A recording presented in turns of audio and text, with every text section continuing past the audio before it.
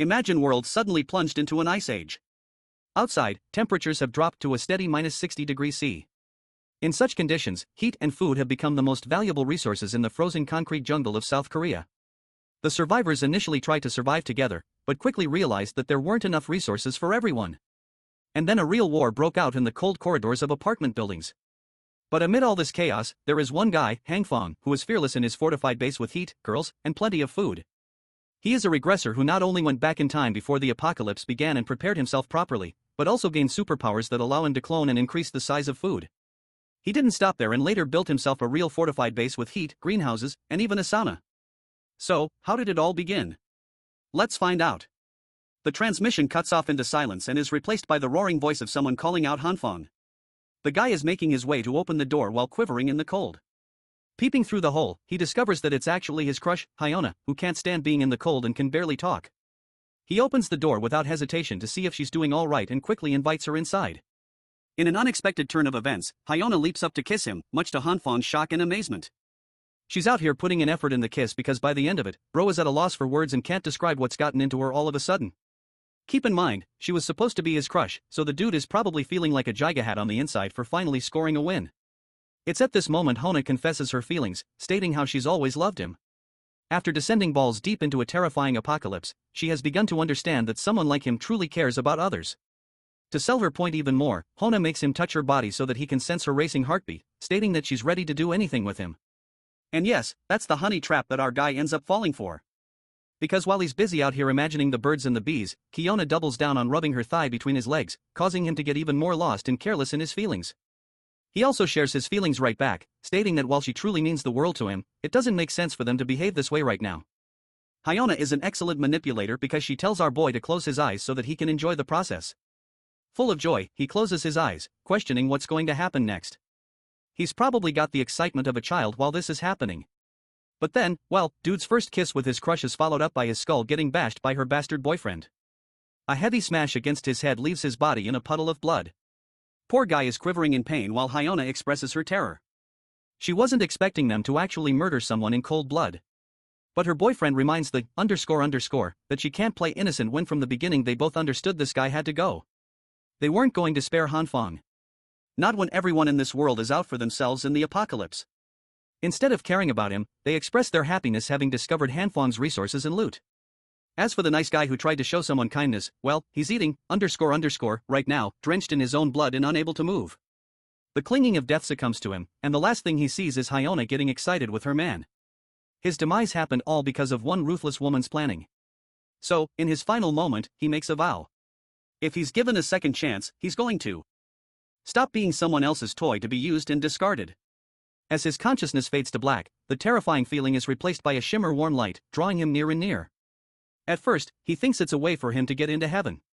But then his innocent expectations are tarnished as his spiritual body experiences a world of pain and bursts into 100 pieces. By the end of that traumatizing sequence, he jolts up awake from his bed. His face is full of sweat and he questions his surroundings. Hanfong was just fading away just a few seconds ago and now he's okay. It's not just that he's fine. The world is fine, too. There's no signs of an apocalypse. The sun is warm even after 30 minutes of waiting. It's the kind of warmth that he never expected to see again. From the calendar, Hanfong checked and learned that today was June 28th. The date of the apocalypse in the original timeline is supposed to start on July 15th. This means that he had a post-death regression that led him to arrive back in time just a few weeks before the apocalypse. The feeling of shock, amazement, and confusion all show up on his face. He clearly wasn't expecting to be reborn, but this time he's returned with a few changes. Let's talk about that glowing red hand for a second. Ever since Hanfong regained consciousness, this guy's hand just can't stop glowing red.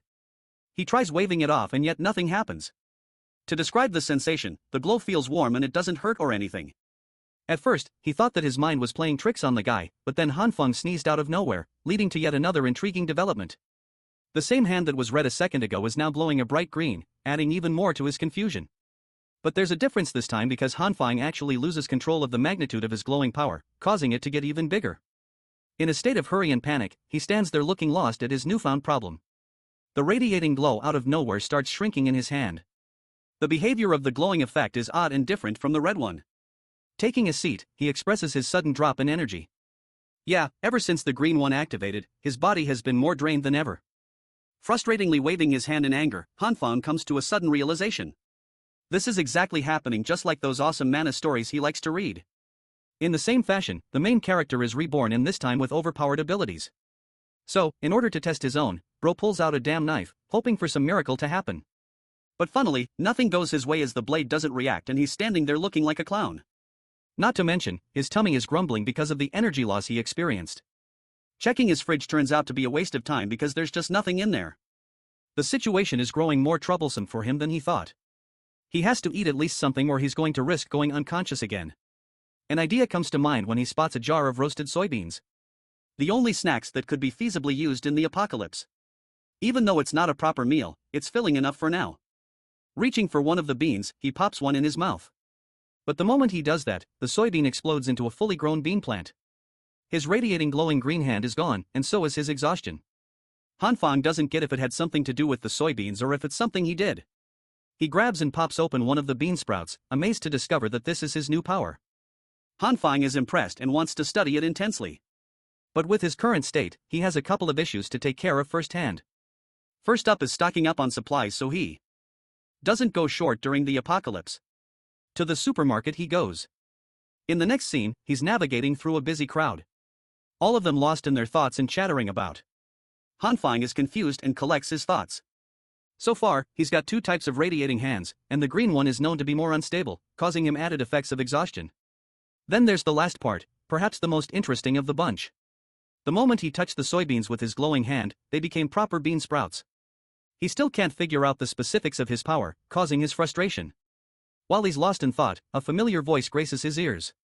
Hyona, the same __ that betrayed him in his previous life, is here to see him. She's drop-dead gorgeous, but that's the thing. Getting involved with her is literally going to drop you 6 feet under the ground. Hanfang is pretty shocked to run into her again like this. A little more background on his crush. Lee Hyona has been his long-lost crush for 3 years straight. He played every trick in the book to get her to like him back. But deep down our boy knew he was just a backup if anything. And now after what happened to him, after the way she deceived him and got him murdered in cold blood, he is pissed. Rage is filling up his body. But he's not the type to go ballistic on someone considering his situation of being reborn. Hanfang assures himself and calms him down, hoping to take his revenge properly some other time. For now, he's got some supplies to gather. Hyona shows concern for the guy, waving her hand in an effort to grab his attention because he appears spaced out. Trying his best to maintain politeness with her, he praises Hyona for being so beautiful that it stunned him for a bit. She calls him a smooth talker in return and thinks that it's a good opportunity to invite him out to go shopping. But even with her attempt, the girl gets straight up rejected as he moves past Hyona like she's not even worth paying attention to. This gives her a reality check so hard that she's lost for words. The reality is Hanfang fully understands that she's only being so kind as to invite him so that she can use him as a personal bank for her own groceries. He's done being someone else's pet, so that won't happen anymore. The Waldemar Shopping Plaza is known to be the most well-toed supermarket in the region. In the original timeline, the moment the Arctic apocalypse began, this place was cleaned up and emptied up in a single night. It's still unknown who managed to rob it like that. But for now, Hanfang's objective is to stock up as much as humanly possible. Being intelligent, he actually discovered a survival guide list to get all the stuff he needs. Stuff like food, winter clothing, medicine, necessities, fuel, and a whole bunch of other useful items. Well, while he's got a huge shopping list, there comes a second problem. Bro doesn't have enough money to do, __. While he's sulking, the guy receives a sudden message proving him eligible to grab a giant loan of 170,000 yuan for this year. It's just the lottery ticket he needed after all. Who the hell is going to repay debt during the apocalypse anyway? And so, using all of the loan apps he could find on the internet, Hanfang began twiddling his fingers, making sure he got loans from everywhere. The scene switches to Hyona, who is pretty damn frustrated with the way he treated her today. This __ is a stuck-up who can't get over the fact that her personal S refused her like that. It tells you a lot about her personality, but I'm sure more didn't need to be said after she got the guy killed in his previous life. Hyona is cursing Hanfang for being a pathetic loser without a car and doesn't expect to be nice to him anytime in the future. Speaking of the devil, a car drives up to her and honks at her. Hyona's reaction is one of shock when she discovers that the driver is actually the same guy she was talking __ about. It's Hanfang. He drops by to talk to her, stating how he purchased the vehicle just now. After all, his father has been making a ton of money in the States, so it's only natural he sent over some cash for him to have fun with. He also tells her that he was busy taking his father to the airport. This fact actually cools her down, making her think that she was turned down because he had an important job to attend. She apologizes for asking him out during an important time. In usual Gaslighter Pro Max Girl Edition fashion, she acts cute while crying and complaining about how cruel he was. Hanfang's reaction is interesting to say the least. First, he calls her foolish and then grabs her close, stating that he won't ever ditch someone like Hyona as she's far too important to him. The arrogant chick thinks that she scored the lottery, so she plays on his feelings again, hoping to manipulate him by saying that she feels the same way about him. She recommends watching a movie with him and having some nice dinner. But right as she's saying these things, our boy says, "Peace the out," and is already tending to his luggage. He complains about how busy he is with the stuff he's got to take back. Even Hona is stupefied as to why he bought so much stuff out of the blue. In return, Hanfang plays it cool and says it's because he wanted to. To raise her expectations, he tells her that he also got Hyona a present. Feeling all happy and bubbled up, she decides to head home, hoping to see it later. As she's leaving, Hyona's got a really satisfied look on her face, thinking she killed that. But she doesn't know that our boy also shares the exact same look on his face. They're both manipulating the other. And it just so happens that he is never going to let out the secrets of his stockpile. It's the one ticket he's got of surviving this damned apocalypse. When that moment comes, when the world sinks into despair and destruction, Hanfang fully intends to take his revenge on the bastard who killed him as well as Hona. He also confesses that it's making him eager to enjoy the apocalypse this time.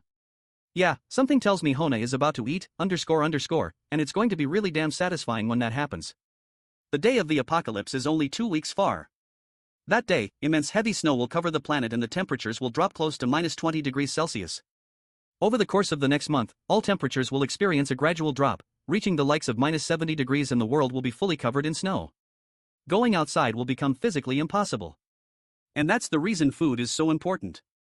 He's brought all the stuff back to his apartment, fully packing it with proper covering so that no one suspects him of hoarding supplies. For the most troublesome supplies, he's going to make sure to move them at night when no one's around.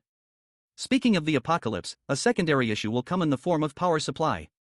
With its instability, fuel is going to be necessary, and it just so happens that Hanfang has purchased a year's worth of fuel to make sure nothing goes wrong.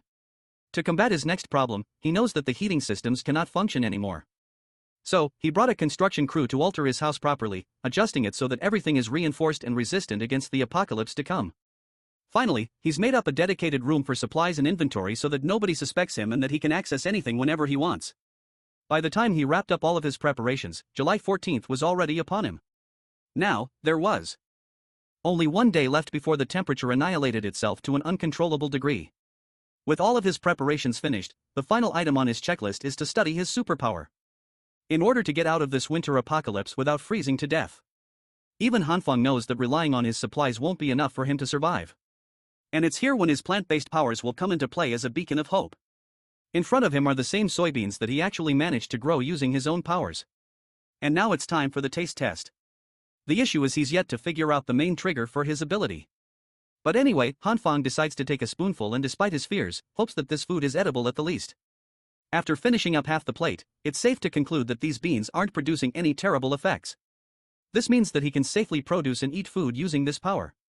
But the tricky part is figuring out how or what makes his hand glow like that. Based on his experimentation, he's only tried his ability on soybeans.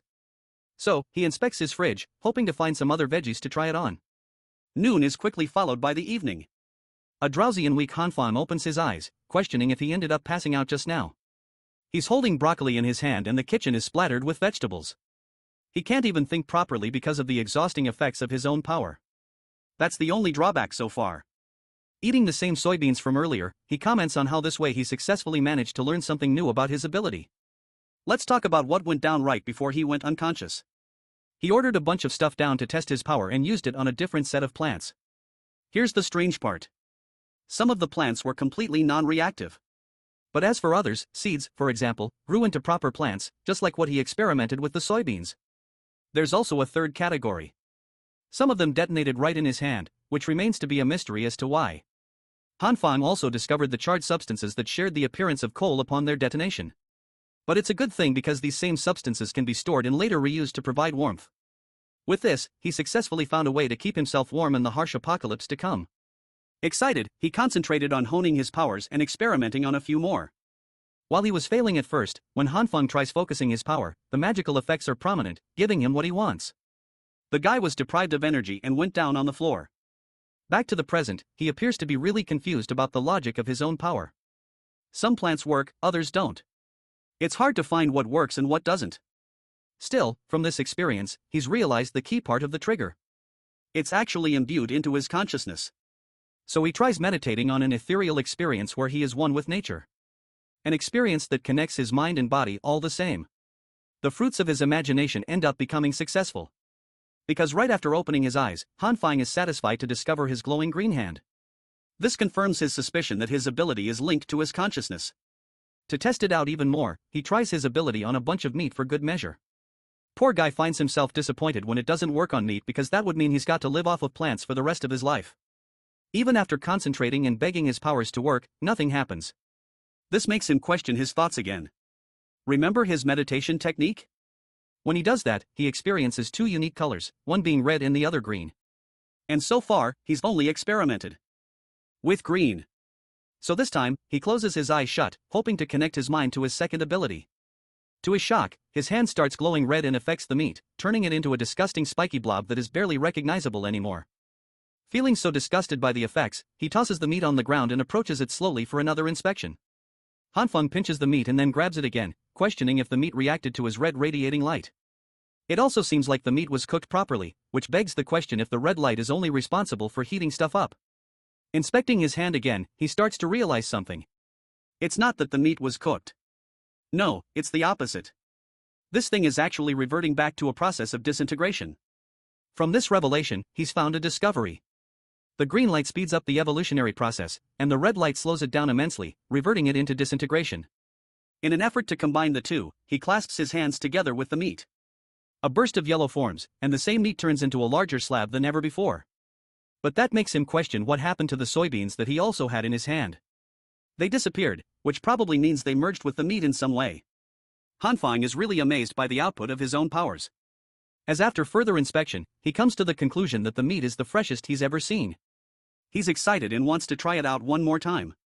But his luck isn't so kind to him because bro ends up failing so bad that everything turns to black. He's slamming his hands on the floor in frustration, but eventually settles with patience. There's lots of time for him to experiment with his powers. He's happy that he got to make a whole bunch of different discoveries in just one day. If only he can master this ability to its fullest. Bro thinks he's going to become Superman and stand at the top of the world. But then the idiot realizes that food isn't the only thing that's necessary to save his life. Right now, he needs a weapon to protect himself from other humans. Right as he's thinking of going out to buy a weapon, the realization dawned on him. The apocalypse has begun. Just like last time, the world is experiencing an absurd amount of snow in July. He goes out regardless, believing that it's necessary to find a gun before temperatures reach -45 degrees. At the same time, he can't exactly buy a gun when it's illegal in the country. As he's busy in thought, he sees a broccoli hairpunk ranting about how he's the younger brother of Lao Wang from the Shay Gang Lita group. You know, the typical "my brother's got more money than you" tactic for winning petty arguments. Han Fang actually recognizes this clown from somewhere thanks to his shitty fashion style and all. The funniest __ is how the people have decided to dub a name for this guy, calling him Homeless Joe. Let's talk about Lee's or Homeless Joe, who lives in the same neighborhood as him. The guy's known to be a contractor who has networks with everyone around. People come around asking him what's up and what's going on. And he acts like he's the busiest dude in the block about how he's so busy dealing with his projects with his big brother. Bro doesn't even have a job and he's always seen whining on his phone pretending like he's got millions and millions on a project to spend some time on. Seeing this guy, Han Fang wonders if the idiot can help him get the weapon he needs. He greets Homeless Joe and pretends to know him for a while. So, the thing is, this guy doesn't really know our boy at all. Han Fang pretends to be sure of Han, taking advantage of his pride and acting like they're long-lost friends who should remember each other. The homeless idiot gives into the bait and apologizes for not remembering, especially when he's got so much work to do. Han Feng checks his surroundings and quickly closes in on the punk, explaining his entire situation. When he's done explaining, Homeless Joe experiences a jolt of shock, questioning what the hell this dude needs a gun for. At this point, Han Feng is at a loss for words. Before he can even whip out a proper excuse, the blonde punk warns him that guns aren't something to be taken lightly because they're illegal. Even though he's got connections that can get him weapons, that doesn't mean Homeless Joe is in the mood to get into some kind of dangerous business. Han Feng clarifies his situation, stating that he needs it for self-defense because some people have a grudge against him. He talks about a made-up story of how he ran into a guy on his way to work. They were both on a bike and that man carelessly spat in his face. Of course, it pissed him the heck off, so he confronted the clown and started beating the crap out of him for everyone to watch. After humiliating him, he left the man to his way. The man actually held a grudge and told him that he'd return with his buddies. And so, the very next day, Bro got destroyed by the entire gang. They were clowning on him and roughing Han Fong top to bottom. After that beat down, he's been wanting to have a self-defense weapon to protect himself. Luckily, Homeless Joe is sympathetic for his story and makes a huge deal that spitting on someone is definitely a step too far. He thinks this kind of behavior should be punished, but Han Fong is starting to think that maybe this guy ended up missing the damn point of his complaining. Still, Homeless Joe wraps his arm around him like a guardian angel and promises to save the day. He's going to make his call to his big brother and everything will be sorted out. Han Fong is glad that things are going his way. Homeless Joe recommends they take the boss because his luxurious car is being serviced right now.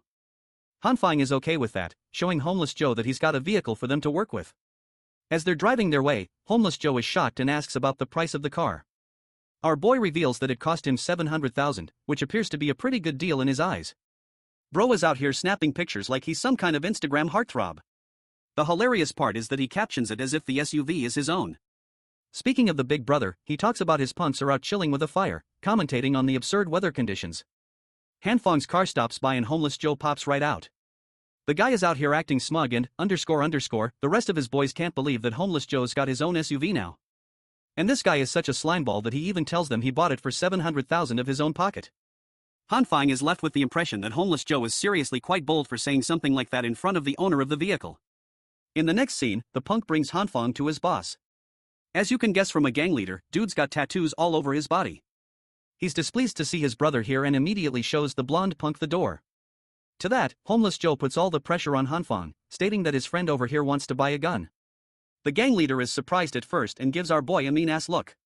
Han Fong is terrified while the boss is a bit annoyed that they came all the way here in search of one lousy gun instead of something more interesting by comparison. The boss tells his lackey to fetch a handgun, which is tossed over to Han Fong for a price of $6,000. However, our boy isn't in the mood to play around with tiny dick pistols. Nah, he's here planning to go full John Wick mode and requests a longer weapon with a scope. The boss is alarmed by the kid's audacity and confronts him for demanding a goddamn sniper rifle. He reminds Han Fong that he isn't here in a position to negotiate or search around as if this were his own shopping mall. Yep, the boss is a stuck-up guy who is going angry for no reason. That's where Homeless Joe and his stories come to the front. He whips another one of his stories again. This time, it's about Han Fong's wife who cheated on him 3 times. By the end of that storytelling session, the boss throws up a furious tantrum, feeling rageful on our boy's sake. The ridiculous stories are movie material from the looks of it. Anyway, the boss agrees to the request of a sniper rifle at last, stating that it's still going to take a few days. Han Fong is grateful that his request is being tended to. Shane Zhengzi the underling is told to arrange a semi-auto for him as well. The boss has actually decided to take pity on him and has thrown in a free gun as a gift for the guy. Han Fong is truly starstruck when he sees him offering the handgun without any cost. Returning his gratitude, our boy decides to slip up an important piece of information to the gang. He talks about how he's friends with the government and how the weather conditions are only going to get worse from here on out. This means it's best to stock up on supplies quickly because they will run out soon. This time, Han Fong maintains an air of seriousness in his gaze, adding on to the weight of his advice. The boss agrees to take his advice, and that's how they ended up concluding the meeting with the boss. Returning back, Homeless Joe talks about how he handled that meeting like a pro mediator. He also thinks that it's good that his brother was in a pleasant mood today. Han Fong is really grateful and even hopes to buy him a bunch of cigarettes. Homeless Joe puts up an act of goodness at first, but then eventually caves into his offer. The funniest thing is how he's requesting 8 cartons full of cigarettes for the job, thinking that it should be an easy request. While he's ranting about, Han Fong is focusing on his checklist. He's got everything he needs for the apocalypse now, and the rest of the time will be spent studying his abilities. The only thing he's got to solve is how to work around his food troubles, and then it will be all smooth sailing from there. Right as he's confidently going about his plans, Bro slips right in front of Homeless Joe and takes a really bad fall. Han Fong's leg is in shambles as he quivers in pain. Homeless Joe doesn't even know what the hell happened so suddenly. Our boy has strong suspicions that he probably broke his leg. He hands Joe the keys to help drive them to the hospital. Staring at him in silence, the blonde punk shamefully reveals that he doesn't even have a driver's license. So instead, he's got to take the old-school approach. The punk tries to help our boy lean on his side. But the scene is so damn depressing that Han Fong orders a taxi to avoid the torture. In the next scene, we're at the hospital. In the receptionist area, John, the head nurse, is working the night shift and observes how the snow is only getting heavier with every hour. Suddenly, she receives an emergency call to come to the hall as they're short on staff. By the way, our boy really did end up breaking his damn leg. He's at the hospital, devastated to receive the report of his fracture. An hour of observation is necessary before he can leave with his meds. He planned for everything just for a random factor to knock everything out the window. Brother Lee bids him farewell, stating that he's got a bunch of deals to take care of because of his super busy schedule and all. Well, that brings Hanfang back to square one. He's all on his own. And this time he's got a bad leg to take care of, too. The hospital is swarmed with people. There's a sudden uprise in patients because of the insane weather conditions and alarming temperatures. It only shows how bad the situation is going to get outside in a few weeks. Hanfang is busy waiting for his medicines, but the queue is just way too long. He spots the pretty head nurse in the distance who is currently helping around by checking the patient's pulse. She's quite reliant in the hospital, so the doctors and other nurses are happy to make use of her. While she's doing her business, it knocks the wind out of our boy. Hanfang is swooned and fails to believe that someone can be a head nurse at such a young age. She's also extremely kind to every patient, not to mention her adorable looks from top to bottom. Yep, he's sing again, but this time for a different lady. While he's admiring her looks, an old man requests for her aid, and she comes rushing to see him. He tells her that his back is suddenly hurting, but Jin Ion can't help but remind him that they're already short-staffed, so it's going to take a while to take his request. The real goal of this sleazy old man is to take advantage of the head nurse. He slips a camera just below her legs to take a photo while she's clueless in tending to the request. She promises to get back to him with an X-ray when they're less overwhelmed. But the old geyser doesn't stop there. He goes on full PDF file mode and grabs a hold of her body. The naive head nurse still doesn't suspect anything and assures him that a proper physician will be here soon enough to examine the patient properly. But here's the issue. The old geyser doubles down and cops a field of the hospital's finest bakery. Before he can pull more, our boy throws his damn crutch in his face, making him fall to the ground.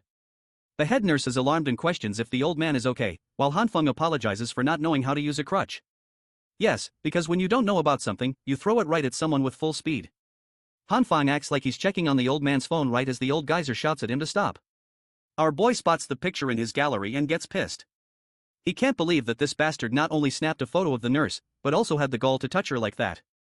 He confronts him at once, threatening to call the security on him to have the old geyser escorted to a cell. After all, it would make for one less annoying patient in the hospital, especially one who was there to take advantage of others. Also, Hanfeng is in no mood to return the phone, promising to release the report on social media if he catches the creep pulling stuff like this ever again. Unable to do anything, the old man runs away in frustration. Yes, the same guy who was having back problems 1 second ago can suddenly sprint faster than light right out of the hospital. Even the head nurse is at a loss for words with how fast he ran. Meanwhile, Hanfeng is left with the impression that some people are truly at the height of naivety in their world. He shows her the photo and points out how the guy had ill intentions from the beginning. Hanfeng is okay with her handling the situation and even hands her the phone to report to the police. Jean is really happy and retrieves the device, but she's also got an alarming question. Wasn't Hanfeng's ankle injured? And that reminds him he's just fractured his damn leg and acted purely out of adrenaline. So, this realization is when the pain really sinks in as he shouts in pain. A while later, she quickly has him bandaged up properly. Hanfeng luckily doesn't feel much pain anymore. The head nurse is really grateful to him and promises not to let any other people take advantage of her. But while she's saying that, our boy's foot is being driven up right into her two personalities. Hanfeng is under the impression that this girl isn't going to learn anytime soon. Jean is called again for her duties, so she clumsily runs away, reminding our boy to return after a week for a proper checkup. Hanfeng internalizes that unfortunately he will never be able to see her again because of what will happen in 1 week's time. He leaves with that depressing thought in his mind.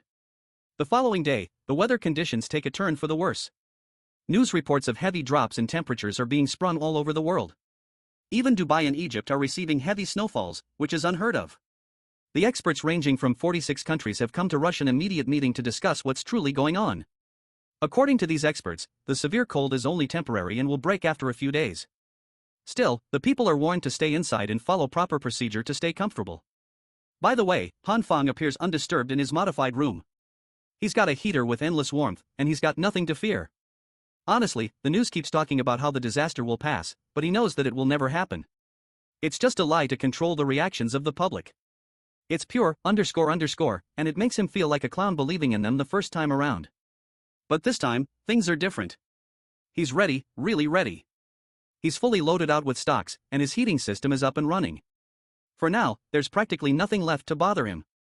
The building group chat is actually going crazy, talking about how insane the cold is getting and how they can't manage to stay warm here.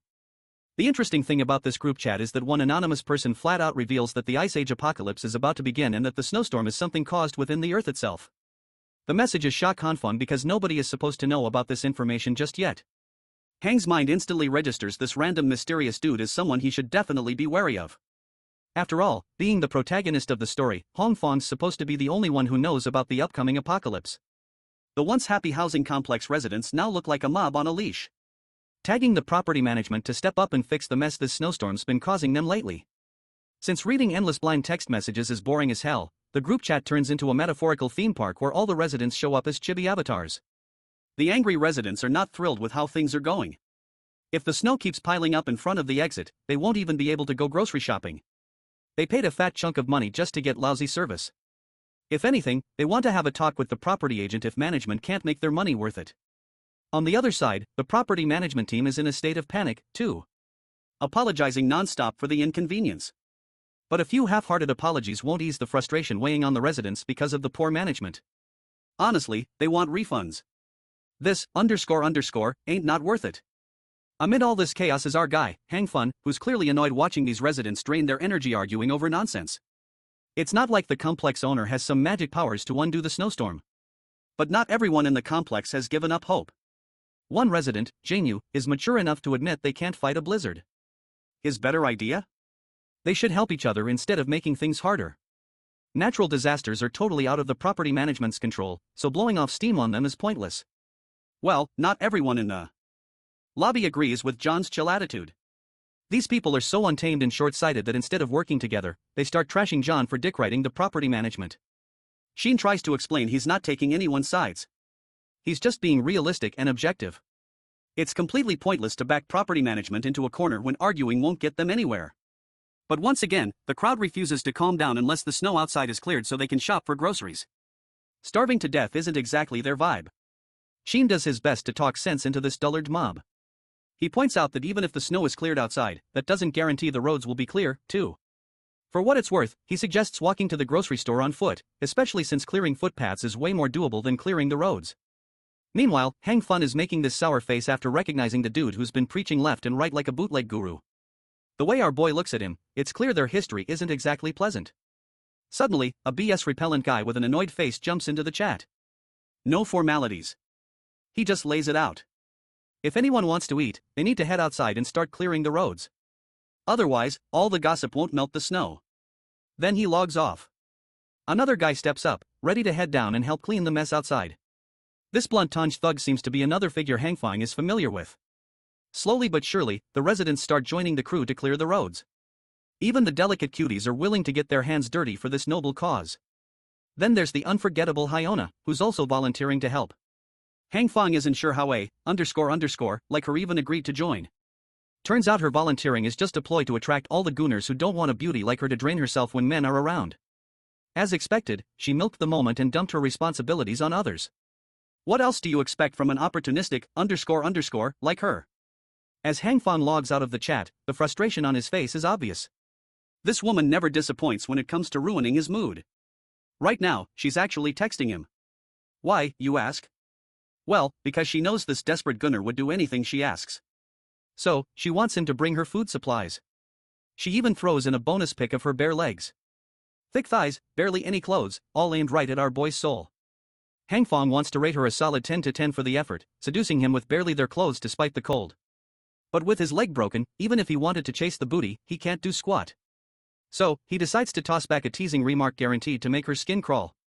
And sure enough, his words do the trick. She's so annoyed she wants to stomp on him. Here's a little throwback to what's been going down.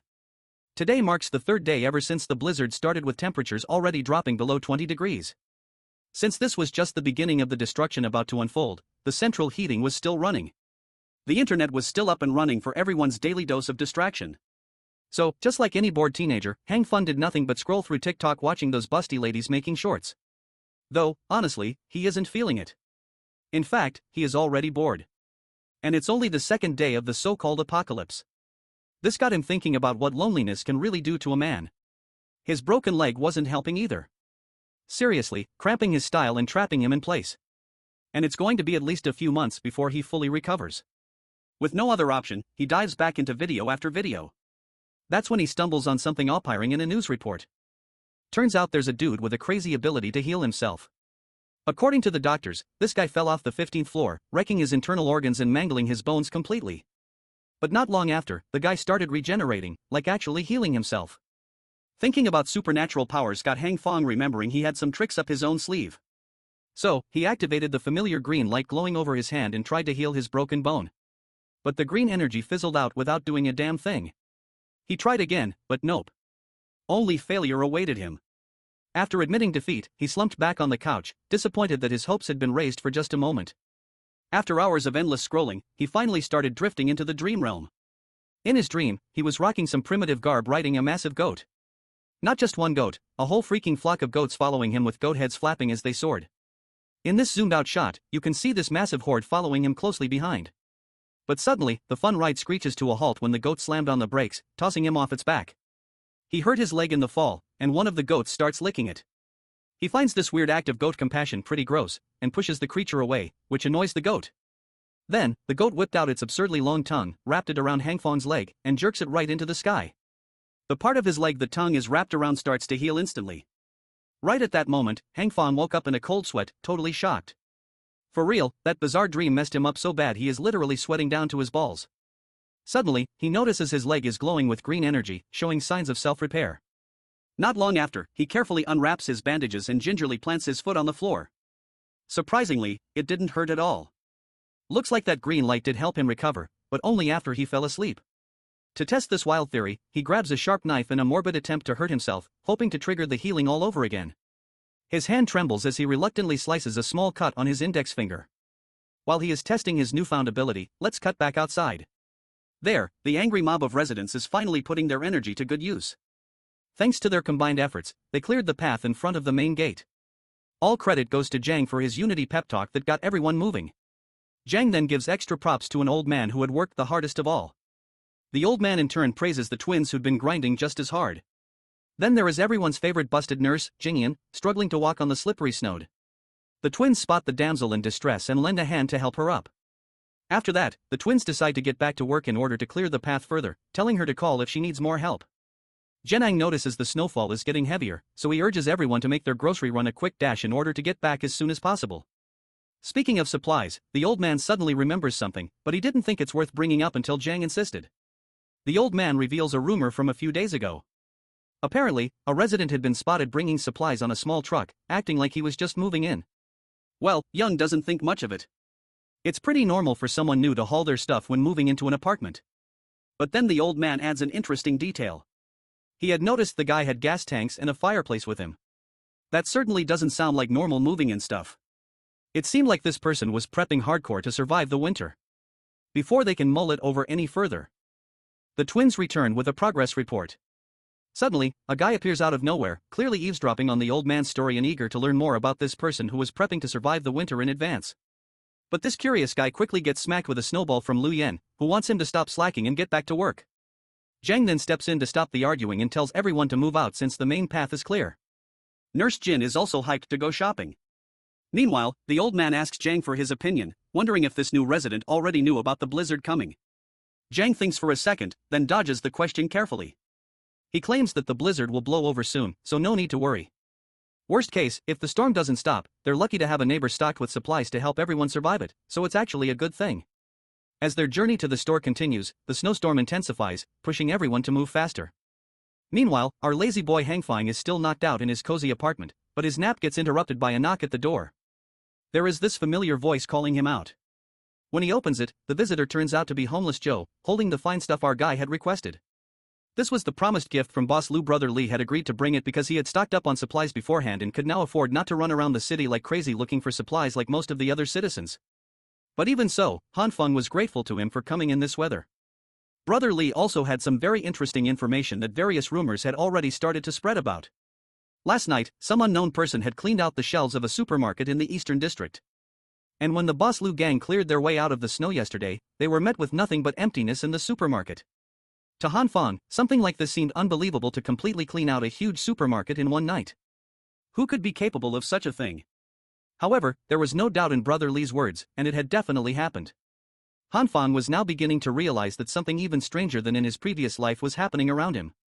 It looked like he wasn't the only one who had gained superpowers. For a second, his thoughts were interrupted by Brother Li. He advised Hanfang to wear more warm clothes and be careful. After that, he said goodbye and left. Finally, our hero could be alone and think things over. He kept trying to think of a logical explanation for what had happened last night. How could someone clean out a supermarket in one night? The only explanation he could think of was the theory that it could have been done by someone with superpowers from novels and comic books. Someone capable of hiding unlimited amounts of supplies in his personal subspace. The only question was, could people with such abilities exist in this world? And the answer to that question was quite simple. Since he himself had superpowers, someone else could, too. This was a disturbing discovery. Now, Hanfang couldn't waste a moment. He needed to examine his superpowers more thoroughly, so that when he encountered other superpower holders, he would have his own strategy to counter them. He simply had to know his strengths and weaknesses as well as the limit of his superpowers. To do so, he opened his diary and began to study the already known facts about his powers. At this point, he already knew that his power could react with different foods, both plant and animal. With its help, he could quickly grow them, increase their volume, and also fry them, though with a terrible taste. But still, unfortunately, there were limitations which he learned about later. The likelihood of success of power application is not that great and differs for different products. For example, for soybeans, the chance of growing a plant is 10%. For meat, it's even less. Hanfang kept failing to understand why things worked the way they did. Suddenly, the soybean under the influence of the force exploded in his hand with an unpleasant green cloud. And instead of a normal plant, our hero had a rock in his hand, just a stinky rock. This was starting to annoy him. The failure rate was too high. Hanfang had to learn how to use his power more effectively, and he was determined to start practicing hard. After all, nothing helps you learn any skill faster than practice. For this purpose, he spared no time and worked hard until late in the evening. Finally, he succeeded. In his hands, Hanfang had a fresh and alive soybean plant with pods. Such an achievement did not come easy to him. He was sweating profusely and was already quite a good heater for his apartment. But that was the price he had to pay to figure out a few rules to increase the success rate. He found out that green light energy is not constant. And for different products, it is worth applying this green light for different lengths of time depending on the nutritional value of the product. If you do not guess the duration of application, you will end up with a failure and get a burnt stinky stone. That is, you need to know exactly the ideal cooking interval for each product. This brings to mind Hanfang, something familiar, one popular music and dance online game that came out a decade ago where you had to press the right buttons and rhythm at the right interval. It was also conceivable that the value of energy could be compared to the directions up, down, right, and left, and the value of the energy input to the object had to be correct every second, and eventually a critical point had to be caught and the process had to be stopped. If you do it right, you'll achieve success and every soybean will become a plant. After the success with plants, Hanfang began experimenting with meat, obviously, but meat was different from vegetables. If you did something wrong in the process, the meat would then turn into a disgusting black slurry. However, the principles in turning meat were still supposed to be similar. The first place to start was to determine how much energy the meat needed. Everything seemed to be working and going according to plan. But here's the problem. The chicken leg exploded just like the previous ones with a nasty black slurry. It looked like it would take him even longer to learn how to work with meat than with plant food. Time after time, Hanfang tried and failed. The chicken legs exploded one after another. There seemed to be no end to this series of failures. Finally, our hero's patience ran out. He even cried out in despair, cursing this damn ability with an increased level of difficulty. However, the hero was not one to give up. And while the snowfall outside the window only intensified, and the temperature dropped even lower, Hanfang did not stop trying. Traces of it were all over the kitchen. And then came the moment of truth, the last chicken leg. Our hero was already doing everything on automatic with an absent expression on his face and did not even hope for success. Up and down, left and right, red and green energy. It felt like an overly complicated mini-scale game to him. It was repeated one after another. And as soon as he made a mistake, he had to start all over again. The tension was at an all-time high. And this time, Hanfang succeeded. He managed to grow the chicken leg to a gigantic size. With a snort of disdain, our hero said that it was worth it and collapsed exhausted but happy on the floor. He had finally found a way to synthesize meat. The weather outside was getting worse by the day. The news announced that today, July 17th, was the third consecutive day of snow disaster. In every corner of the country, the same thing is happening. And it seems that mankind is facing a disaster that happens only once in a few thousand years. In order to ensure the basic livelihood of citizens, the authorities are actively fighting the consequences and taking measures to help citizens. It was to such news that Han Feng woke up the next day. How many times had he heard it before? Empty warnings and promises about how the heavy snowfall had paralyzed transportation, electricity, and internet. But everything would be repaired soon, and all they needed to do was wait a little longer. Soon, humanitarian supplies should arrive in the disaster areas. Finally, the news anchor advised everyone to stay indoors and not to go outside unnecessarily. For Han Feng, there was nothing surprising in all of this. He had heard all of this in his past life. Suddenly, a notification came on his phone, followed instantly by several more. Han Feng immediately saw that it was a group of residents of his house who had started making noise again, and he simply couldn't help but join in the discussion. The noise around was unbelievable. Everyone was discussing the morning news. Some believed that the rescuers would come and help them. Others thought it was all empty promises and made plans to save themselves. Only one avatar stood out from the crowd and asked the gullible if they really believed what was being said on the news. It was old Uncle Lou, and he absolutely did not believe what was being said on TV. If everything was under the control of the government, the rescue teams would have arrived long ago. Instead, he had heard rumors from old friends that the government was assembling armored vehicles, tanks, and other heavy weapons in City A, the capital of the country. They are probably preparing for the war that is about to break out. After hearing the very real possibility of an all-out war against an unknown enemy, a chilling silence swept through the group chat full of paranoid survivors. Then came the eruption of concerns, asking Uncle Lou if what he said was true. If it was, weren't they basically done for? Meanwhile, Han Feng was just fascinated by the coming up of the issue of war. He had heard something about this progression in his previous life. Mr. Zhang interjected to quiet all the noise. He asserted that if what Uncle Lou said was true, then they had to start taking survival measures to save everyone. Some owners in the neighborhood had already run out of supplies.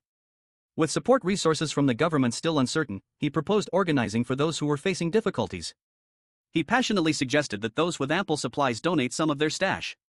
To serve as an example, Mr. Zhang pledged to donate half of his supplies to anyone in need. Other owners quickly discussed what was being put forward in hushed tones.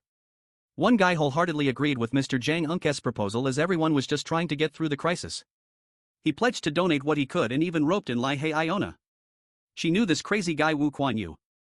That man was trying to humiliate her in front of everyone just because she rejected him before. So Lai Iona had to play some defense, bringing out her meek girl persona while apologizing as she didn't have any spare supplies left. Most of her simps immediately jumped to defend the witch. This little commotion almost made the plan to organize impossible, as they couldn't even unite themselves with selfless acts. But donations eventually started pouring in. A lot of people must have been moved by Mr. Zhang's impassioned speech. Food, clothing, medicine, all the necessities were put forth. Mr. Zhang expressed his gratitude to those who were willing to help. Since there were quite a lot of people to manage, he thought it wise to appoint some owners to take charge of the operation. He would naturally lead the team.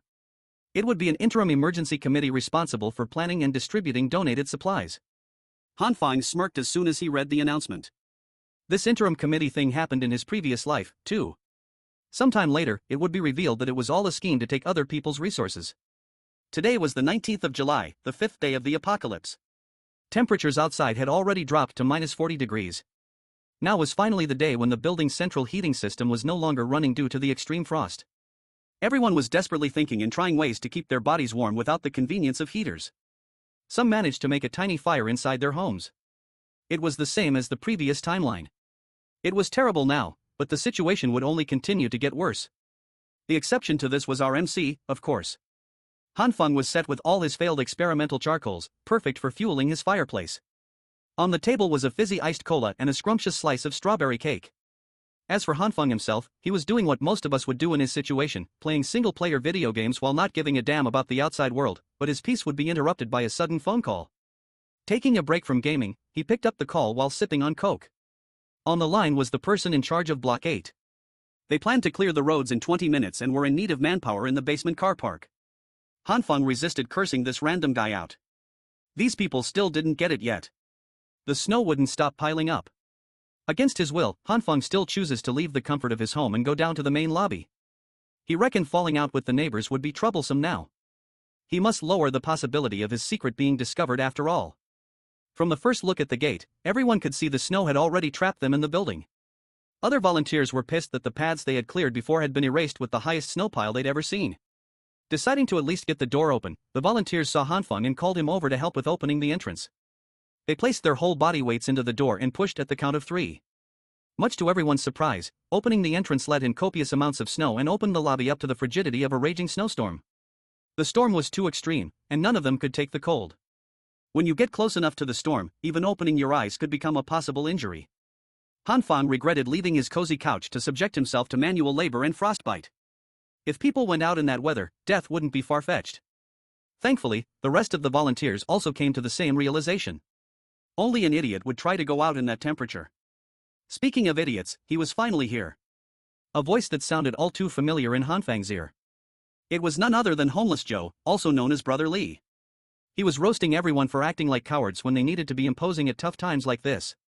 The volunteers shivered in their boots while trying to talk Brother Lee out of his stupidity.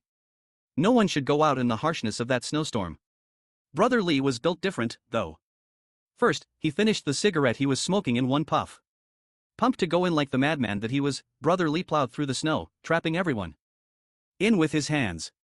The dumbass started chanting like an anime character while literally punching the snow, scattering the pile all over the place. He continued doing this for a while. He even managed to dig a Homeless Joe-sized hole in the middle of the human-length pile of snow. Then came the silence. After a few moments, all the volunteers could hear were garbled pleadings for help coming from under the snow pile.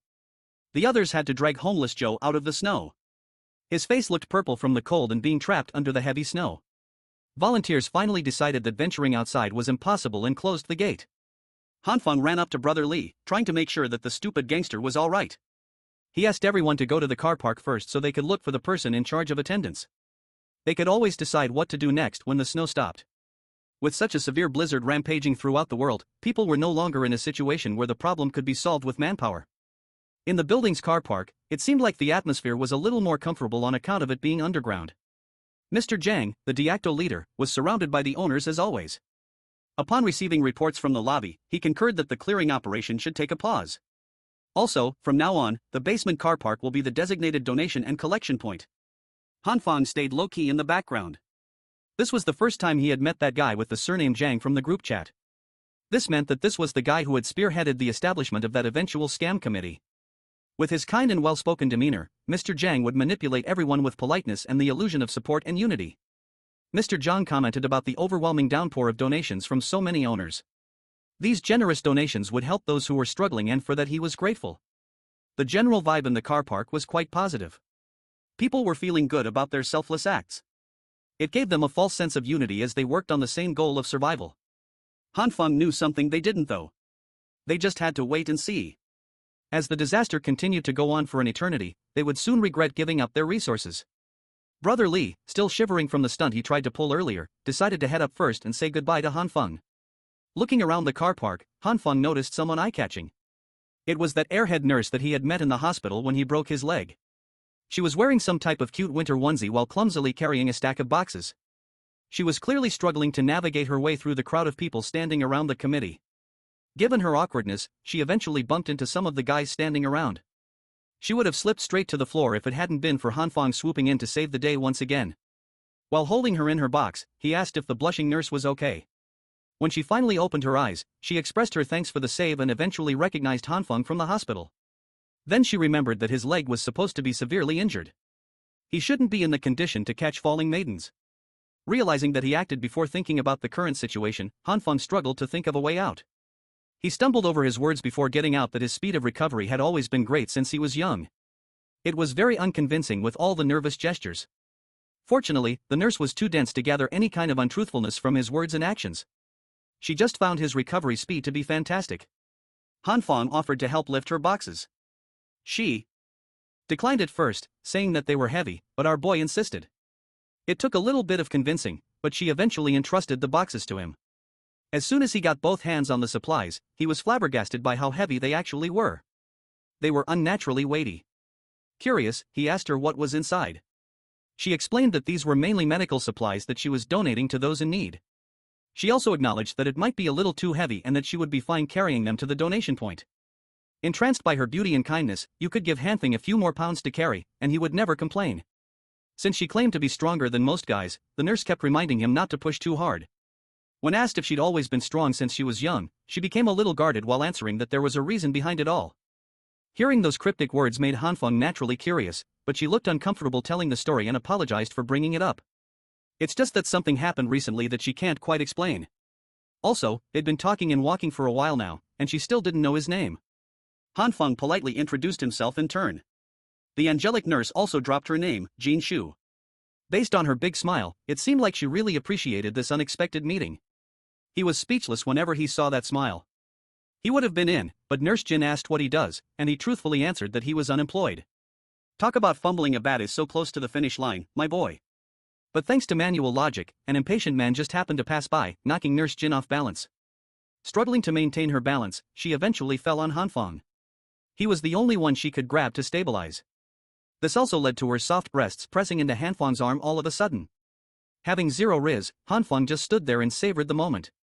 Nurse Jin immediately pulled away and apologized while Hanfeng tried to say that it was no problem. This would have been a perfect first meeting if it hadn't been for Lai Hyona rearing her ugly head to approach Hanfeng like a sleepless zombie. You could see the effects of hunger and cold taking a toll on her. Like the parasite that she is, the witch immediately pounced on Hanfeng, deliberately rubbing her chest against his arm. Grabbing him slowly, she asked who the pink-haired lady was and if she was a friend. Nurse Jin immediately felt awkward and grabbed the box supplies away from Hanfeng's hands. She just wanted to get her donations logged and not interrupt two friends chatting. Hanfeng asked why Hona was down here while he regrettably watched Nurse Jin scurry her way to the donation point. The witch explained that she came to get some supplies, noting that she was worried about Hanfeng given his inactivity. He scratched his head and told her that he was just about to send a message. She called him a liar, seeing as he was happily chatting away with another lady just now. Then came the inquiries about whether he had any spare food supplies at home. She claimed that she was almost out of food and was wondering if she could share some of Hanfeng's. He didn't get pissed off or anything like that. On the contrary, he smirked. Continuing his simp act, Hanfeng claimed that he didn't have much food left either, but could spare some to share, but he'd only share food with people who reply to messages. Acting forward, he grabbed the witch by the waist and asked if she would be willing to accompany him to his place for a few days. Not used to the more confident version of her supposed simp, the witch lost her composure for a second. She pushed him away and smiled.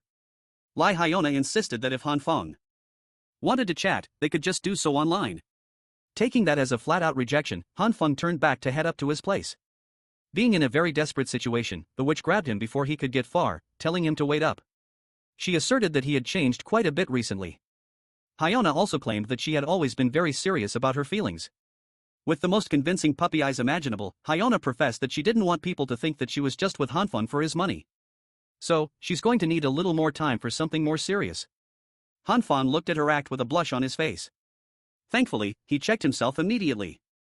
If he hadn't already died once by her hands, he would have believed those words. But right now, he just wanted to tear her ugly mask off. The thing is, he still hadn't found out who the man behind the witch was. Thinking about it now, why would he even go look for the guy when he could just act and proceed like he did in his previous life until Hyona naturally brought the man over? This time he'll be more prepared. Sure, they have a steel bat, but Hanfeng has a sniper rifle. Realizing this, he decided not to rock the boat too much and joked that he was just teasing her. Now, the witch was feeling a little ashamed of putting on another acting masterclass for a joke. Still, Hanfeng asserted that he would wait for her message so he could deliver some food supplies the next day. With this, they finally bade each other goodbye. She even told him to hit her up if there was anything he wanted to talk about. As the witch exited the car park, an evil smile crept up at the corners of her vile mouth. Unbeknownst to her, Hanfeng wasn't the one being played this time around. He really liked tormenting her on the low-key. 2 days passed without Hanfeng contacting the witch. This turned into Lai Hyona blowing up his phone with angry text messages about the delivery of the promised supplies. Hanfeng was just letting all the salty messages pile in while he ate a piping hot steak meal paired with some fizzy drink. How good would it be to eat some good food while tormenting a witch who killed you in the previous life? Finally figuring out the method to make some blissfully delicious meat was a game share. The cold weather outside was perfect for such nice and warm food inside. While everyone was miserable in the cold, this guy was actually sweating it out in his bathrobe. Absolute Chad. He hadn't been just lounging around these past few days either. He conducted numerous experiments that allowed him to confirm two important things. First, his meat could not be expanded limitlessly. Second, just like soybeans, meat could be reproduced without a limit. His experiments had already yielded pounds and pounds of it. For every full stalk of beans sprouted, he would use half to grow more beans and eat the other half. He could freely apply the same principle to meat. Under the red and green light, half a steak and a handful of soybeans could produce a whole piece of steak. Exploiting the same process over and over would yield an unlimited amount of steak. After conducting numerous tests to put this hypothesis to the test, he concluded that he wouldn't have to worry about eating good food in the future. Some TV stations were still sending out reporters to chronicle the unprecedented snowstorm on its 19th day. It was August 2nd now, and even the picturesque islands of the Maldives near the equator had reached average temperatures of -42 degrees. The entire island had been engulfed by ice and snow. Even the ocean was freezing at a speed observable to the naked eye. It was unreal. According to expert readings, the ice layer had reached 55 centimeters deep. Similar situations could be observed in other countries. Near the equator, the supposed warm territories. Watching through his massive entertainment center, Han Feng scoffed at the news coverage. In reality, the situation in the outside world was far worse than the media's portrayal. He was peacefully sipping on his daily red wine when a sudden noise from outside sent a shock to his system. Han Feng hurriedly made his way to the window and opened the curtains. He could see a building engulfed in fire from a distance. This was the 7th explosion incident in the past few days. Even Han Feng was clueless about the cause. But what was certain was that this was not a good sign. There had been a ramp up in the number of military helicopters flying through the city, too. If he was clueless, so were the rest of the survivors. The situation outside was causing panic among the residents. All of them were basically camping around the basement car park to trade for goods and food supplies. Human greed knows no limits. So there were many residents taking advantage of others, leading to several conflicts and altercations. At the center of all this was Mr. Jiang, who was still playing the role of the reliable leader who provided necessary resources to the destitute for free. Today was a special day as Han Feng decided to go down to the basement car park with the other survivors. He'd only been out of his place for a few minutes, and the cold was already getting to him. Every time he exited the comfort of his home, he regretted his decision. The real reason he came down was to gather some useful information. If it weren't for that, he wouldn't have shown his face to these people ever again. Before he was given the chance to reset, he remembered a rebellion sweeping through the neighborhood. If memory served him right, it should be related to the people in this basement. Right now, they were still standing by their promise to give away resources instead of outright scamming people. To find out what was really going on, Han Feng decided to do some detective work on this messy and chaotic gathering.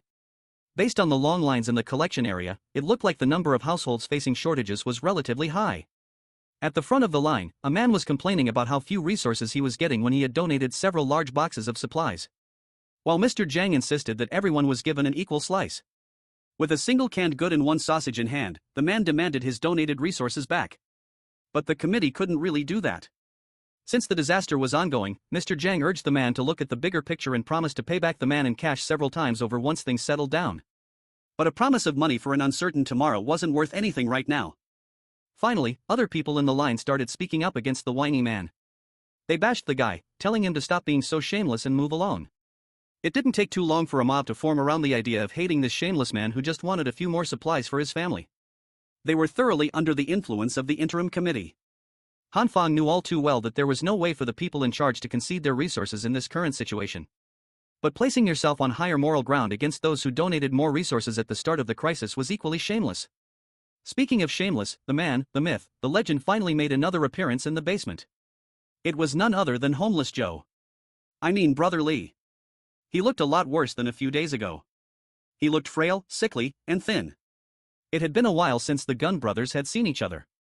Brother Lee claimed that he wasn't doing too badly, but it was clear that he was. According to him, he was just trembling from being flustered and powerless, not to mention the cold. He was far from doing not too bad. Brother Lee finally admitted that he had been having a difficult time, just depending on drinking water to suppress his hunger, as he didn't have any food left. When the donation drive was in full swing, he donated most of his resources to the committee. In the end, his own supply ran out before the promised end of the snowstorm. In addition, the rations that the committee doled out were too little. If Brother Lee had only known how bad the weather would be, he would have kept more of his personal stash. Realizing that he had a possible solution for Brother Lee's plight, Han Feng pulled the gangster closer to whisper a favor. Brother Lee pulled away in disbelief. Little Han Feng just offered him 4 packs of instant noodles and 2 sausages to do a simple job. Han Feng made a point of asserting that this would put a significant dent in his supplies. The gangster took it as his little bro was looking for an excuse to give him food. He was moved to tears, promising to remember his goodwill for the rest of time. Brother Lee grabbed Han Feng with sincere intensity and assured him that this small matter would be settled without a fuss. As for the food, he could just swing by Han Feng's house later. But first, Brother Lee really needed something to fill his stomach, so he lined up to get some rations. Han Fong was just pleased with the perfect deal he cooked up. With just a few packs of noodles and sausages, he wouldn't have to come down here personally to gather information in the future. He felt a little sorry for Brother Lee, but sticking his nose into other people's business wasn't as important as comfortably lazing on his sofa, eating delicious food, and playing games. Han Fong would have had a perfect journey in the basement car park if he hadn't been spotted by yet another familiar face. After hearing his name, the next thing he saw was a palm heading for his face. Lee Hyona's version of hello for today was a crisp slap across Han Fong's cheek. Not expecting to get assaulted so early in the day, he didn't know how to react to this absurd scenario. With anger in her eyes, Hona told Han Fong that he had been a disappointment. The broke, __, proceeded to yell at him for not responding to her messages asking for food. She made sure to raise her voice so everyone in the car park could hear. Han Fong was stun-locked. He just stood there trying to process what was happening. The witch he had been messing with just slapped him across the face in front of everyone. He hadn't even settled her previous life debts yet. Now she's coming into his space and slapping him for no reason. This was blasphemous at this point. With his anger rising at an alarming rate, he reckoned that Lee Hyona still saw him as that pathetic wimp, easy to bully. He remained silent for a few moments as she berated him for not responding. She called him deaf and mute and demanded an answer to her questions. Han Fong took a deep breath, the cold smoking up the air. Then he proceeded to put on another act, sincerely apologizing to Hyona. He explained that his supplies were stolen. He had placed the food he was about to deliver outside his door for a quick second to get his keys, but the boxes of supplies were gone by the time he returned. Han Fong claimed that he tried to look for the culprit, but hadn't found any clues at all. At this point, she looked like a crackhead, desperate for her next hit as she asked him if he still had some resources left tucked away. He answered that he didn't have much, only enough to last him a few days if rationed to one meal a day. Hearing that he still had some food left, Hyona's unhinged face lit up with a blushing smile. She was back to her sweet girl act, and the transition was flawless. But when she asked Han Fong to split half of his food and just eat one meal every 2 days so they could both get through the disaster together, she looked unhinged. Han Fong could barely stand how shameless this woman could be. To be capable of saying such selfish words without batting an eye was terrifying. Well, in her eyes, this man was still just a tool to use when needed and nothing more. Letting her continue thinking that way. Han Fong smiled and lovingly concurred with the plan. He acted like a man who would stand by his promises and split his supplies equally with some girl. She even demanded to get the food now, but he scheduled the delivery for the night, insisting that he had some packing to do. She teased him that she'd be waiting for the message tonight. Heading back first, Hona wished him well and hoped he wouldn't catch the flu going around. Han Fong boded her farewell as well, a sinister plan already brewing in his petty mind. As early as 8 o'clock in the evening, Lai Hyona was already badgering Han Fong for the food.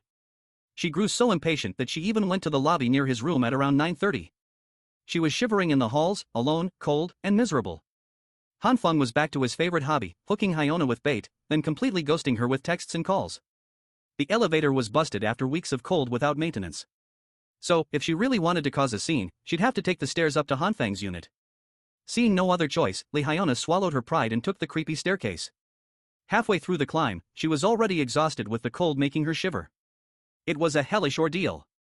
If it weren't for the supplies, she wouldn't be doing all this. The exhaustion kept piling on as she had been starving for a few days now. Each step up the stairs took all the strength she had left. You've got to give it to her. There are very few people who would climb more than 16 floors just to leech off someone's food.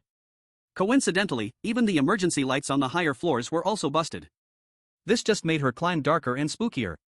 Upon hearing what she perceived as some kind of eerie sound, Lee Hyona anxiously asked who was there. To answer her inquiry, a black plastic bag came directly from the higher floors, on track to land on her pretty little head. Shocked and unable to move, Hyona was forced to just stand there and wait for the black bag to hit her. As soon as the bag landed with a loud bang, the emergency lights kicked back on and white dust filled the staircase. The always cheerful and smiling Lee Hyona was blasted with flour all over her head and body. In front of her was Han Fong. He claimed that he fell asleep and immediately came running down with the supplies when he saw her messages. When the light turned off, he accidentally dropped the bag of flour, leading to this situation. Wiping off the flour and plastic from her hair and coat, Hyona felt disgusting as hints of her real nasty personality peeked through the mask. Han Fong was quite pleased with this sight. He had specially prepared this mean-spirited prank for her and it wasn't done yet. He lifted another plastic bag, telling the witch that he packed up his remaining resources for her. Upon inspection, she noticed that most of the food and produce were already moldy. It looked more like trash than edible food. Playing the fool, Han Fong scratched the back of his head and claimed that he worked extra hard to keep these leftovers in stock. There was even rotting meat mixed in there. Then he expertly pivoted to acting offended, grabbing the plastic bag and telling her to give it back if she didn't like it. Afraid of starving for another day, the witch hurriedly grabbed the bag away, claiming that she wanted it. Hanfang looked at her carefully from head to toe. He scoffed at himself. In front of him was the so-called goddess he had been pursuing with all his might before. Right now, she looked like a homeless crackhead stuck outside on a winter night. She was rummaging through the trash bag and trying to find something edible in the moldy pile. She even greedily grabbed the remaining bag of flour from Hanfang's hand. Lai Hyona was celebrating even half a bag of flour, not minding that she got blasted by the white stuff just minutes ago. She then took off without saying thank you or goodbye, but Hanfang didn't mind. Giving her his literal garbage to eat should be enough to give the witch some stomach problems for a few days. Showering in this weather was also impossible, so she would have to walk around with all that flour sticking to her body for a while. As Hanfang cheerfully headed back to his place, he started feeling something weird. He played it off as if he hadn't noticed, but there was something moving in the background. Keeping his wits about him, Hanfang acted naturally, heading to his unit. He exited the stairwell and walked like everything was normal. A shadow of a figure followed his footsteps a few seconds later. It was definitely a person, judging from the snow boots they were wearing. Taking advantage of the surprise factor, Hanfang actually hid behind the door and pounced on the unknown figure tailing him. He made sure to grab the mysterious person firmly and aggressively, taking them down to the ground. Just as he was about to punch the bastard trying to spy on him, something made Hanfang pause, his hostility dying down. The one tailing him turned out to be a girl with messy hair, sleepy eyes, and ultra-thick glasses. What the hell is going on, bro? Hanfang could think of only one reason why she could be here at this late hour. She must have been spying on him, and our hero wanted to find out her intentions. But all he got in response was silence and a blank stare from under her glasses. The girl was obviously not a chatty one. She didn't say a word, and Hanfang, surprised by this behavior, decided to use more weighty arguments to make her talk. He threatened to take off her coat right here in the cold if she didn't talk. Even that wasn't enough to loosen her tongue. Hanfang got tired of messing with her and decided to let her go this time. But next time, she might not be able to count on such favor if she spied on him. Now she had to stop her silent games and hurry to her home before she got cold. As our hero was about to leave, he suddenly felt someone grab his sleeve. This silent girl wasn't going to let him go so easily. Although Hanfang didn't understand what she wanted from him. She, on the other hand, just stared at him and remained silent. Hanfang told her to stop looking at him and even threatened her to leave if she didn't tell him what she wanted. But instead of answering, she pointed at something with her hand and pulled our hero with her. Even a laggard like Hanfang realized he was being shown something. They came to her room. It was surprisingly warm and bright inside. Our hero was even speechless. Looking around, he noticed piles of boxes of supplies. Of course, some of them were empty and the room was full of trash. But the fact that this girl had so many supplies weeks after the apocalypse began was incredible. Had she also prepared in advance? Hanfang directly asked her if she knew in advance that the ice apocalypse would begin. And surprisingly enough, she finally spoke. Although she said some strange things, it turned out that she had done the calculations herself and got the result that predicted a future ice age.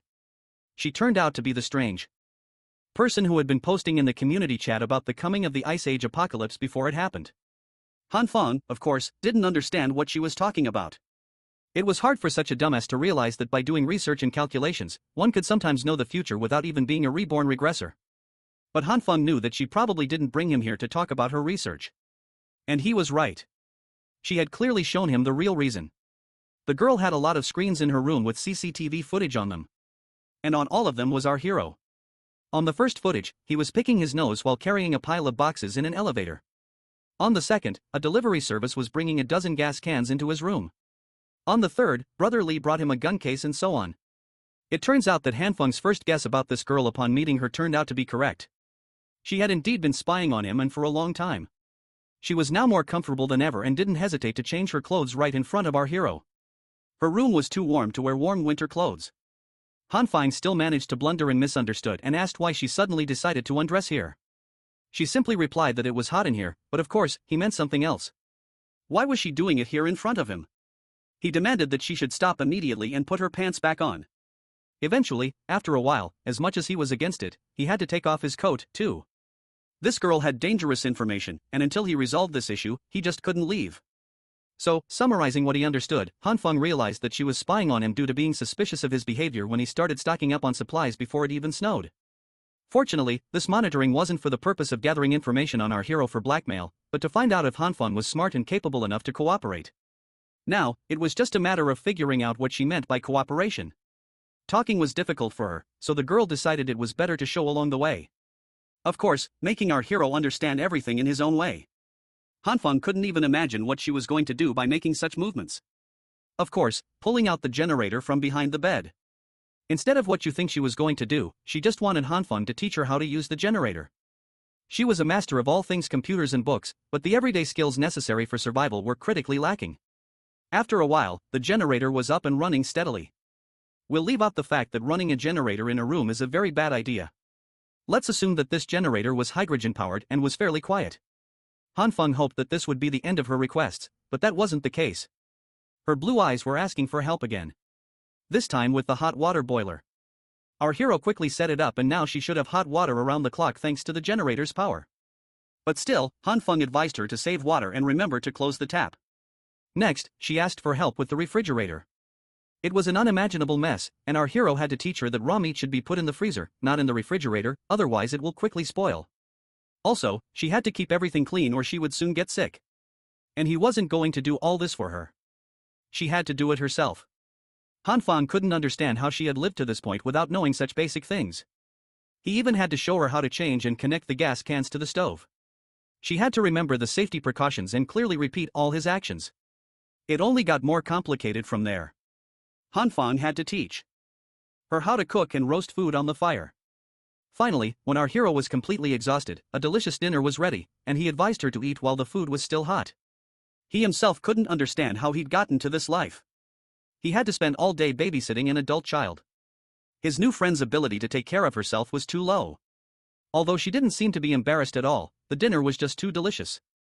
Hanfeng realized that there was no understanding on this matter and awkwardly excused himself by saying that he was just joking.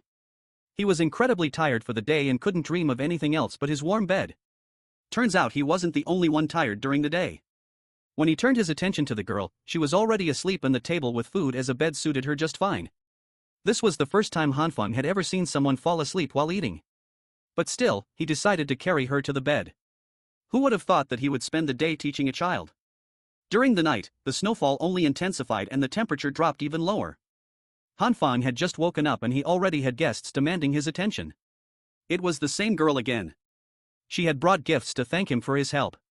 Even our hero was surprised by her generosity. She had brought so much. But after Hanfeng took the boxes away, she continued to stand at the door and wasn't going to leave at all. That look he already knew. She wanted to ask for another favor. She had brought a generator with her and asked him to teach her one more time. She didn't seem to have memorized yesterday's lessons, so Hanfeng had to start all over again. After a few days of talking to the girl, he realized that she was a complete idiot when it came to survival. She was also critically lacking in common sense and understanding of what was appropriate and what was not. But she didn't give up, and every day she dragged Hanfeng to her room to be taught survival and everyday skills. After a while, she finally managed to cook something remotely edible and resembling a meal. Even such a cooking skill, Hanfeng considered an improvement. Previously, even dogs wouldn't want to eat such a thing. But in an ice apocalypse, even humans would line up for such food. After so long, Hanfeng finally decided to find out the girl's name. She introduced herself as Jao Shingan. It was still a mystery to Hanfeng why she spoke so strangely and what was wrong with her, but he wasn't going to leave her to her fate. Meanwhile, downstairs in the basement where supplies were being distributed to the needy residents, things were not calm at all. The hungry residents were fighting amongst themselves for what little supplies they had left. Chaos reigned and the residents began taking supplies from each other, arguing that no one could prove whose supplies it was. The weak simply fell from powerlessness and the strong tried to grab more. It seems that the quiet days in this community are over. People were fighting for resources they felt entitled to. They guarded what little they managed to loot with their lives. Any attempt at stealing quickly devolved into mindless violence. These people punched and kicked one another mercilessly until their fists and shoes were bloodied. While everyone was hastening the collapse of civilization, Mr. Zhang remained calm throughout the storm. He amplified the volume of the megaphone in his hands and stopped the fighting altogether as everyone covered their ears in pain. Bro was using a real sonic attack. That's a real supervillain. After a few seconds of that grating feedback sound, Mr. Zhang finally addressed his fellow survivors. He asked them if they had had enough of the fighting. He picked up one of the badly beaten men and explained that just because of these few remaining resources, they were risking death. Wasn't that the definition of ridiculous? But the masses were still angry. Mr. Zhang was the one who suggested the donation system, and now they only received a packet of noodles every few days. If they didn't die fighting, they would die starving. Mr. Zhang pretended as though he was listening to their complaints about the problem with resource distribution or the lack thereof. He turned to his people and stood on business. If they were fighting for such ridiculous reasons, then perhaps they deserved to starve to death. Mr. Zhang posed the question of who caused the situation in the first place and urged them to think carefully. The irritated masses blamed him for this. He picked up a piece of bread and started working his magic as he helped the people remember what was really happening. Bread that was originally sold for a few dollars could now be bought from those with abundant resources for tens or even hundreds of dollars. The elites squeezed the unfortunate dry. It came to the point of splitting a piece of bread into 5 or 10 pieces to be auctioned. They used the disaster to get rich. As for those down in the dumps in the basement car park, they had long since run out of cash and resources. But here they were having an internal strife due to the system that used to work. They were killing one another while the elites who had plenty of supplies hoarded their treasures without donating to the common good. They were the ones who raised the prices with malice. And yet here were the poor starving and fighting to the death. Mr. Zhang asked if that was fair. Feeling that he now had the masses gobbling up his words, Mr. Zhang urged everyone to stop what they were doing and stand united to take back the resources that belonged to everyone. These hungry and angry citizens started rationalizing what they had just heard. Convinced that they were being treated unfairly, why were the rich the only ones getting all the benefits while the rest of them had to struggle just to stave off starvation and death? Mr. Zhang watched as the pieces of the puzzle fell into place on their own after planting a seed of hatred in the people's minds. The dissatisfaction and anger that the masses felt pointed upwards to the rest of the apartment building's residents. The survivors believed that they were just taking the share that belonged to them. Seeing the bubbling of violence, chaos, and desperation, Mr. Zhang smirked silently. In the midst of the mounting chaos, Homeless Joe, also known as Brother Lee, could be seen. Of all the people, he was the only one who could see through the __ of that speech. The people had practically gone mad, and something big was about to happen. He had to inform Hanfang as soon as possible. In Hanfang Unk's room, he was just lounging around, pretending to read a book while snoring. He was woken up by the ringtone of his phone. He received Brother Lee's texts about the trouble brewing up in the basement car park. With Mr. Yun's continuous incitement, the people were now planning to snatch resources from everyone else. They were going door to door and prying locks open. These raiders were armed and ready to cause harm. Brother Lee advised Hanfang to hide and not face these lunatics heathen. He could only hope that Homeless Joe could take care of himself out there. Hanfang did not expect things to turn out like this. Although he bought 2 guns in case of a crisis, the idea of using them against another human mortified him a little. Furthermore, if the people had formed such an organized operation and revealed his resources, they would certainly have been gunning for him crazily. They would eat him up and leave nothing but bones. And for that, he needed to be prepared for all kinds of scenarios. For now, he retrieved a bunch of wires, tools, and a couple of fire extinguishers from the stockroom. Using this stuff, he tried to rig his door by crudely strapping live wires on the door knob for security reasons. Upon finishing his janky rig, Hanfang slowly unfurled the wire on the floor. His little experiment was interrupted by the sudden loss of power, though. From above, it was clear that every building in the area had lost power at the same time. Some people tried to contact management, but they lost contact with those people long ago. Hanfang reckoned that with the snowstorm intensifying and the overloaded usage of power by people trying to keep warm, this blackout would have happened sooner or later. Moreover, the snow built up in most areas and the abysmal temperatures outside made it impossible for maintenance. Considering all the factors at hand, the power failure and signal loss might be permanent this time around. Once the people realized that the power was never coming back, things would only go downhill from there. Their feelings of panic would only lead to an even more serious rebellion movement. And that's when the real hell would begin. 30 minutes before the power went out, the witch, Lee Hyona, was greedily shoving noodles down her gullet. Her current benefactor was bragging about how he bought resources at 50 times the market price some time ago. And those poor people could not resist as they shut their mouths and sold. For all the resources he had in stock, he only spent $500,000. He also started the practice of auctioning supplies, letting the poor fight just to get a crumb from him. Using this tactic, Blondie earned quite a lot.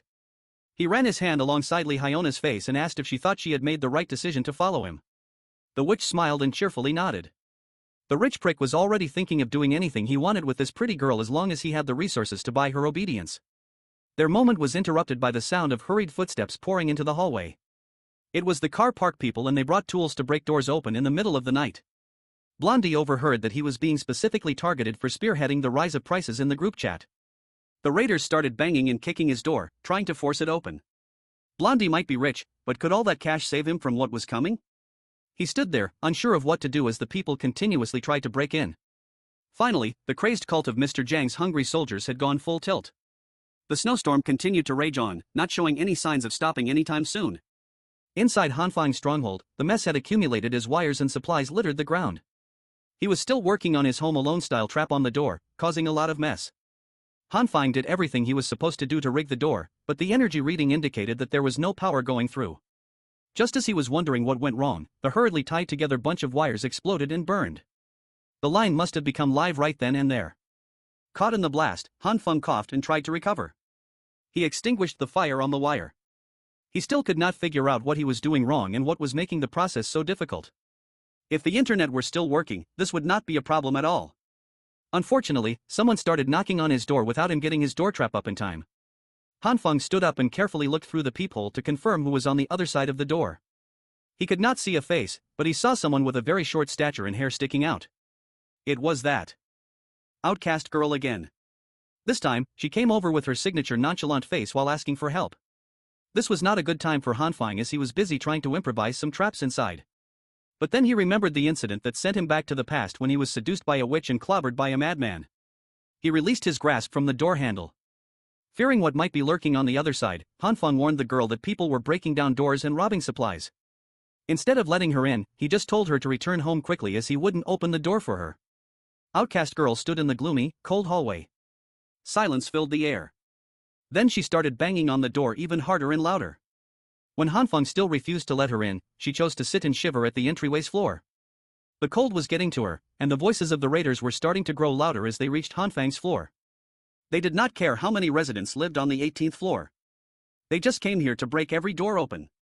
Two rough-looking men surveyed the 18th floor hallway and celebrated the fact that they were the first ones to arrive. They immediately divided up the rooms to ransack. Coincidentally, Hanfang's room was the nearest one. One of the raiders took a crowbar to start working on the door. They introduced themselves as people who delivered resources first to see if anyone was home. Inside, Hanfang had taken the girl and covered her mouth to prevent any noise. When the raiders did not hear any response from the inside, they proceeded to try and force their way into the room using a single crowbar. Hanfang quietly assured the outcast girl that those bastards wouldn't be able to make a dent in his reinforced door. Hearing his reassuring words, she visibly calmed down. The door handle flipped up and down multiple times, but the raiders could not figure out a way in. With the sturdy door getting them nowhere, the raiders decided to mark Hanfang's place and proceed to the next door first. It was a good thing that the reinforced door and handle were installed. With 5 centimeters thick iron plates reinforcing the frame, even the contractor who installed it was shocked. Hanfang was so busy feeling good about his decisions that he forgot to let go of the girl's mouth. He was too afraid to make a noise and attract attention. Still, outcast girl thanked him for taking her in before the raiders saw her sitting outside. They opted to wait a few more minutes just to be sure, but it sounded like those raiders were gone now. Hanfang immediately got back to fixing his trap. If he could do this right, those who dared to touch his door again would get electrocuted to death.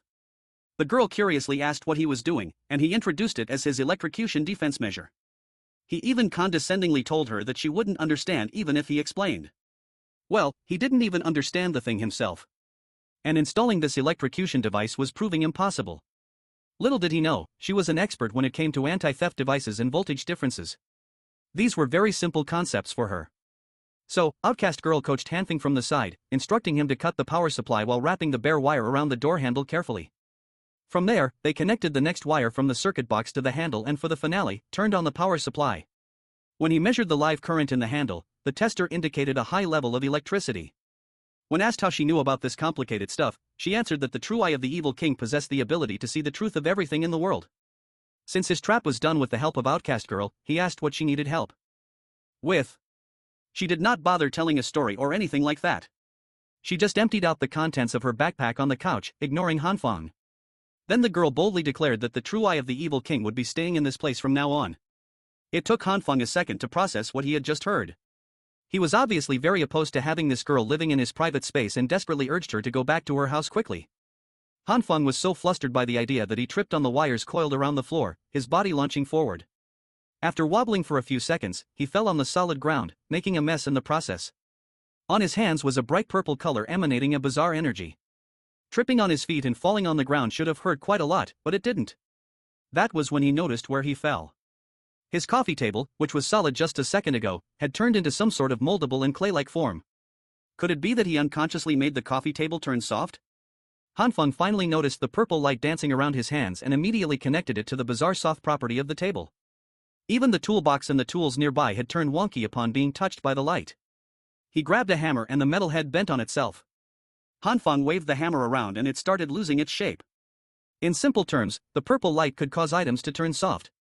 Somehow, Outcast Girl witnessed this bizarre incident with her own 2 eyes and did not make a peep. She was so quiet that he forgot there was someone else in the room and got too carried away figuring out his new ability. Outcast Girl just looked at him with the same blank stare. Then she lit up and labeled him as an emissary chosen by the true eye of the evil king, whatever that might mean. Hanfeng chose to play along, assuming the role of a subordinate selected by the evil king instead of revealing his power. This girl's thinking seemed peculiar, so he might get away with it. As fellow emissaries, she proposed that they help each other, meaning Hanfeng Unke's apartment, where he rested, should be shared. Just as he was about to outrightly reject her again, Outcast Girl was already heading toward one of the rooms, as if she owned it. He hadn't even agreed to the proposal yet, and that lady already thought they were building a lair for the evil king. It wasn't too big of a problem, so he just let her be. What was more important right now was to figure out what exactly that purple light was. At a cursory glance, it seemed to have the ability to turn things soft, which meant he possessed more than just 2 kinds of lights. Maybe there were many more that he just hadn't discovered yet. The inciting incident was him tripping over the cables and almost crashing into the coffee table that had turned soft. It would be logical to try to recreate the feeling of that moment to reproduce the power. After concentrating on that image for a while, Hanfeng managed to summon the purple lights again. He was getting the hang of calling his powers automatically. Now, the first thing he tried it out on was the cables that triggered the discovery in the first place. Then he branched out to other things, namely a sharp kitchen knife. Curious, he activated the purple light, and its grimy essence quickly swallowed the whole blade. He was shocked to see that the softening effect had no problem working on steel as well. It got so soft that the once sharp knife felt like jelly wrapping around his skin. After that, he went on a spree and tried this softening touch on many other materials, too. Every household material he could think of was susceptible to the power. The longer he used the purple light, the softer they became than altering an object's softness. There were no other changes. By itself, the purple light's effect was pretty useless and impractical. Then another idea struck Hanfeng. A concept that he was already familiar with. What if he combined 2 different kinds of light? What if he mixed purple and green and applied them to a softened object at the same time? It did not take him long to get good at merging 2 lights into one. He grabbed the softened and melted-looking kitchen knife, applied purple and green lights all over it, and screamed, "Bankai," as if he was from Bleach. Much to his surprise, it really worked. The melted and softened kitchen knife returned to its solid state, tough and sharp as ever. Hell, he could even use the blade as a mirror, considering how polished it looked after applying the combined lights. He surveyed the room and found a box of tissues lying around. Curious, Hanfeng did the same thing to a piece of tissue paper and tried to bend it out of shape. He had a very hard time doing so, which meant that he could change the toughness of an item when 2 different lights were combined. Moreover, the toughness that green and purple lights imbued in these objects was quite extreme. Speaking of toughness, doesn't he have a very important and practical use for this ability? Meanwhile, the owners who had raided other people's supplies were starting to act selfishly as they refused to hand over the resources they stole, choosing to keep them for themselves in fear of running out. They argued that they didn't want to split their hard-earned haul with the women and elderly, but they still had to keep it a secret, or they could get screwed if it leaked. While the raiders were plotting their shameless crime, one of them noticed something odd happening on the walls. Much to their disbelief, the wall of the 18th floor appeared to be wriggling around. Shining a light on its surface, a face started emerging from the supposedly solid concrete wall. It moved and grimaced as if it were trying to break free of the wall's clutches. The raiders might be tough criminals when they pillaged for resources, but this was something unexplainable and downright horrifying. As soon as the face's arms joined in, as though it were a ghostly apparition trying to break through the mortal realm, it was lights out. Anyone would have thought that they were witnessing paranormal activity in real life. The raiders hurriedly ran back to the floor below, afraid of what the 18th floor might have in store for them. Meanwhile, Hanfeng was struggling his breathing while stretching the soft walls with his face was quite a hard thing to do. He had to get out of that soft and clay-like mess before he ran out of oxygen for the sake of experimentation. He picked one of his walls as a testing ground for his combined purple and green light powers. But applying these lights to an entire wall was too strenuous. After a while, he managed to get enormous amounts of light to join and blend with one another. It was an extremely exhausting process, but it gave him an even tougher and sturdier wall than he already had. To test it out, he brought out a sledgehammer for verification. He stood in front of the enhanced wall and lifted the sledgehammer up, determined to check if he had succeeded. With a look of anticipation, he began. Hanfeng swung the hammer as hard as he could, and it made solid contact with the wall's surface. He did this multiple times, so many times that he could barely hold the heavy sledgehammer properly. Nevertheless, the exhaustion was worth it, as his enhanced wall proved to be extremely tough. He couldn't even scrape its surface with all his strength. Back in the basement car park, most of the raiders had come back to surrender a few bags of their loot. One man scratched his head as he apologized for only managing to seize a little bit of food while being audited. He seemed on edge, and when someone tapped him on the shoulder, his nerves flared. The guy who tapped him on the shoulder proceeded to take him down to the floor, securing his arms behind his back. This concerned citizen was one of the Jean brothers. He pressed down hard and demanded to know where the rest of the stolen food was hidden. The raider denied hiding the supplies, but Jean Bro clearly saw him carrying 3 big bags before surrendering just one little bag.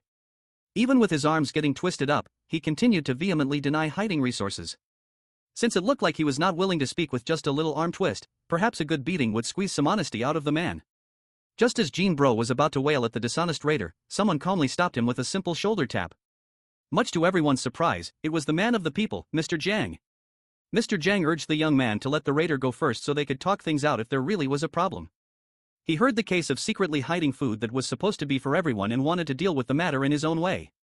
Jean Bro finally relented and threw the piece of trash down the ground for Mr. Jiang's sake. When the raider looked up, he saw a helping hand offering its assistance. It belonged to the representative of the basement car park, the benevolent Mr. Jiang. His smile gave the people peace and calm, but there was always something sinister behind that kind face. After a few minutes of talking and convincing, the man finally brought out the rest of the food that he paged.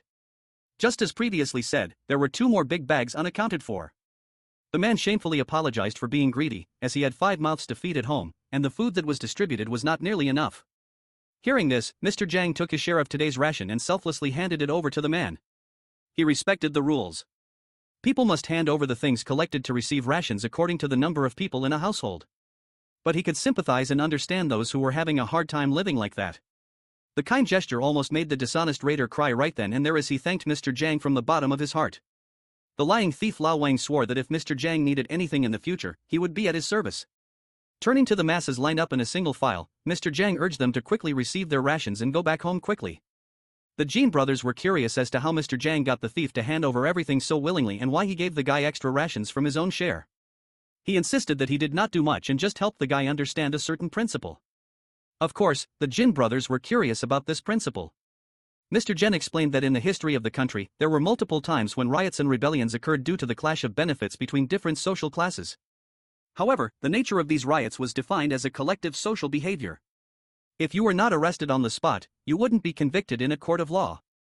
All Mr. Jiang did was inform the man that if he broke the rules, the collective would no longer welcome him. He would become nothing but a common robbing criminal, not to mention the punishment of the law after the disaster passes. That guy would have to face the revenge of the owners he stole from. Those fears compounded and made the decision easy. Uncle Lu watched everything unfold from afar, just a passive observer.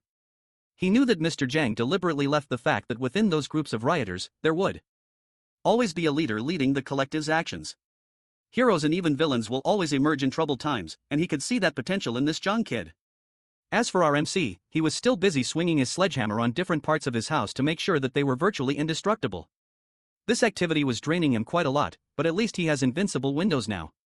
Now that the entire house has been strengthened and toughness verification is also finished, he can finally chill, right? At that moment, someone started knocking on his door again. This is becoming more and more common. He treated softly on the floor and wondered if it was those resource-stealing neighbors again. Upon arriving at the entryway, he looked through the peephole to see what was up.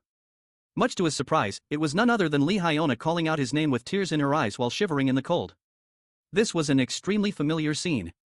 She went on about how she couldn't betray the feelings he had towards her. That one can only understand someone's heart during tough times. And only someone who truly loved her would invest in her unconditionally.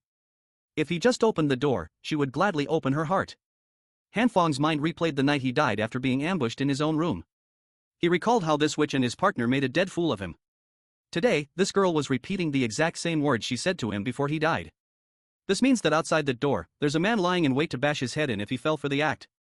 Han Feng's first thought now that his revenge can finally be put into action was to get the gun and kill this dog couple directly. But he stopped halfway through since there was no electricity right now. The enemy hiding in the dark would have the advantage while he was out in the open. If Han Feng can't kill in one shot, then he might lose his life instead. If he used electric shocks, then tricking 2 people into touching a trap at the same time would be basically impossible. For now, he tried his best to calm down as he turned his generators off. He had one shot at this, and that's even more reason for him not to lose his focus. He needed to calmly analyze the situation. The one posing a higher threat wasn't the witch at the front door, but the man hidden in the dark. Hanfeng needs to locate his position and deliver a fatal blow upon stepping out. That first part could be a little tricky, though, but he had prior knowledge of how this event happened in the past. As far as he could remember, that man should be hiding in the blind spot behind the door. He estimated the approximate position of his killer through the wall while clutching the sledgehammer tightly. Hanfeng had an idea. Although he would need to spend some time to act it out, it could be his best shot. Touching the surface of the wall, purple lights coalesced in his hand as he hoped that this plan would work.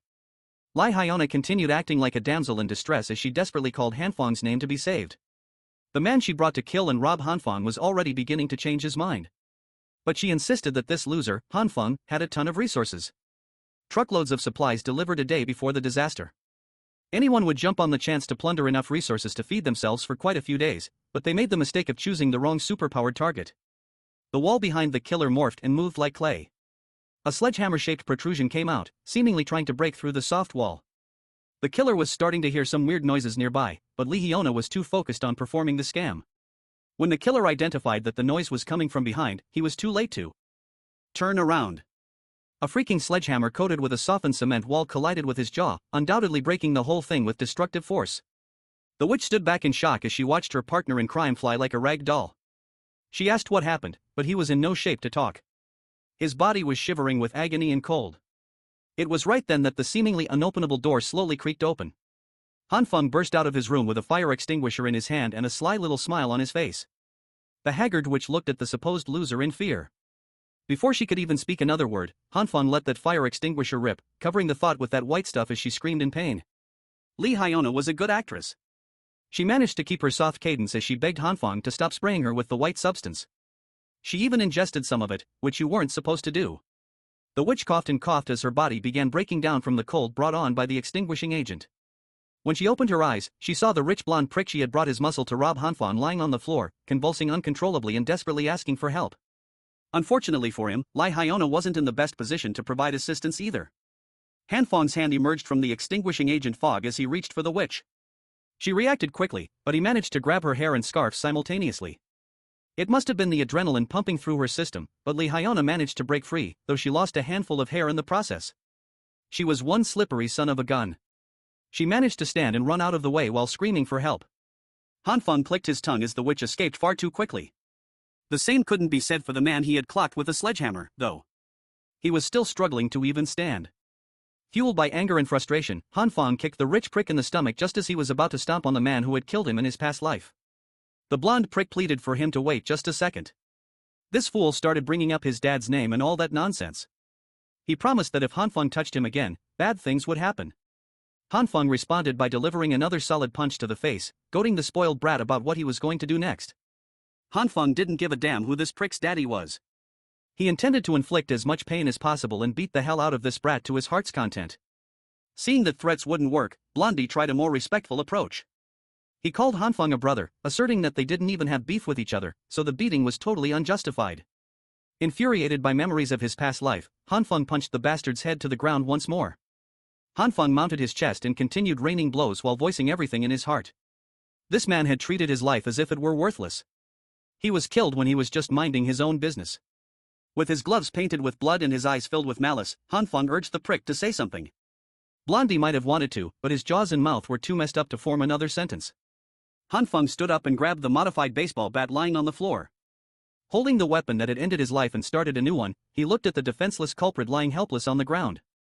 The rich prick cried and coughed up blood as he demanded to know why he was being treated this way. Hanfeng Unk's temper flared. The man who had killed him without any valid reason now dared to demand one from him. He raised the steel bat, customized with nails, and swung it down on Blondie's face with full force. The sound of skull cracking and blood splattering filled the hallway of the 18th floor. He had finally gotten his revenge. He had killed the man who killed him. Hanfeng's blood was pumping. His adrenaline was spent, and he looked at the gruesome sight before him. Realizing the gravity of what he had done, he almost threw up at the gory mess. Luckily, he managed to turn his head to the side and vomit on the ground. Hanfeng tried his best to recover his composure when a familiar voice cleared her throat. He turned around and saw outcast girl sitting by the door, quietly playing with the man's blood. She must have seen everything transpire and offered to help him with the mess. They took care of the crime scene quickly. She wasn't even fazed by the gore and blood. Hanfang reckoned there was something off about this girl and it wasn't a good idea to let her stay in his place. He used the excuse of being targeted by more criminals seeking revenge at any moment to convince her to go back home lest she get caught in the crossfire. Sipping her orange juice, she didn't seem bothered by the threat of more intruders at all. Hanfang just really wanted to get her out of there for her own good, but she was adamant about staying in the apartment, and it seemed like nothing could convince her otherwise. He emphasized that the following days would be dangerous, and both of them could die in the process. She resolutely placed her glass of orange juice on the table as if making a stand. Outcast girl assured him that the evil king's true eye would protect them no matter what. But for now, the evil king's power is depleted and she needs some sleep. Hanfeng was done with this shtick, so he grabbed her arm before she could lock herself in the room. He demanded she stop trying to brush him off with her wannabe edgy nonsense and listen as they were about to face something very serious. She simply glanced at his tight grip on her shoulder, then looked up. She told him to go on and open the door to the room. Confused, Hanfeng chose to follow her lead and peeked through the door. I don't know what he saw, but it shocked him to his core. Hanfeng was speechless. Meanwhile, the basement parking lot was bustling with activity. Some people were loitering around, blocking the way for others who hadn't received their rations yet. Nevertheless, the system worked once more. They were still short on supplies to accommodate everyone, but it seemed peaceful for the most part. Lai Hyona, who had just escaped Hanfang's grasp, lined up with the plebeians to get her share now that she had nowhere else to go and no one to suck up to. She stated her name and apartment number and was given a piece of bread. The witch was still bitter about how everything had gone down the night before. Her wealthy sugar daddy hadn't returned after inexplicably collapsing so suddenly.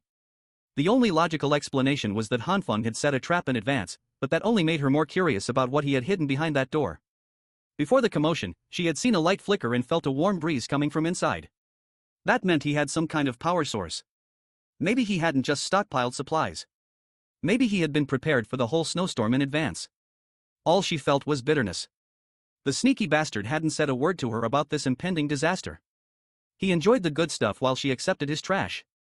She wanted to find a way to get a closer look inside Hanfang's place. While she was busy daydreaming and seething, she bumped into another man lined up for rations. The man recognized her, and a mysterious bright light flared right in Lee Hyona's direction.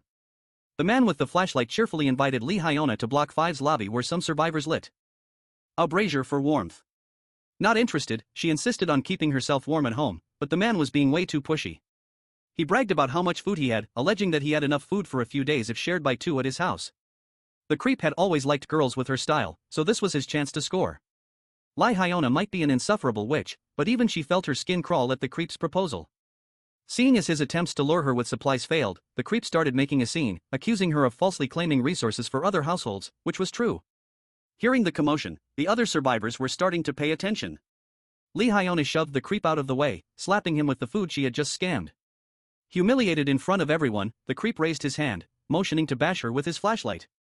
Before he could assault the witch, Nurse Jin intervened. She slapped the creep with so much force it sent the bastard flying to a nearby wall. Seeing how the situation had escalated, the other survivors opted to call their almighty, Mr. Jang, to handle the situation. Lee Hyona was stunned by the nurse's strength. In case she's injured or feeling unwell, the angelic nurse handed her a name card and an invitation for a checkup. Not wanting to draw any more attention, Hona thanked Nurse Jin and tried to get out of there as fast as possible. But the creep was persistent. He stood back up, charged at Nurse Jin, and pinned her to the ground while calling perhaps the kindest person in the building a stinky hoe. Just when he was about to wail on her, someone grabbed the creep off the nurse with a forceful yank. With one swift motion, our favorite gangster, Brother Lee, neutralized the raging creep. His lips might be chapped, and he might be severely malnourished, but Brother Lee cannot stand men who hit women. Finally, Mr. Zhang arrived to defuse the commotion. The creep started pointing fingers at Hona, snitching about her falsely claiming resources and hanging out with the rich kid, inflating supply prices. Seeing as the bastard hadn't learned his lesson yet, Brother Lee jumped him once more. But before he could get to the creep, Mr. Zhang grabbed the snitching creep by the collar, lecturing him about the committee's purpose. They are supposed to protect the weak and make sure that everyone has something to eat. In the end, all the creep got was a stern warning for his offense. Mr. Zhang approached Nurse Jin and Brother Lee, apologizing and inviting the two to the committee. Brother Lee passed. He is not interested in robbing others in the name of the committee. He would rather starve to death than compromise his principles. Likewise, Nurse Jin declined, albeit more politely. She can't just accept the committee's forceful methods, but she would be glad to help the sick. While the two made their way out of the car park, Hona interjected and asked Mr. Jang if she could join the group. The witch clung to Mr. Jang Unk's arm. As shitty as she looked, she tried to use her diminished feminine charms to latch onto someone with power. Being the Sigma that he is, Mr. Jen clarified that they only accept people who can offer valuable skills. Brother Lee is a fighter and Nurse Jin can treat the sick. A hoe like Lee Hyona is useless in the apocalypse. The current her has no value worth roping into the committee. The witch racked her brain and insisted that she knew a place that had plenty of resources. Meanwhile, inside Hanfeng's room, it sounds like he's playing a guessing game with his new roommate. Between Outcast Girl's hands, there was some sort of black hole. As she pulls one item after another from the hole, Hanfeng shears. He's been trying to describe an item he needs, but this girl just pulled out a mannequin. To explain what's happening, Outcast Girl revealed that she has a dimensional storage ability. She can open a black hole that can suck everything in the vicinity. While it's easy to suck items in, taking them out is not as easy. Her accuracy in finding items is very low. Hanfeng is curious about the black hole's insides and how the ability works. Outcast Girl herself had never explored the interior before. Since she had no problem rummaging with her hands, Hanfeng reckoned that he could take a look inside. So, he inserted his head into the girl's black hole.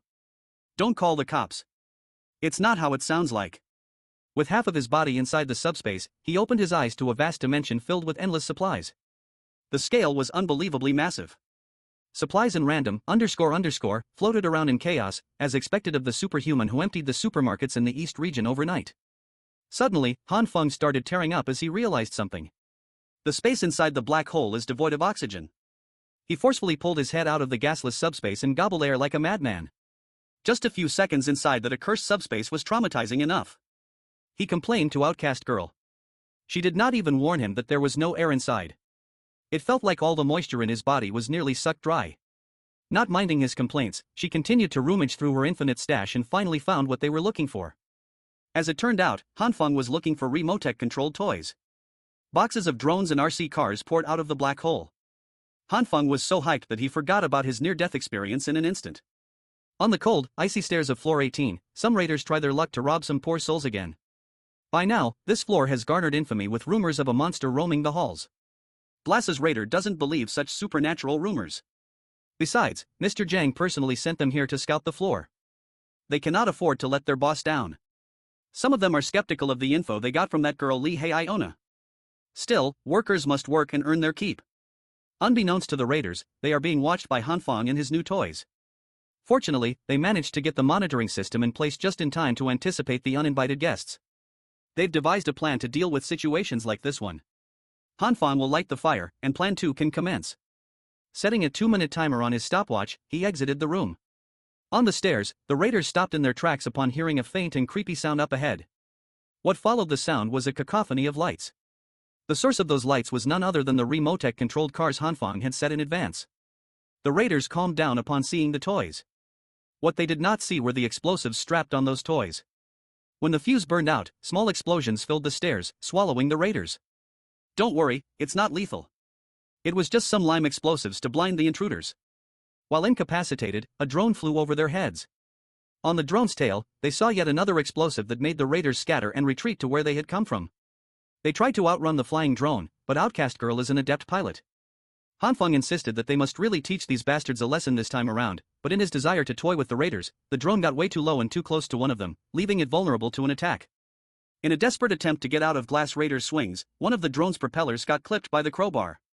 With the loss of control on the drone's left side, stabilization became impossible. They can't afford to lose this one as it's their only aerial toy. Outcast Girl tried to regain control, but the spiraling flying toy had flown out of the window. The timer Hanfeng had set finally hit 0, and the firework attached to their only drone exploded like it was an Arctic New Year celebration outside. This explosion caused the right propeller to malfunction and they finally lost all control. Outcast Girl tried to salvage the situation by making a touch emergency landing outside the window of a certain floor. Hanfeng suited up preparing to go out and get their toy. That drone is way too important to them right now, but their aerial camera caught something odd. Between the stairs lies what looks like a corpse. Upon zooming in, it became clear that the alleged corpse looked an awful lot like Brother Lee. Hanfeng wonders what the gangster is doing out on the cold stairs. Maybe he was robbed, too. Right now, there are 2 reasons to go out there. Hanfeng warned his roommate not to open the door for anyone. He packed some light essentials in case anything happened. Outcast Girl also handed him a radio to maintain communication. As a final touch, Han Feng grabbed his pistol, loaded it up, and hoped that he wouldn't need to use it outside. Flashlight in hand, Han Feng cautiously descended the staircase. The 17th, 16th, and 15th floors were safe now that the scouting raiders had retreated. Based on the measurements from the drone, the temperature outside is already at -49.8 C. Without any protective measures, humans will freeze to death within minutes, if not seconds. Brother Lee is in a very precarious situation, and Han Feng needs to be quick if he wants to rescue his bro. Meanwhile, the scouting team relayed what happened to them on the upper floors. Mr. Zhang calmly listened and thanked them for their efforts. For their troubles, all they got was 3 pieces of thick clothes and a pack of noodles each. Given how scarce resources have become, these noodle packs have become priceless, rewarded only for those who contribute to the cause. Looking raggedy as, Lai Hyona asked Mr. Zhang if she could finally join their group now. He coldly rejected her again. Right now, they can't even confirm if this attack was Han Feng Unk's doing. Moreover, if not for Uncle Lu personally witnessing someone moving resources before the disaster, Mr. Zhang wouldn't even entertain her words. For now, they need to gather up and check the floor with superior numbers. Whether Lai Hyona's information is real or false will be confirmed in this next operation. This is her chance to demonstrate her worth. Taking a steel pipe and gripping the weapon with both hands, she's determined to do whatever it takes to get in. Before going up, Mr. Zhang reiterated that everyone is important manpower for the collective and must mind their safety. With the big boss at the forefront, a sizable raiding group assembled and took to the stairs. Halfway through their climb, they spotted the unconscious and freezing Brother Lee. Taking a hot water canister, Mr. Zhang made Lizzie drink and woke up with his tongue burning. When he finally opened his eyes, he looked at the raiding force surrounding him with contempt. He clicked his tongue, feeling unlucky that these bastards were the ones that rescued him. Mr. Zhang's lapdog jumped into action and demanded that he thank Mr. Zhang for saving his life. Brother Lee just sarcastically laughed at that. The gangster still refuses to bend to the collective's will, calling them out for pretending to be heroes when they're just thieves. The lapdog tried to curse and beat him up, but Mr. Zhang held him back once more. The always smiling big boss extended another invitation to Lizzie to join forces with them. And just like before, he harshly rejected the offer. The raiders were getting annoyed at his stubbornness and shamelessness after being rescued. Brother Lee does not like being forced to do as he's told. Before he could turn around and climb up the stairs, Mr. Zhang firmly grabbed him by the shoulders. The shady bastard smiled broadly and asked if there was some kind of misunderstanding here. He insisted that they just wanted to bolster their strength to give those weaker a higher chance of survival. But Brother Lee can see through Bastard Zhang's phony smile. The committee, which is supposedly committed to protecting the weak, had been rationing only 1 meal every 3 days for the elderly. That's practically a death sentence in this situation. Moreover, Brother Lee has no other relatives nearby, so guilt-tripping him into joining won't work at all. On the stairs leading to the next floor, Han Feng is silently observing and listening to their conversation. What he heard just now confirms that Zhang Shuyu doesn't really care about everyone. It also makes sense why they want to rope in younger people while letting the old, weak, sick, and disabled people slowly rot away. If this goes on, the committee will eventually erupt in conflicts. Done with Brother Lee's rudeness, the lapdog jumped in to bark on the gangster's face for not appreciating the kindness they were extending. Lapdog made the mistake of entering Brother Lee's attack range. Without batting an eye, the gangster with a heart of gold headbutted the lapdog as hard as he could. After that headbutt, Brother Lee's whole body trembled in pain, but he continued to stand on business. Just one stare from the man with nothing to lose made the armed raiders subconsciously step back. While his men wordlessly looked at him in anticipation of the next order, Mr. Zhang contemplated. Slowly, the armed raiders got over their fear and slowly started closing in on Lee. While trembling and swaying, struggling to even stay upright, he challenged these thieving bastards to come at him. Still monitoring the situation from 1 floor above, Han Feng noticed that his bro was about to fall at any moment, and he needed help. As much as he wants to, there are way too many raiders down there. If he intervenes, he might fall victim to their numbers. But Brother Lee had helped him out so many times before. Han Feng can't just watch his benefactor throw his life away in a miserable last stand. Suddenly, an idea struck the young man's mind. He pulled out his pistol and aimed downwards. He calmly watched the commotion unravel with a blicky in his hand and a finger in the trigger. No one has even swung at him, and Brother Lee's already swaying like he's about to collapse again. Han Feng finally had enough of the raiders ganging up on his boy and fired a warning shot. The bullet nearly hit Mr. Zhang's lapdog in his crotch, freaking everybody out. Hearing the sound of a gunshot cut through their confidence. They could not believe that someone had a firearm in the building. Han Feng slowly descended the stairs while his gun was raised, demanding that nobody move. It was quite effective in getting the raiders off their backs. Nervously looking around, Brother Lee saw the familiar gun and immediately identified his little bro. While the robbing raiders were __their pants, Mr. Zhang remained unnaturally composed. In the crowd, Li Hiona's eyes widened at the sight of the gun-toting Hanfeng. He carefully handed Brother Li his houseek, and they slowly retreated while keeping an eye on the intruders. The underlings looked at their big boss for their next move. Some of them wanted to attack the two while they were fumbling around. That thought was quickly dashed away when Hanfeng fired yet another warning shot. He had already warned them not to move, and they were still trying his patience. He then ordered them to throw their weapons away and kneel. Slowly, the raiders followed the order while maintaining their fearful vigilance. This should buy Hanfeng and his bro enough time to go back to the room safely. After a few seconds of kneeling in silence, and as the duo's footsteps got farther, Mr. Zhang was the first one to stand up and ask if anyone knew who the gunman was. Li Hiona took this opportunity to snitch that it was Hanfeng, the owner of the place they were aiming for in the first place. Janang's lapdog directed his anger towards the witch for not warning them that they were targeting an armed man. Mr. Zhang, de-escalated the situation, believing that Hiona had no reason to lie. He also laid down what this means to his men. If that Hanfeng guy even has such a weapon, isn't it only fair to assume that he also has supplies? The thought of stealing more supplies lit a fire under the brainwashed crowd's asses. Mr. Zhang is pretty much convinced that the deliveries Uncle Lu saw before the catastrophe are the real deal. While they have renewed hope of securing more supplies, it might be tough to proceed with their original plan given that any one of them could get shot. But Mr. Zhang believes that Hanfeng is a wuss incapable of murder, or he would have capped a few of them by now. Furthermore, no one can hide in their house forever and not come out, right? Still, the big boss gave his men the rundown for a change of plans. For now, they will return and prepare some safety measures before coming back. They must take down room 1804 as soon as possible. Speaking of room 1804, the duo had finally arrived outside the room. Until now, Brother Li's hands are still trembling, making it hard to unlock the door, while Hanfeng keeps his eyes peeled and fingers ready for any retaliation. As soon as Brother Li successfully unlocked the door, he felt pleasant warm air wafting from inside. A sensation he had been craving for. When they got in, Brother Li was surprised to see a fully functional radiator and a running generator. Behind one of the glass doors was a sea of supplies that would make anyone's mouth water. Brother Li turned to his little bro and curiously asked what was the deal with this heavenly house. While the gangster was reveling at the luxurious setup, Outcast Girl popped out of her room to ask if Hanfeng retrieved the drone. He was so caught up in rescuing his bro that he forgot what he came down there for in the first place. 2 hours and several hefty meals later, Brother Li has finally been caught up with a portion of the true story. Hanfeng simply told the gullible gangster that he had predicted the disaster and had prepared as much as possible. The young man also apologized to his bro for not looping him in. He was just worried about the information about his supplies being leaked, so he limited the number of people who knew. After finishing his meal, Brother Li stood up and bowed with utmost gratitude. If not for his little bro, he would have starved and frozen to death. The fact that he can enjoy a warm meal again is already an extreme kindness. When the gangster lifted his head, tears of appreciation were streaming down his face. Hanfeng insisted that he was just returning the favor for all the help Brother Li had given him. Feeling moved to the core, Brother Li praised Hanfeng for being such a good guy and brother. Now that he's here, Li also shared the overall situation in the building complex as of now. Things have become very different now. The last time he updated Hanfeng about current events was before the power supply was cut off.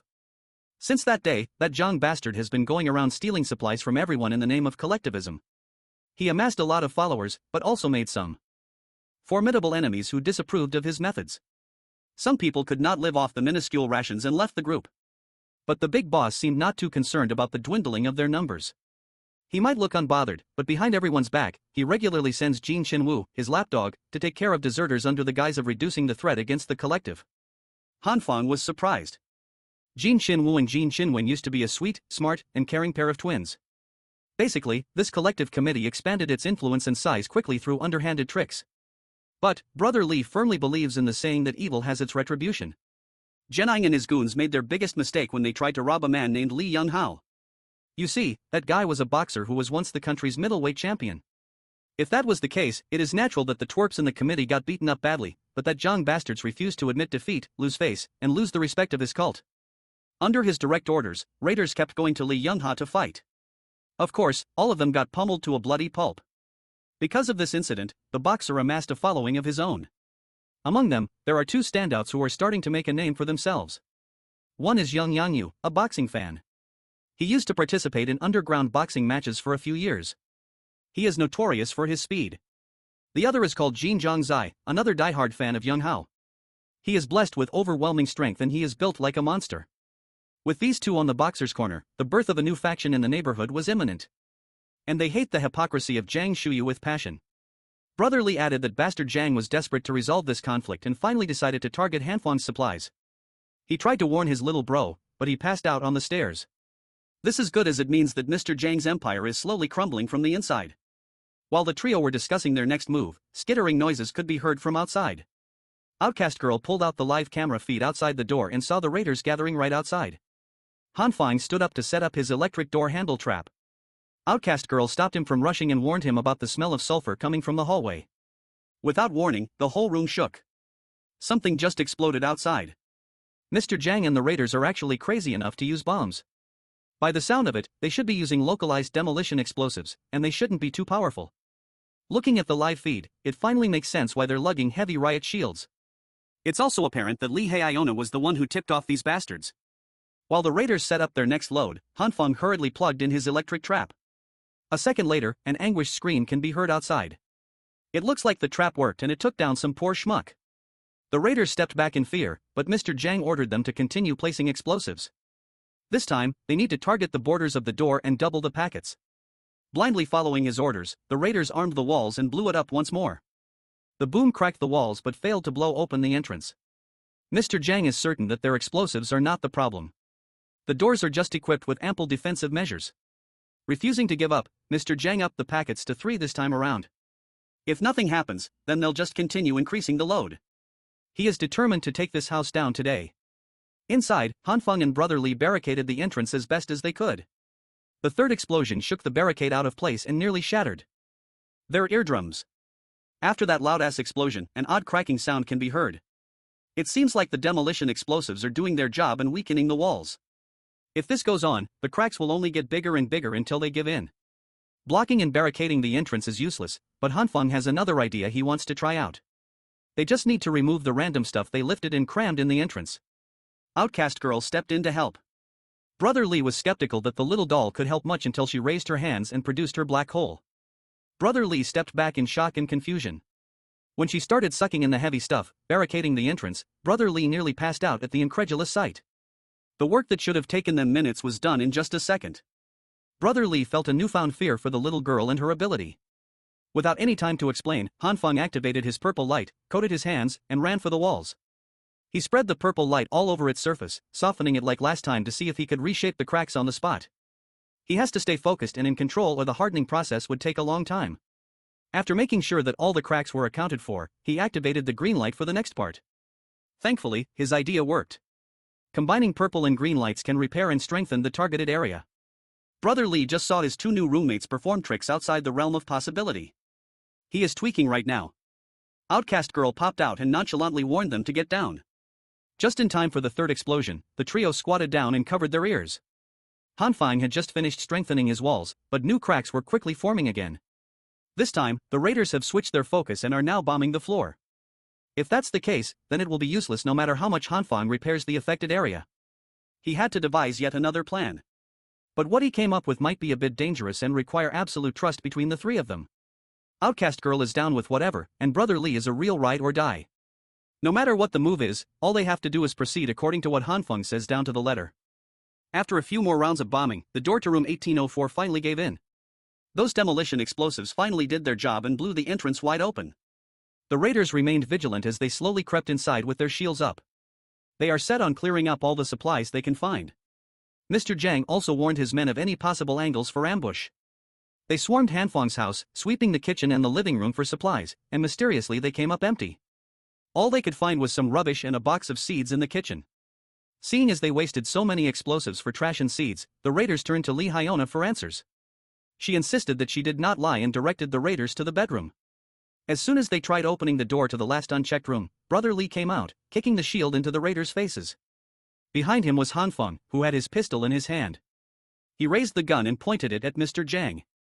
Without hesitation, Hanfang pulled the trigger, but the bullet was stopped by the heavy-duty shield. Hanfang warned the fools to get out or he won't be so polite anymore. Behind the shields, Mr. Zhang confronted him about hiding supplies and neglecting the needs of the collective, making so many residents suffer and starve. He asserted that they came here to demand justice for such a grave offense. The bastard was shameless enough to tell Hanfang to cough up his resources to clear his conscience, spouting some ___ about working together to triumph over the apocalypse. Hanfeng cannot stand this man's unreasonably righteous, awe-inspiring, but ultimately insane words when all they're doing is moral kidnapping. But his men have completely bought into the insanity. They are hanging on to their leader words while looking like a pack of starving wolves looking to vent. Instead of despairing, Hanfeng sees this as a chance to manipulate the narrative. Putting on his award-winning offended face, he asked them what and where the supplies they were yapping about. Lai Hyona interjected, insisting that they must have hidden everything somewhere. She reiterated that she saw the light and even felt heat coming inside the last time she was there. Tired of her annoying-ass voice, Hanfeng fired another shot that made the witch buckle in fear. Unfortunately, the shield protected her from a clean-hedged shot. Hanfeng called her shameless for spouting lies. He added that if this witch had not scammed him into exchanging his food and necessities for useless seeds, he would not have been in such a poor state today. Slowly but surely, the raiders started turning on Hyona. Unfortunately, Mr. Zhang was level-headed enough to stop the internal strife from developing and proposed a simple method to see who was lying. All they have to do is go into the bedroom to check if Hanfeng's home is really empty. Hanfeng acted tough, but he permitted them to do a thorough check, his fingers still on the trigger. After a few minutes of tossing the bedroom, all the raiders found there was some more rubbish and a little girl inside. Outcast girl then played her part. Calling Hanfeng her brother, she hugged him and cried that she was hungry and afraid. Now the raiders are pissed that they worked so hard to break the door for half a day just to get nothing. Evidently incensed, Mr. Zhang demanded an explanation from the witch now that things have developed this way and they've wasted so much time and resources on this raid. She must give a plausible explanation or the raiders would gladly tear her apart. Slowly losing her mind, all she could do was insist that she was not a liar.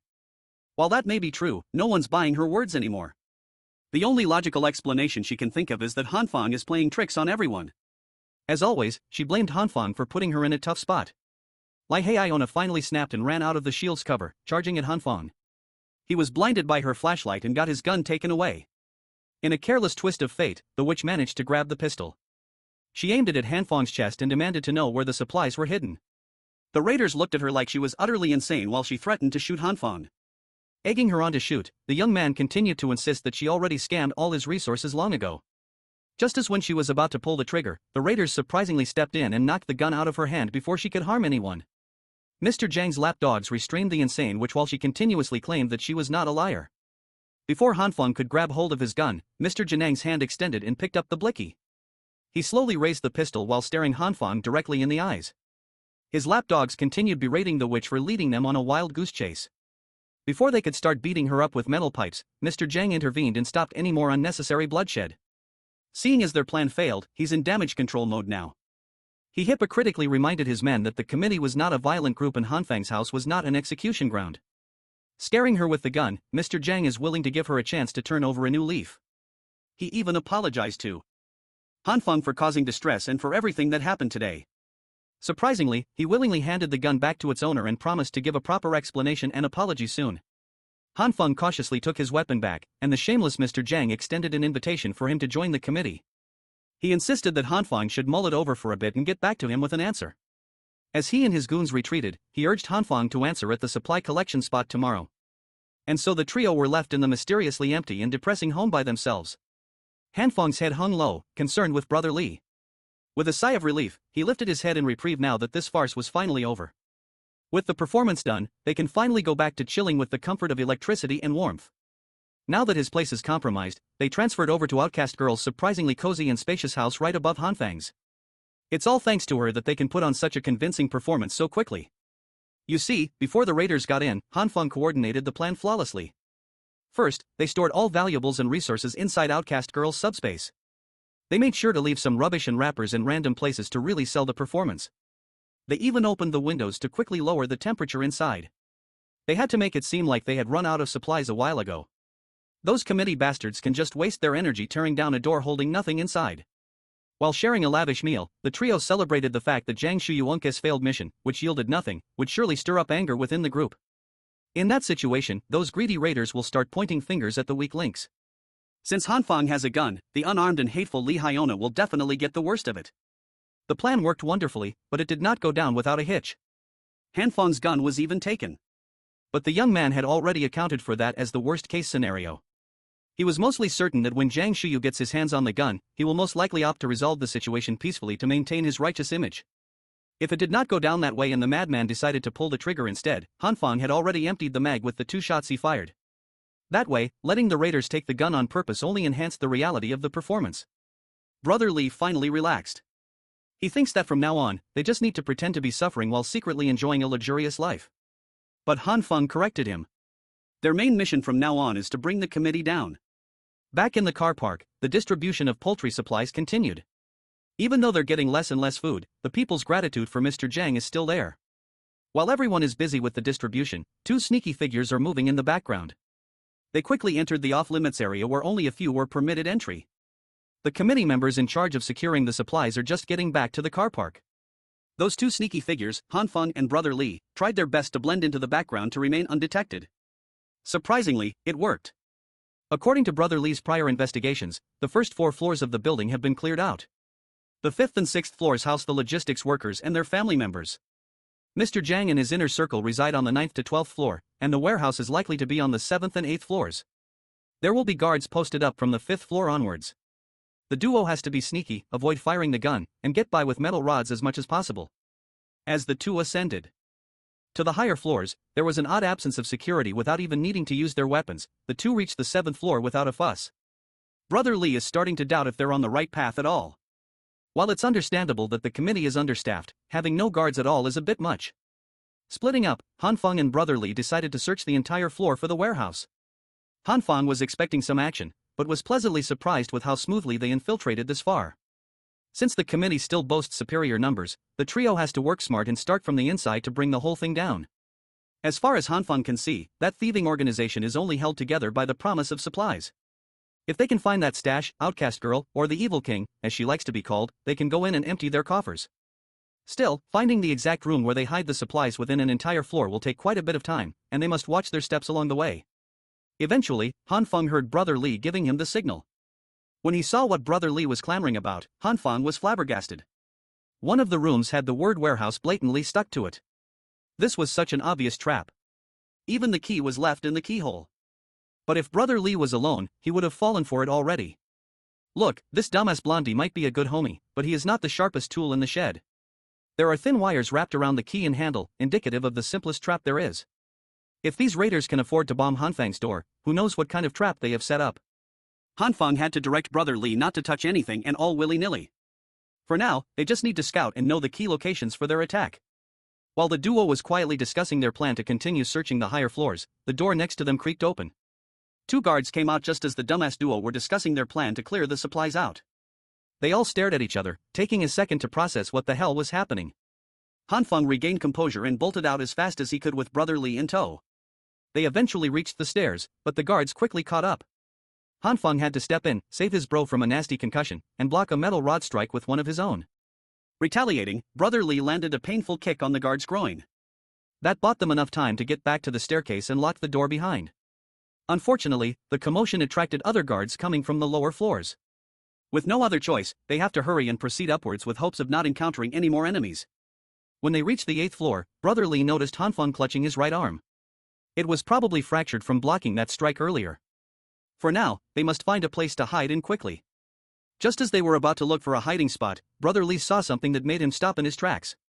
Before he could warn Han Feng of the figure looming behind, the young man was snatched away into a dark room as if he were weighing nothing. As soon as Han Feng was dragged into a dark and isolated room, the door shut close. When he opened his eyes, the sight of a tall hooded man towering over him freaked him the hell out while Brother Lee bangs on the locked door.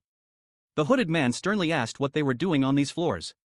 Trying to salvage the situation, Han Feng lied and answered that they had just come to collect supplies, but his BS did not work. The man stomped on his arm, making Han Feng scream in anguish. Under the hood was an old man with gray hair and an unkempt beard. He urged Han Feng to stop lying as he was not buying it. He saw the duo deliberately avoid the 5th and 6th floors, clearly doing something shady against the committee.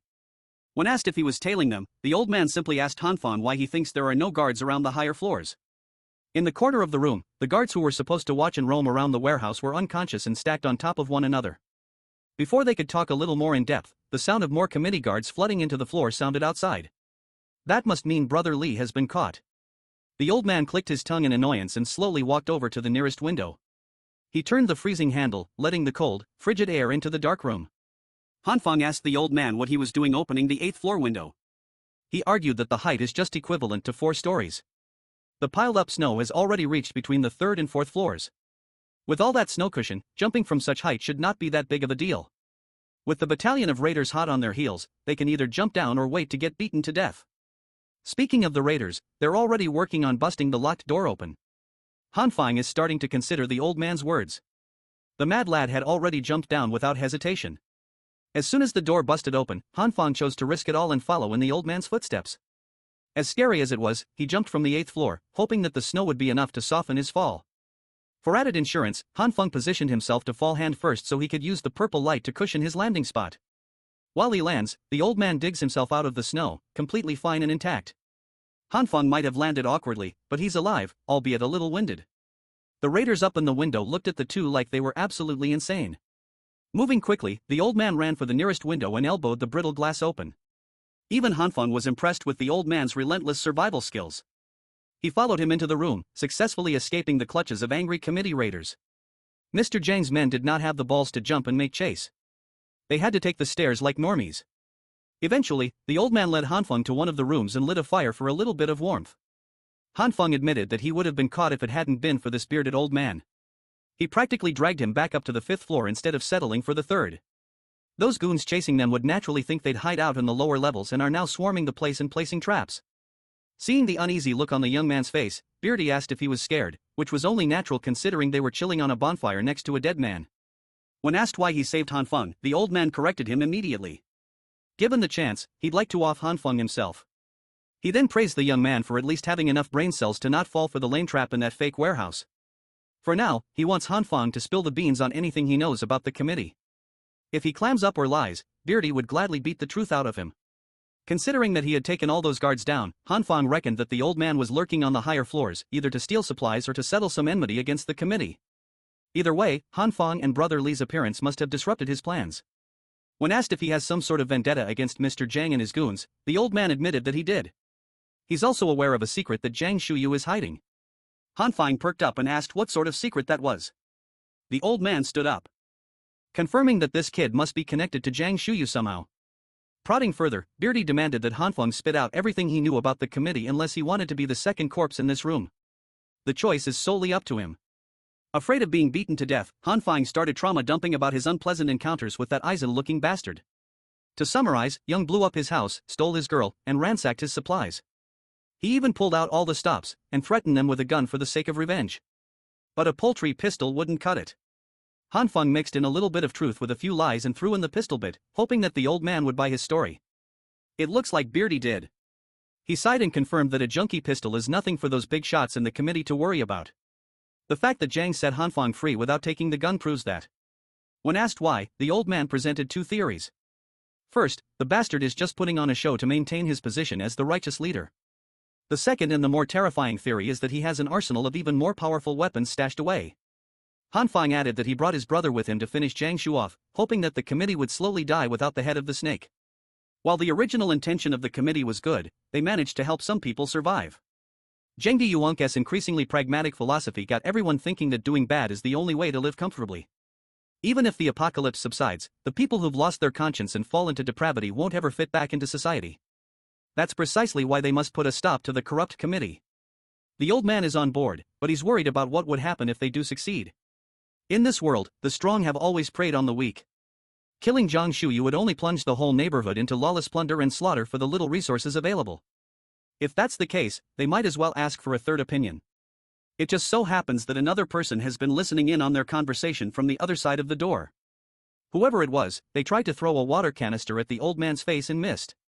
Upon retaliating, Beardy was surprised that his fist was stopped by such a small body. He then noticed that the hands holding his fist back were trembling in fear. Beardy repositioned in motion to bash the Snoop's head, but stopped as soon as he heard her familiar voice.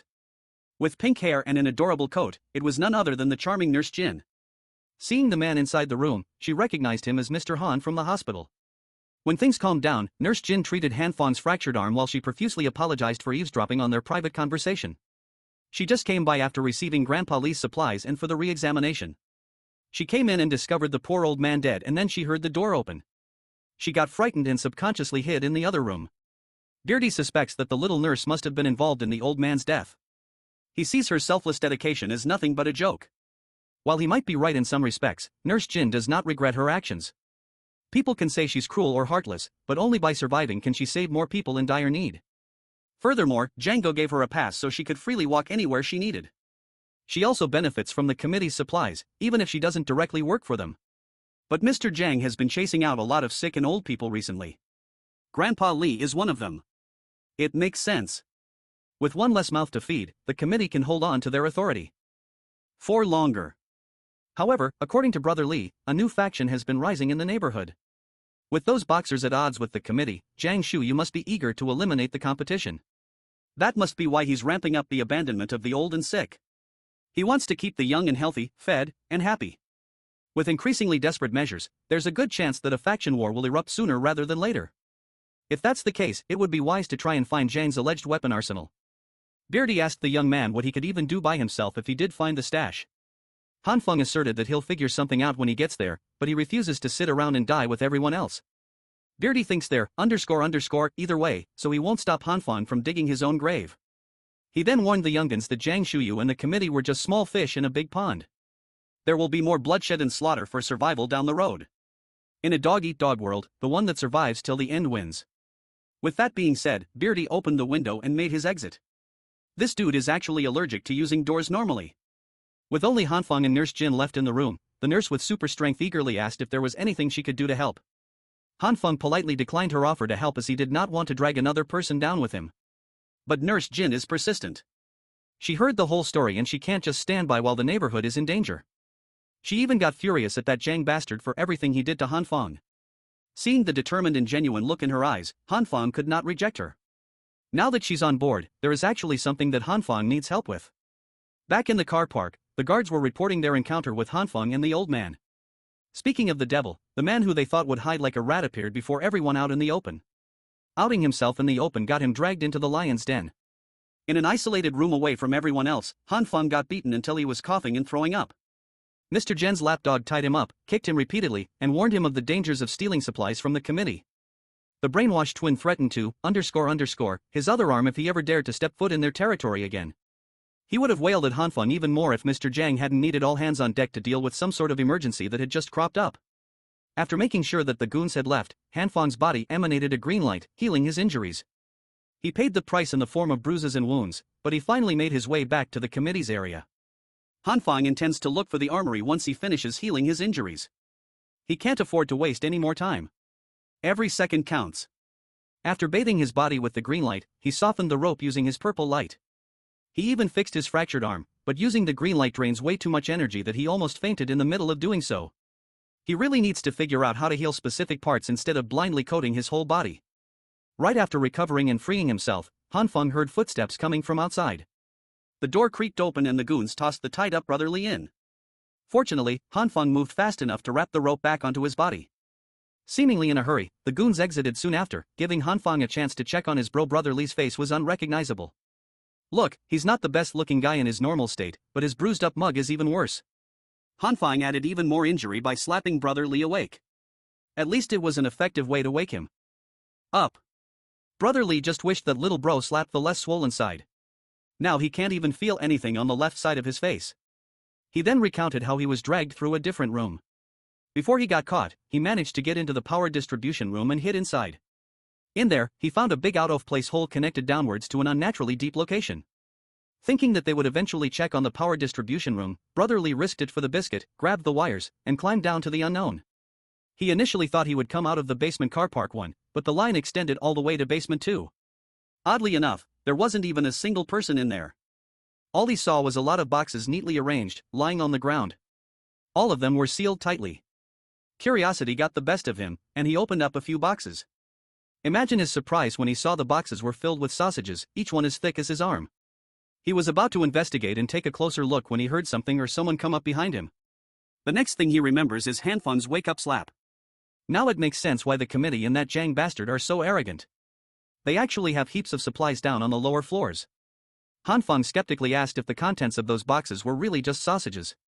If they have so much food, why would they work so hard, going as far as to use explosives to try and steal supplies? The boxes had nothing written on them. The contents were just shaped like sausages. So, Brother Lee assumed they were. Nevertheless, something does not feel right. At least now they know that Jiang Shuyu really has a secret warehouse. Suddenly, the duo heard the guards coming back. They were talking about how odd it was that Mr. Jiang was rushing them to dispose of Lei when they were trying to rope him in just the day before. Hearing that he has a kill order out there scared Brother Li out of his wits. When the goons entered the room with weapons in hand, the prisoners were gone. Confused, they searched the room.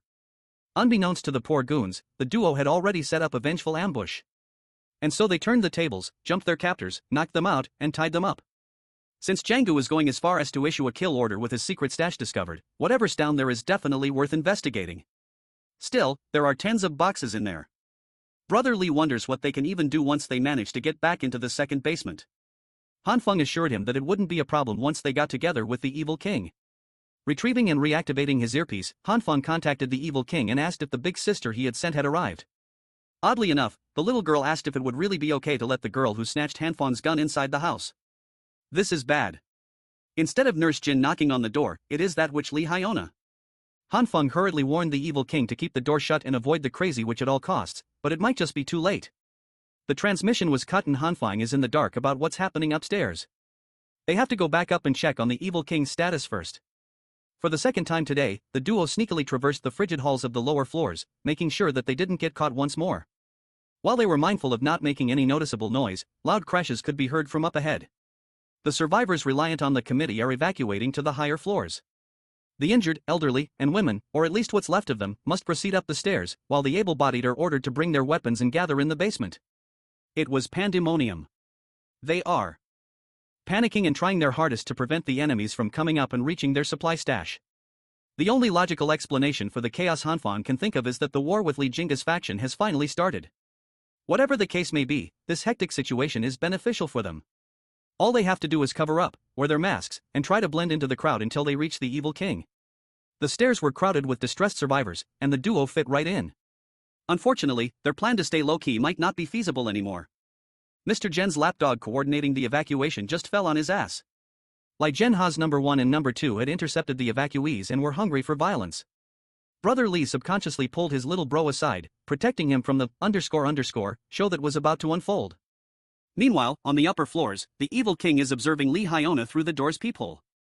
The witch carefully moved and stuck her ear on the door's surface, trying her best to suss out if Han Feng was inside, but she couldn't hear anything. She looked highly suspicious in every sense of the word. It was at that moment that Nurse Jin finally pulled up with her medkit. When asked what she was doing snooping around Han Feng's door, Hona was stun-locked as she tried her best to formulate an excuse. The best she could come up with was that she came over to search for food. Of course, Nurse Jin was not buying such flimsy, you see, Lai Hyona was not alone. Behind her was a whole battalion of emaciated, good-for-nothings equipped with weapons. Lai Hyona and her goons confronted Nurse Jin, and she stood her ground by saying that she'd been called to treat someone in the room. Unfortunately, the mad witch is too sharp to buy that excuse. She had seen the nurse and Han Feng talking before, so she turned to her miserable goons, desperate for supplies, and whispered poison into their ears. One by one, the creeps approached Nurse Jin as she slowly retreated and threatened to report the disruption to Jiang Shuyu. Hyona thinks using the nurse as a hostage would lure Han Feng out. The goons were not exactly enthused to hold the only medical staff in the building captive. If they keep this ridiculousness up, Nurse Jin threatens to drop the polite act altogether. When they chose to ignore her warnings and kept on restraining her arms, the dainty nurse lifted the goons and smacked them together like they weighed nothing. Hyona and the rest of the creeps subconsciously retreated in terror. Nurse Jin took a deep breath and warned them one more time that interfering with her work carries consequences. The witch has gone absolutely cuckoo. She pulled out a hidden knife from her pocket and swung it at the lovely nurse. She had no regard for the well-being of others. If Nurse Jin was not wearing a thick enough coat, the blade could have cut her skin. Hyona warned her goons to stand by and be careful of the freak's inhuman strength. While everyone was distracted, the apartment door slowly creaked open. The raiders were confused as the weapons in their hands trembled in unison. The trembling became so strong that it turned into an irresistible suction force. Standing at the door was the self-proclaimed Demon King with her hidden ability in full view. She even executed some useless njutsu hand signs to make it more dramatic. Knives, bats, pipes, and all sorts of improvised weapons were confiscated by her domain. She went at it so hard that even Li Hyona's dilapidated clothes started getting sucked in. The sketchy raiders tried to run away, but the suction was too strong. They thought a ghost was playing with them. Back in the lower floors, the war between factions continued, becoming more violent by the second. Fists were thrown and skulls were bashed in. In the midst of the chaos, Han Feng and Brother Li are running from a hulking man. Hanfeng threw a punch at the wrong guy and now they're in a cartoon chase scene. Who would not be fuming if a single punch made your cheeks swell to the size and color of an apple? Hanfeng threw a shot in the dark. He combined his green and purple lights to form a reinforced glove and got a powerful result in a desperate situation. To make matters worse, Mr. Zhang's lackeys recognized them in the middle of the riot. If they get caught again, those sadists will never give them another chance to escape. So, Hanfeng thought of a quick plan, separating from Brother Li. While the gangster picks up their little roommate, Hanfeng will serve as the distraction. It's going to be hard to pull it off alone, but he's confident in his chances. Hanfeng made a show of running around the basement parking lot, drawing as many eyeballs to himself as possible. He vaulted on top of a car and screamed at the top of his lungs, turning heads from every direction. Hanfeng raised his middle finger to everyone in the room and falsely confessed that he was the one who raised the prices of supplies so all the peasants would starve to death. What followed was dead silence. Every raider, no matter which side they represent, gnashed their teeth in anger. It was as though everyone forgot their differences. Now they are united with the same goal to catch and kill Hanfeng first. The first part of his plan was a smashing success. Hanfeng vaguely recalls seeing the entrance of the basement car park closed off by a metal gate. Right now, tons of snow are bearing pressure on that gate, and it is waiting to be released. He single-mindedly ran for the gate and failed to notice one of the infamous twins hot in his heels. He got socked off his feet, tumbling all the way to his intended destination. With the metal gate on his back, the angry mob closed into the corner of Hanfeng. He touched the cold metal, focusing on stirring his ability. With immense concentration, he covered the entirety of the gate with his bizarre purple light. In fear of the light, the mob stopped their advances. When the light was snuffed out, their anger rose once more. The final push was Hanfeng screaming at the bastards to come at him. While the angry mob rushes forward, the once solid metal gate has turned soft and malleable. The material is not nearly strong enough to hold back tons and tons of snow from rushing into the floor. Seeing the incoming indoor avalanche, the mob quickly forgot their beef with the young man. Now it's a run for survival. The avalanche was brutal. It had enough force to wash away the cars neatly parked in the basement. The warring factions were swallowed by the great white coldness, burying them in frost. Those who were fast and lucky enough were able to run towards the exit on time, saving themselves from the incoming disaster. When the avalanche settled, the entire basement floor had been rendered useless and inhospitable. Hanfeng planned ahead and found himself a decent hidey hole. After confirming that the threats had been washed out, he dug himself out of the snow. Much to his surprise, turning a giant metal gate into jelly didn't cause him any fatigue at all. Maybe he's getting a lot better at using his abilities. While he was lost in thought, the old man that saved his ass before showed up in front of him. For some reason, he feels as though this weird boomer has been watching him all this time. After confirming that the avalanche had stopped, the mob re-entered the basement. Hearing the sound of footsteps getting closer, the old man forcefully dragged Hanfeng away. The two found themselves in a certain remote corner on the first basement floor. Trying to catch his breath, Hanfeng demanded to know just who this boomer really was and why he was trying to get all up in his business. Seeing that there is no sense in hiding any longer, the boomer introduced himself as Li Jianghao, the man leading an all-out war against Mr. Jiang.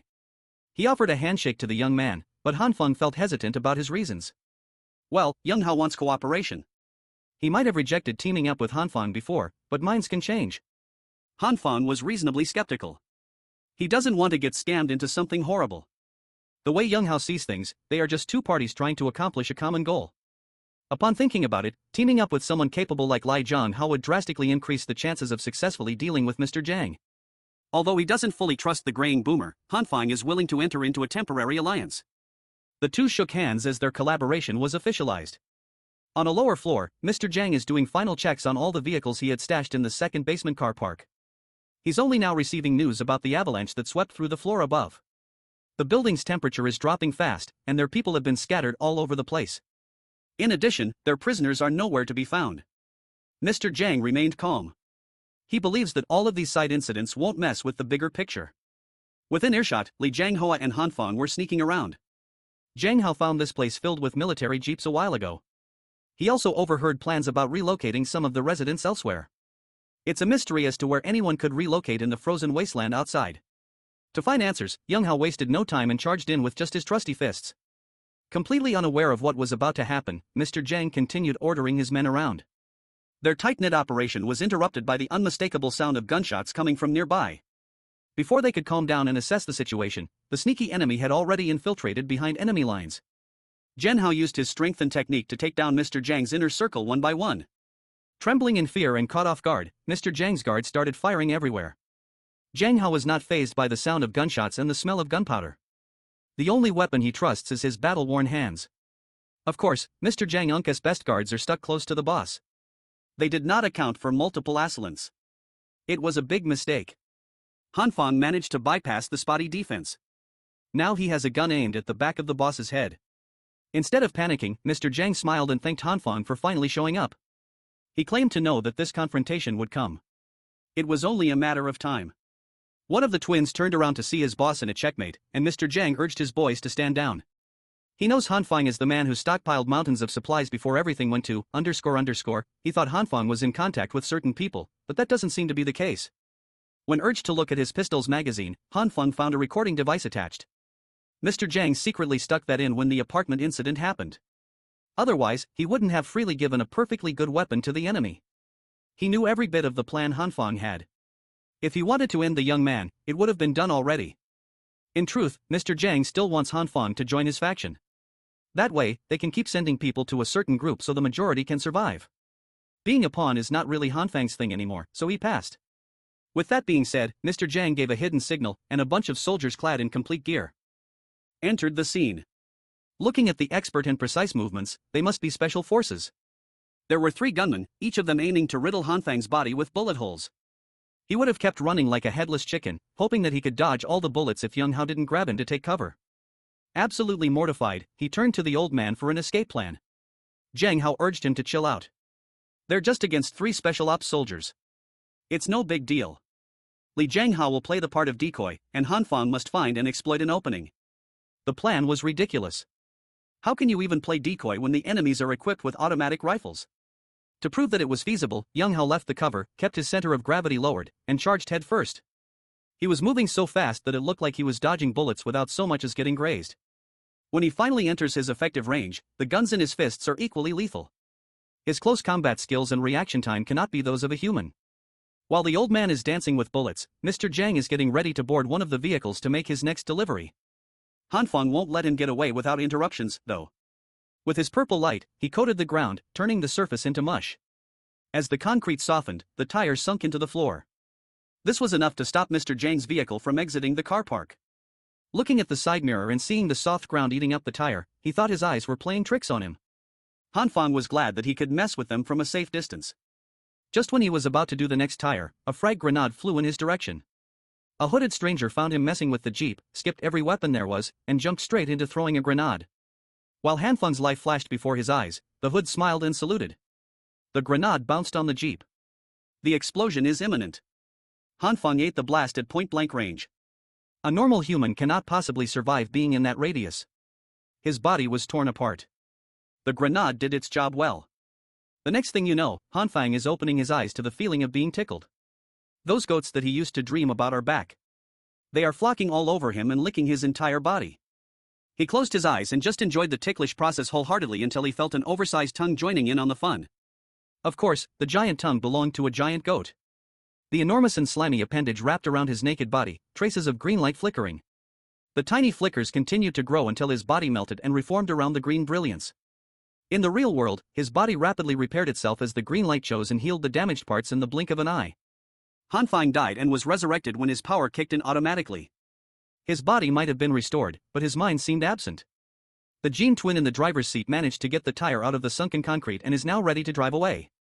Before he could step on the gas, the whole side of the jeep swiftly crumbled into nothingness as a red light erased everything in sight. The light flickered ominously, devouring every matter in sight. With a single swipe of his hand, the unconscious Han Fang deleted half an armored jeep. After tearing the vehicle apart with a touch, one of the twins aimed his gun at Han Fang. He saw the barrel of the lethal weapon aimed at him with bloodshot eyes and grabbed that sucker with his glowing hand. The pistol exploded to pieces, dismantled into smithereens. The destruction continued, devouring the threads of Jin Shin Woo Unk's clothes. Mr. Jiang Unk's calmness had vanished alongside the jeep's roof as he skewered out of the vehicle. Exposed to the bone-chilling elements exacerbated by the avalanche one floor above, Jin Twin shivered in pain. The cold quickly spread through his body as the red light devoured the top of his skin. Within seconds, the poor underling died from the cold. His twin brother saw everything happen and felt the desire for vengeance brewing. Jinkinwin charged the berserk Han Fang with a metal pipe in hand. He was eager to bust the guy's head open, but it won't be easy. When the metal pipe touched the red light, the material burst into pieces, dissipating in the air. Mr. Zhang called one of his men to request for reinforcements. This is beyond his expectations. Ignoring the surviving twin, the unconscious Hanfang sought a different target. With purple bouncy lights in both hands, he slowly strutted his way to a different armored jeep. The driver and passenger didn't know what to do as the gooey light devoured the entire vehicle. Suddenly, the exterior of the jeep started dripping like it was made of melting wax. The vehicle had turned almost liquid. The people inside the armored jeep screamed for help and tried to get out, but it was too late. With an unrecognizable shape, the material hardened once more, turning the driver and passengers into metal statues. To stop his brutal rampage, someone started shooting at Hanfang. A bullet lightly grazed his cheek, and the green light immediately healed the wound back up. The inexperienced guards trembled as they ran out of bullets. They saw what Hanfang did to their comrades. All they can do now is run for their lives. Covering their retreat, the special ops shifted their main target to Hanfang. They were tasked with prioritizing Mr. Zhang's party. Seeing his playmates change course annoyed Lai Yonghao. At least one of the special ops forces stayed behind to engage him in hand-to-hand combat. Throughout the whole sequence, Jian Hao is trying to decipher what really is happening with Zhang Shuyu. As bullets chased him down, Hanfang used his purple light to gain some verticality by sticking to the walls. He responded to their lethal force by turning the floor into a gelatinous substance, making it difficult to maintain balance. Once he successfully took away their ability to aim accurately, he closed the distance and erased their automatic rifles from reality with a burst of red flash. Mixing it up a little, the green and purple light shown as their properties made it possible to reshape the remaining metal from the guns into a melee weapon. It was a twisted and crude blade befitting a man bereft of control of his own body.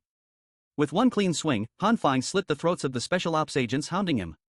After those last two kills, the exhaustion from using his power to its limits had finally caught up to him. As his body was shutting down, the vengeful twin jumped out of the shadows for a sneak attack.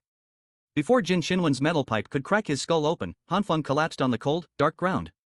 Seeing as the terrifying monster had become defenseless, Xinwen thought he could land the killing blow. Unfortunately for him, Li Jianghao is still around to protect his business partner's unconscious body. In a one-on-one, a single special ops bastard could not possibly survive his champion's fist. Today, he learned that Hanfang is a madman when he loses control. After retrieving the young man's body, he heard some movement from outside and immediately ran to hide. Mr. Zhang had returned to the second basement car park with a fresh battalion equipped with riot shields and blunt weapons. He commanded the battalion from the middle while holding a gun tightly as his lifeline. Upon doing a perimeter sweep, they found 2 dead special ops guys. There were supposed to be 3, but only 2 corpses were found. Jing Qinwu froze to death. His brother and a few others who ran were the only survivors. With the soldiers dead, they don't have a guide to reach the other base camp anymore. Mr. Zhang accepted that today's plan was a massive failure. They must recuperate and rethink a strategy. Meanwhile, in an abandoned room, someone is burning books for warmth.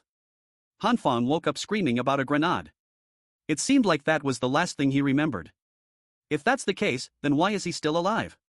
And where is he? Those are the questions swimming in his mind. Thankfully, there was a familiar face nearby, the one who grabbed him to safety. Lai Yonghao. When asked what happened, Yonghao can't even come up with a reasonable explanation of what transpired without sounding insane. More importantly, he has gained a general idea as to what Jianggu is planning. As for the specifics, he has a willing volunteer to get some more answers, paid with blood and torture. Based on what the soldiers had already confessed, a so-called base sent them to conduct a transaction with Jianggu. Allegedly, they are bringing food and weapons in exchange for the residents.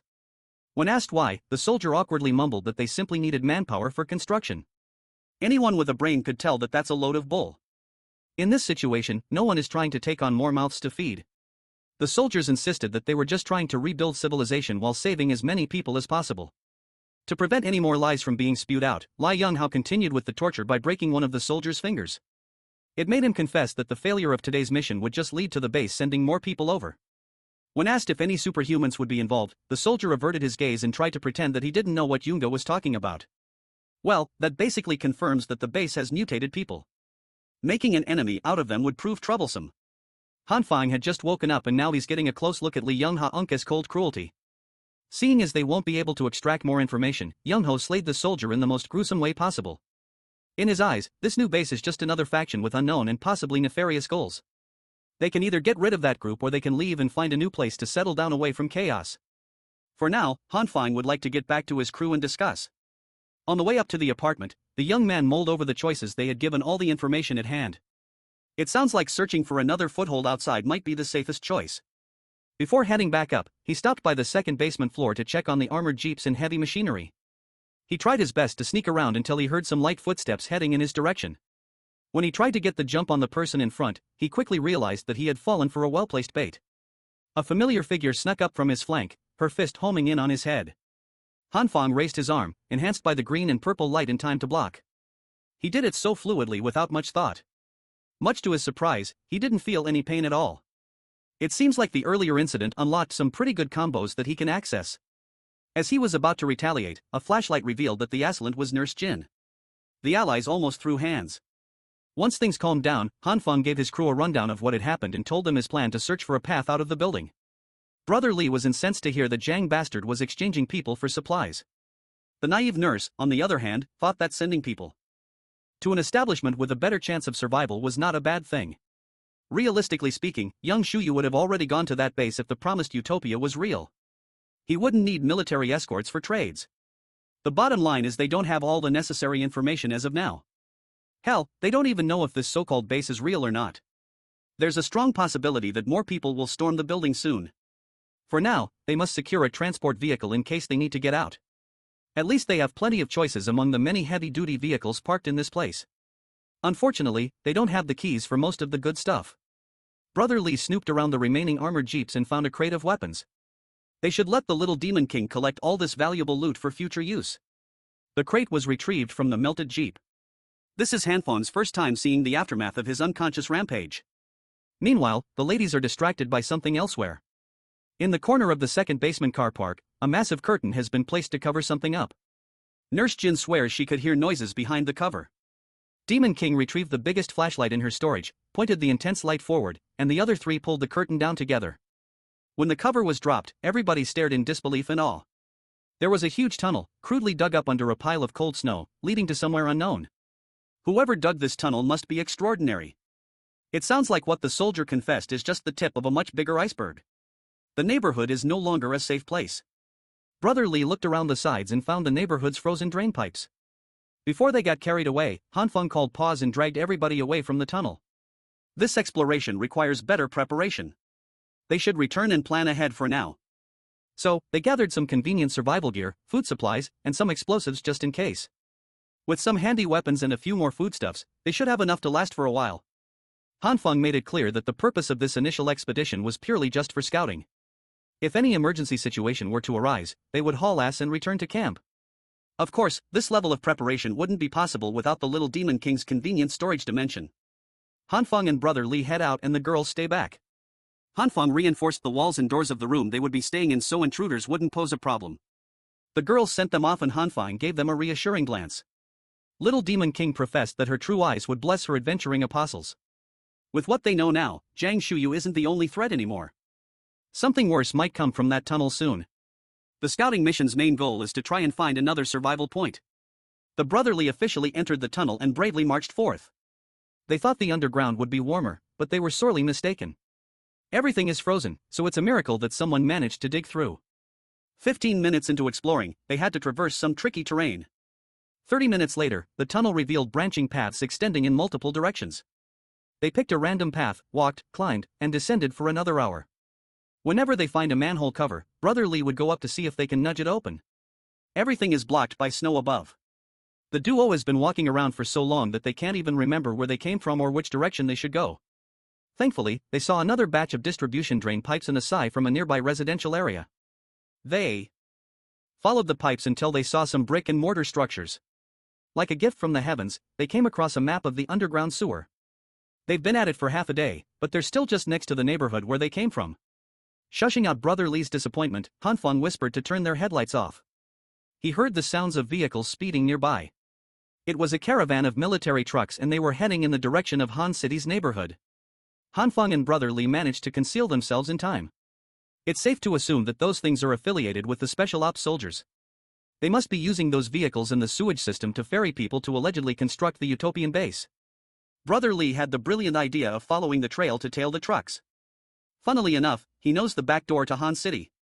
A year ago, an old lady from Han City fell into the sewers and he swooped in to save the day. He swore that he could still remember the way to that spot, bragging about his memory that made him a straight-A student in high school. When they arrived at the place he was boasting about, the manhole cover was frozen shut. It might be a bit off from the location, but they might as well try the other manhole up front.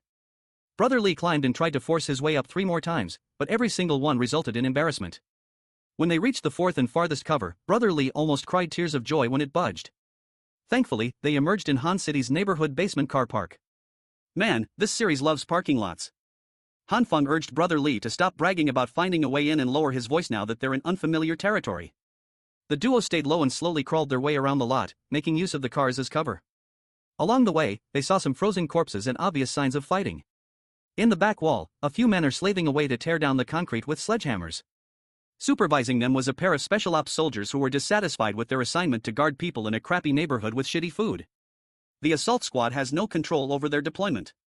It looks like Han City is already under complete control of the militaristic faction. Suddenly, the ground started shaking vigorously. The soldiers yelled at the laborers to run away as the real workforce was about to penetrate through from the other side. The wall they'd been toiling over started to crumble and crack. Before the laborers could run to safety, a massive explosion sent them flying alongside boulder-sized debris. Emerging from the other side was an overgrown baby with a shiny bald head and an unusual glimmer in his eyes. That thing was so massive it didn't even look human. It must be the one who dug the tunnel connecting to their neighborhood without anyone noticing. No matter how you look at it, Han City is a bad place to be. If the duo is discovered, they are finished. After digging a brand new tunnel, the big baby demanded his snacks, and the soldier overseeing the operation promised snacks after cleaning up the passageway. The big baby did not like the sound of that at all. With veins bulging along his neck, he struck the ground and shattered the flooring. The destruction reached all the way up to the duo's hiding spot. That's the biggest sign to get the hell out of this godforsaken place. They crawled away, careful not to attract any unwanted attention.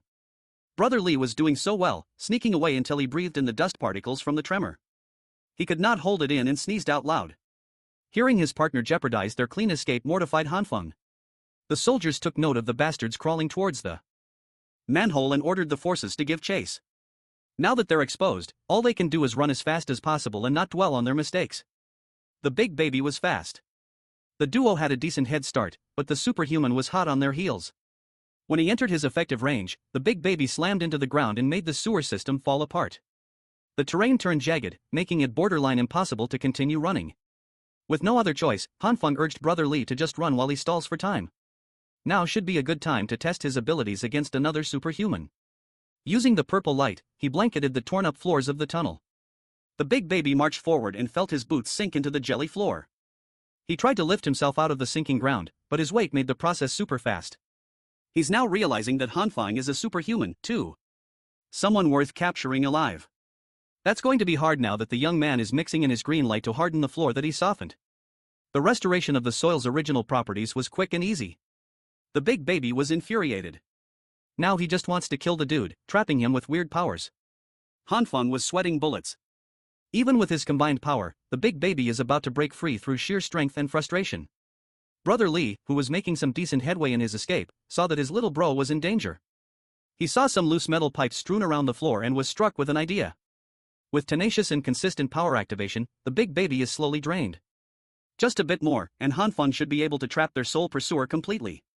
He would have won the battle of attrition if it wasn't for Brother Lee's overprotectiveness of his superhuman little bro. The boastful gangster abandoned the escape plan, grabbed the metal pipe, and burst in to contribute to the fight. With the big baby rooted on the ground, he was able to land a clean hit to that big bald head. Unfortunately, he didn't even deal damage with his full swing. All it did was anger the fat bastard even more. This is the second time Han Feng was screwed by Brother Lee's blunders. The steadily weakening big baby hit his second wind, fueled by the desire to bury 2 pesky bugs underground.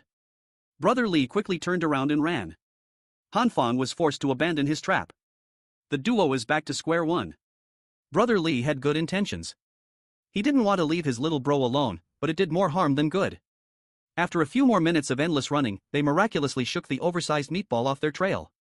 With the path behind them walled by loose boulders, they should be cleared from immediate danger for now.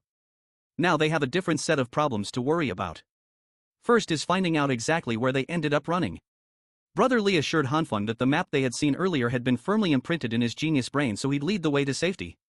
The gangster merrily picked a path and confidently strutted forward. Han Feng was not in the least bit convinced. 10 minutes later, Brother Lee yelled that he recognized the sewer layout on the left. 20 minutes after that, he continued following some random pipelines. By the 40-minute mark, he was starting to doubt his navigating skills. Thankfully, Han Feng felt a light whisper of wind coming from nearby. He finally wrestled control of where to go and followed the wind. They eventually reached a path going upwards, a literal light at the end of the tunnel. Brother Lee jumped to the front and acted as though he was the one who found the exit. They climbed a wall of ice, being careful not to slip on the icy grooves. Finally, they reached the end of the line and laid eyes on the outside upper crust world. It was dark and gloomy, but the snowfall had somewhat subsided. The world they used to know no longer exists. Everything is cold and frozen in time. Brother Lee jumped out of the sewer tunnel and confirmed that the surface that used to be water had already hardened. Han Fang carefully observed his surroundings and identified a structure that looked like the Dingfang building. The Dingfang is supposed to be the tallest structure within 5 kilometers northward of their neighborhood. That means they wasted a lot of time heading in the wrong direction after running away from danger underground. To illustrate, Xingfu District is located within the southern third ring of Hanyuan City. Right now, they are in the northern fourth ring. With the tunnels compromised, their only option is to travel on land in hopes of returning to the district. To do that, they must first pass through Jingshan District. Under current conditions, it's practically impossible to get home within the day. Once again, Brother Lee bragged that he has plenty of contacts in Jingshan. They could probably find a hookup for a good meal and a place to rest. While he was prancing around the snow-covered roads, his foot slipped. Thankfully, the snow cushioned his fall. That's a sign of moving slowly given how slippery the roads have become. As the night deepens, the snowfall gets heavier. Perhaps they need to find a decent shelter for the night. So, the duo tried to cover as much ground as they could while keeping an eye out for a possible camping spot. They are about 3 kilometers out of Jingshan District, but the blizzard is getting worse. If they endured and powered through the cold for another hour, they should be able to enter a familiar territory. A few more minutes later, it became clear that they must either pick up the pace or freeze to death. To make matters worse, they saw a pair of dudes frozen to death in the middle of the road. Based on their packed bags, they seemed prepared for the excursion, but the cold trumps all. There was no food in the bag. Perhaps that's why they were trying to head out in search of supplies. This is just the new normal now. With the snowstorm continuously intensifying. Perhaps it would be wiser to rest for now and continue the icy trek tomorrow. No one wants to suffer the same fate as these two frozen blahs. The duo managed to reach the Jingshan district as the snowstorm reached its peak. Interestingly, some of the villas in the area weren't buried under the snow. As they headed for one of the possible campsites, they spotted some silhouettes behind the heavy snowfall. Brother Lee volunteered to go ahead first and try to talk to whoever was ahead of them. Before Hanfeng could warn the gangster about the dangers of interacting with strangers, Brother Lee was already gone. He was captured by 2 men. Now he has a gun pointed at his temple. With Brother Lee held as a hostage, Hanfeng was robbed. The young man tried to slightly grab his gun from his waist, but the robbers weren't messing around and fired a warning shot. The robbers yelled at him not to try anything funny. Then the 2 muggers started quarreling about keeping their captives in one piece. They don't want to get stuck carrying dead weight up the hill. Hanfeng was forced to surrender his firearm. A muzzle is tapping his forehead. If he fights back, he might be able to handle and heal one shot to the head with his ability, but going down that route would certainly end up in Brother Lee's death. So he surrendered peacefully and they were escorted up to a hill. The robbers were patting themselves on the back for successfully apprehending some captives who had guns. Hanfeng tried to act differentially. They've already surrendered all the supplies and equipment. It should be safe to let them go now, right? But the robbers have different plans for the 2. Hanfeng reckoned that they might be heading into a cannibalistic den as backup food supplies. Still, this is actually a pretty good spot to be in. From the top of the hill, one can basically observe the entirety of Hanyuan City. When they reached their destination, one of the robbers opened a villa gate with an automatic fob. That means this place still has power. Given that the inner city's electricity had long since been cut off, the villa must be powered by a generator. Even though everything is frozen and covered in snow, the quality of the villas in this place is obviously high. Much to Hanfeng's surprise, defensive structures were even constructed around the house. At that moment, a devilish plan sprung into his mind. If they can get rid of these incompetent captors, he could turn this place into a fortress with the help of the little demon king. His sly giggle at the notion was noticed, and it earned him a crispy slap on the back of his head. Finally, the robbers ordered them to finish digging near the protective wall. If they did as they were tasked to do, the robbers promised to let them go and even return their supplies. All they have to do is keep their heads down and stop trying to pull any tricks. Koyozi, the bigger and dumber one, was assigned to the first shift of watching the new manual workers. Big Koyozi over here is actually starting to get annoyed at how bossy the smaller one is. He turned to the captives and threatened to fire at will if they didn't start getting to work. When asked to at least remove the cuffs, Koyo snapped and pressed them to dig with the cuffs on. So, Brother Lee and Hanfang did as they were told. The superhuman and the gangster were reduced to simple laborers. It is uncertain whether the bastards would even keep their word and let them go after the job is done. Hanfang looked around the massive yard and saw a huge pile of snow near a truck. Upon closer inspection, he found a bunch of frozen legs, arms, and other body parts sticking out of the pile. This does not bode well for them. Hanfang quietly pointed out the pile of frozen corpses to Brother Lee. The hardcore gangster almost passed out when his brain finally comprehended that he was looking at dead people.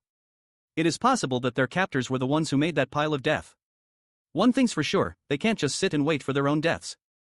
Hanfang devised a quick plan and relayed it to Brother Lee for execution. After they went over the details, the plan kicked off with the two yelling and hurling insults at one another. They acted as though they were fighting about their shoveling methods, making the work much harder than it was supposed to be. Koyozi took note of the scuffle, aimed his gun at the two, and urged them to get back to work. The duo continued bickering, completely selling the act. Finally, Koyozi gave up trying to stop them from arguing, but asserted that the digging must be done before the sun sets. As soon as he nonchalantly turned his back on the duo, the wrangling abruptly stopped. Sayosi slowly walked back to his post, unaware that the flat side of a shovel was about to strike the back of his head. The bigger captor is down, and the duo just regained a firearm. Inside the villa, the smaller robber is sitting comfortably with a dirty magazine in hand. He was practically drooling at the pages, thinking that no one was going to interrupt his gooning time. Before he could get his pecker out, a light flashed in his face. He looked up at a gun's muzzle, staring him down. The duo waved the handcuffs provocatively and teased the robber for being such a gooner. Within just a few hours, the situation was completely reversed. The captives are now the captives. According to them, they are just debt collectors who came by the villa before everything went apocalyptic. They swore to their gods that the pile of corpses outside had nothing to do with them. They might be hardened debt collectors, but they draw the line at massacring dozens of people. Hanfang holstered the gun. He believes their story. Since the pair of robbers aren't too bad, they can freely go now. Brother Lee did not buy the story at all. He thinks they shouldn't let such threats go. Well, Hanfang promised freedom. Of course, that comes with a little stipulation. Sayosi and his gooner buddy were released into the biting coldness of the icy district with nothing but their underwear. It's only a matter of time before those two succumb to the elements. With that side quest taken care of, it's time to prepare for the hike back home.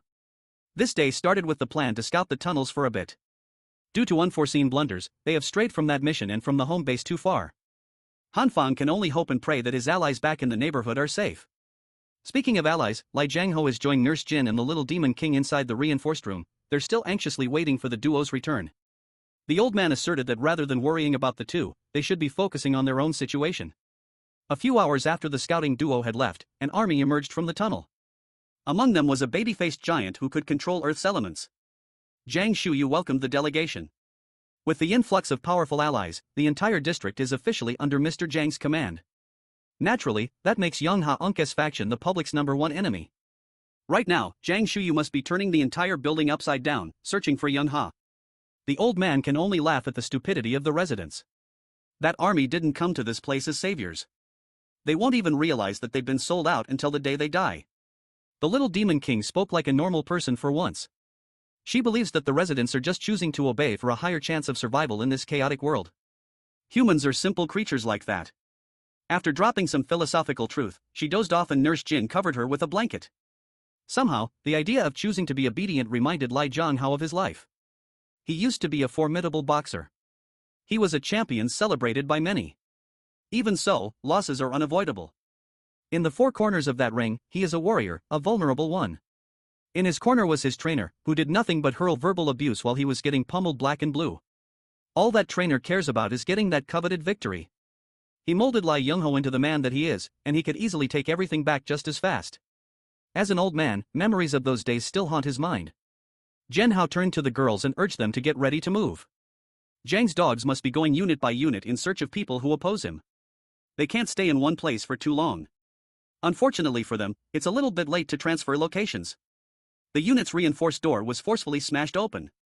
Zhenha, Nurse Jin, and the little demon king are completely exposed. It's a mystery how they have been discovered so quickly. Well, that's because the overgrown superhuman baby sniffed them out and is drooling at the sight of his targets. Down in the basement, the military people quickly got to work organizing the massive boxes of mystery sausages and loading them onto trucks. The man in charge of the faction received a headcount report. In total, they will be transporting 97 refugees and 126 boxes of food supplies. Delivering that many assets back to their base should not be a problem. The scarred faction captain smoked his cigar and asked about the 3 special ops soldiers he sent as an advanced party. Mr. Jiang fearfully confessed that the soldiers were killed by a man named Hanfang washing his hands of any fault. Hearing that his boys died obviously ticked off the scar dude. Jiang Shuyu elaborated that Hanfang is a superhuman. His men would corroborate the story about the dude using some sort of light-based power to prove that he's a good partner. Mr. Jiang brought up the fact that he did the dirty work and made those sausages with mystery meat. Before his tongue could slip and say something that should be left unsaid, Captain Scar shut him up. Mr. Jiang is desperate to prove his worth for the sake of his personal safety. Captain Scar is actually very pleased with his contribution. He's done enough to be considered one of the boys, and Captain Scar doesn't touch his boys without a good reason. For now, he will send someone to find this Hanfang fella for a stern interrogation. You see, he hates liars. The sleuth he sent to track down the alleged superhuman was none other than the big baby. After busting the door open, the simple brute asked if Hanfang was around. Li Yonghao grabbed the little demon king and shielded Nurse Jin with his body. Anyone who could destroy the door, reinforced by Hanfang's power, is bad news. More alarmingly, Li Yonghao-Unk's instincts are telling him to flee. The overgrown baby in front of him is giving off the stench of a wild beast.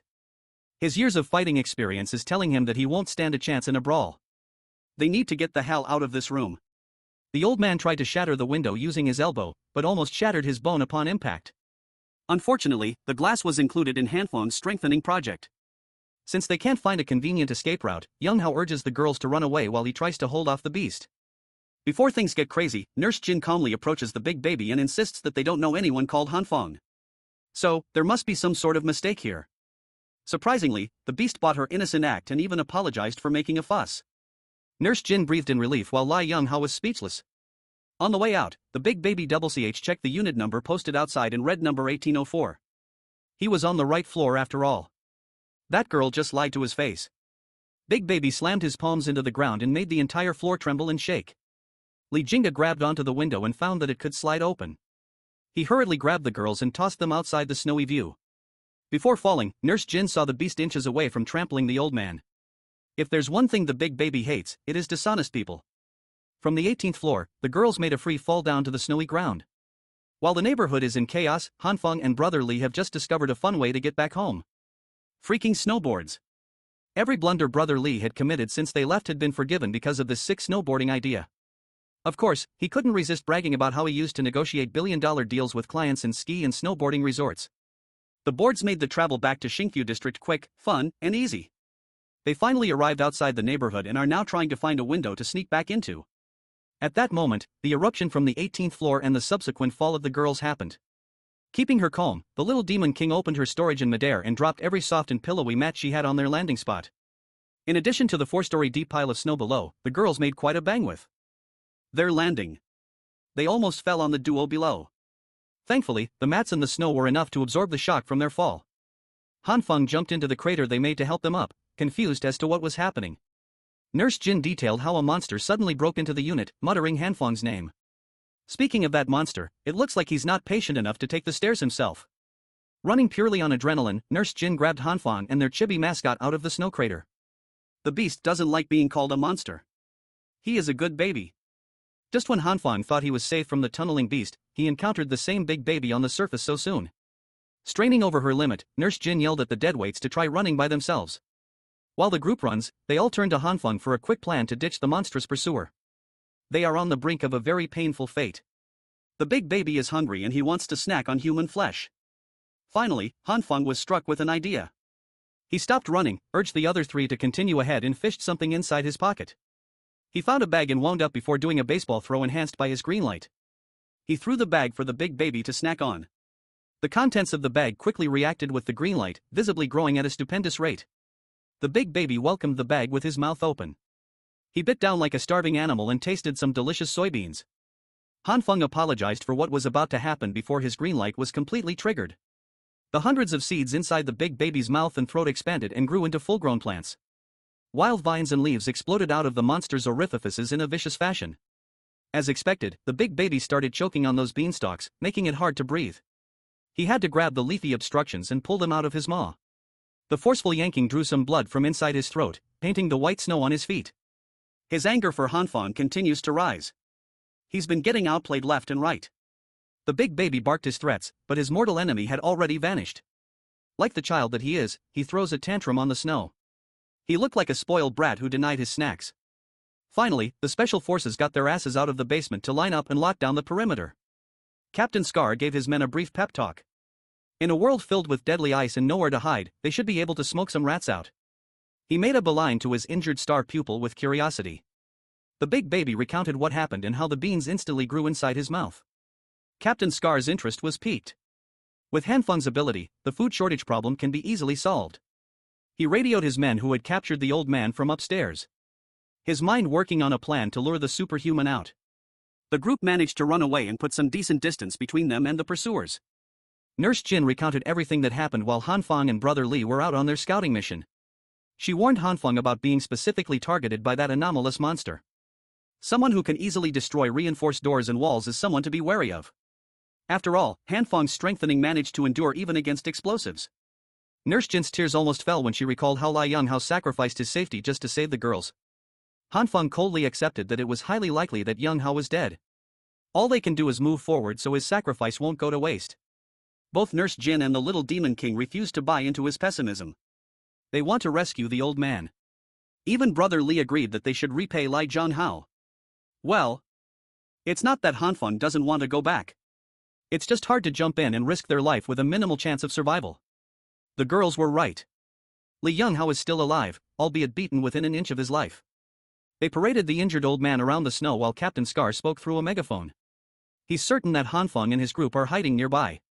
Captain Scar assured the group that what happened earlier was just a big misunderstanding. Seeing Lai Zhonghao being paraded in the snowy streets, Nurse Jin nearly jumped out of their hiding spot. Captain Scar wants Hanfeng to join his organization. As long as he's willing to team up, his wife, kid, and brother will all receive proper treatment for an official. That announcement confused the group. It sounds like the enemies have some inaccurate info. Seeing no response at all, Captain Scar turned to the old man and asked if Hanfeng was the heartless kind who wouldn't care whether his brother lived or died. Lai Zhonghao chuckled and revealed that he had just met the kid a few days ago. That earned him a rough smacking. Captain Scar couldn't believe that this fool risked his life to protect some girls he barely knew. Django added that Hanfeng had also just met those girls a few days ago. They're not his wife and daughter. Captain Scar couldn't believe that he was working with some faulty intel, so he changed his strategy. He tried convincing Hanfeng to stop risking his life for strangers. If he's interested in girls, he can just pick as many as he wants from the base camp. For a second, Hanfeng almost jumped at that golden opportunity. Brother Li and Nurse Jin had to calm him down. Since the grown-ups are so unreliable, the little Demon King stepped forward with a plan to help Uncle Yonghao. Down in the streets, Captain Scar is stepping on the old man's broken arm, torturing him for more information. Unfortunately for these military dogs, Yonghao is one resilient son of a gun. Instead of answering, he's more interested in asking questions about this so-called base instead. Captain Scar parroted the vague answers everybody else gave, saying that their camp was saving people. A noble sentiment that normal people would not understand. Janga laughed. That cookie-cutter answer was obviously a rehearsed lie. Well, since he's dying soon anyway, Captain Scar sat closer to his ear and whispered the real answer. In the frozen urban areas, what living creature is still thriving and is plenty in number? A population so huge that they can be hunted and eaten freely? Zhonghao already suspected the worst, but hearing it from the culprits was still bone-chilling. These monsters are gathering residents as cattle for slaughter. The living consumes food, and the dead become food. Just as Captain Scar was about to blow Yonghao's brains out, a bunch of random stuff, big and small, started falling from the sky. Upon closer inspection, the soldiers marveled at the rain of cigarettes, alcohol, and food. There were fresh vegetables, and meat mixed in there, too. The big baby led the charge as the soldiers ran up to the snow to grab whatever they could get their hands on. Captain Scar tried to stop his men from going crazy. He fired his pistol in the air to regain control of his boys, but it was ineffective. He raised his vigilance. This is a textbook distraction. At any minute now, the enemy will definitely launch some sort of ambush. Sounds of crushing and cracking caught his attention from a distance. The walls of a nearby building crumbled as a giant bulldozer drove through, leaving an enormous hole. In the driver's seat was Hanfeng, ready to get his hands bloody. From the little Demon King's perspective, her plan goes as follows. First, she will sprinkle some alluring fodder from the sky to attract the starving sheep. That means she's going to throw a bunch of random __ to create chaos amongst the soldiers. Hanfang will then attack the flock of sheep with his metal beast form, rescuing their injured comrade. That means they will break through using a bulldozer to save Lai Jianhao. Unfortunately, Hanfang is the only one in the group who can decipher her delusions of grandeur. With the plan established, the four moved according to the Evil Eye's enlightenment. Disregarding how simple and crude the plan was, they're not even sure if the soldiers would take the bait. As for that metal beast, she already has one store in the storage dimension. Hanfeng never would have thought that his evening would be spent driving a big-ass construction machinery. Driving such a powerful thing felt good, though. The dozer made a clean landing, plowing through the thick snow like it was nothing. He swiftly turned in the direction of the soldiers and neatly pushed them away using the front blade. The soldiers were way too busy with scourging loot to care about being swept away. Captain Scar turned to his big baby. He's their only hope to deter that dozer. As ordered, the baby-faced superhuman jumped in front of the barreling vehicle with the belief that there's no one stronger than himself. Big Baby pushed against the dozer. Hanfeng knows how strong the big baby is, but trying to have a contest of strength against heavy-duty machinery is just insanity. Using the front blade, he caught superhuman off guard, flipping him into the air in one lift. After what must have been a dozen spins, his head dug into the snow. Captain Scar demanded that Hanfeng stop or he would blow Li Zheng's head off. Inside the dozer's cab, Hanfeng couldn't hear anything from outside, so he drove forward, unafraid of Captain Scar's empty threats. It was a game of chicken, and Captain Scar lost. He dived away from the collision course while praising the young man's ruthlessness. All that's left to do is pick up the old man and get the hell out of here. The rescue operation was a massive success. Next up is the getaway scheme. From inside the cab, Hanfeng used his purple light to soften the surface where Young Hao was lying down for a more comfortable ride. With comfort taken care of, they sped up into one of the other skyscrapers nearby. Hanfeng gave the signal to the others and they picked up. Brother Li, Nurse Jin, and the little mastermind broke through one of the building's windows and boarded the bulldozer's roof. As they sped off to the distance, the soldiers finally recovered, picked up their guns, and rained down on the metallic beast. They quickly boarded their armored jeeps and trucks to chase after the group that dogwalked them with such a simplistic plan. They were firing with vengeance, but their aim could use a lot of work. Captain Scar is practically screaming at his driver's ears to speed up. Unfortunately for them, the snow pile-up on the roads had become too thick. Their tires are losing grip and increasing speed is impossible. They are up against a giant bulldozer that can just barrel through any sort of obstacle in its way. It's a massive mismatch. Even their camp only has a few of those valuable things. Actually, by the looks of it, the bulldozer is their property. It was the one used by the advanced party. That only served to infuriate the captain even harder. No matter how hard they tried to keep up, the lost grip was way too disadvantageous. One of their jeeps swerved and made a mess of the road, implicating the other vehicles and forcing everybody to stop the chase. The captain's car almost blew up from a loose gas canister that flew to their windshield. Looking ahead, they found a bunch of appliances and junk littering the road, obstructing their only path. The little demon king had to step in and save the day once more by throwing another batch of random __ on the road. This time as a deterrent. She stood on the dozer's roof, extremely pleased with her contribution to this mission, making the enemies despair before her power. She looked badass until the cold made her sneeze adorably. The group drove for a few more hours, making it certain that no one could tail their trail. The rest of the group had long since entered the cab with Hanfeng, and it was crammed in there. Brother Li wants to get a turn in the driver's seat while the old man is freezing in the back. Their next destination is the hillside villa Hanfeng and Brother Li found. It's a decent place where they can camp. Everybody agreed with the plan, but the bulldozer is starting to falter. The warning on the meter is blinking, and it seems like they've run out of fuel. Thankfully, they have the Evil King's storage dimension. So, Hanfeng politely asked her to bring out some oil. This damned delusional freak opened her dimension and pulled out bottles and bottles of cooking oil. At least it's not baby oil, no diddy. At that moment, the dozer's engine finally died. The cab was flooded with bottles of cooking oil, and Hanfeng felt a headache coming from it. He cleared up the confusion and asked the little one to take out the fuel he prepared beforehand. The little demon king fumbled around her storage dimension for a minute, growing more embarrassed by the second. As it turned out, she accidentally included the fuel canisters together with the fridge, sofas, and other appliances in the pile she threw to clog the road. Even the generators were lumped in. Hearing that mortified everyone, they basically ditched their valuable stuff. Hanfeng had 1 year's worth of fuel ready for consumption, but now they have none. The little one tried to assuage him by bringing out natural gas for cooking. She also has buckets of coal ready for use if that helps. Hanfeng can't even do anything with this trash. While holding a lump of coal, a wild idea popped into his head. Based on his extensive experiments with his powers, plants that failed to sprout turned into a coal-like flammable substance. Meat, on the other hand, turns into an unknown black liquid that has similar attributes. Since they had no other choice but to throw a shot in the dark, he demanded a metal bucket and some meat. Once everything was prepared, he used his green light on a piece of meat. While it is difficult to enhance meat the right way, failing on purpose is so much easier. A single piece of meat filled the bucket, half full of the mysterious black liquid. Everybody recoiled at the smell of the sticky substance. Han Fang has gotten used to it. He fished a lighter from his coat and set the liquid on fire. Just as he expected, the substance is highly flammable. He was pleased with himself, but Li Jianghao was skeptical. They can't possibly replace fuel with this stuff, can they? Unless they want to ditch the bulldozer and walk in the harsh snowstorm, they have no other choice but to at least try. So, Han Fang produced a few more buckets of liquefied and putrefied meat juice. He turned the ignition key and the hulking vehicle miraculously started.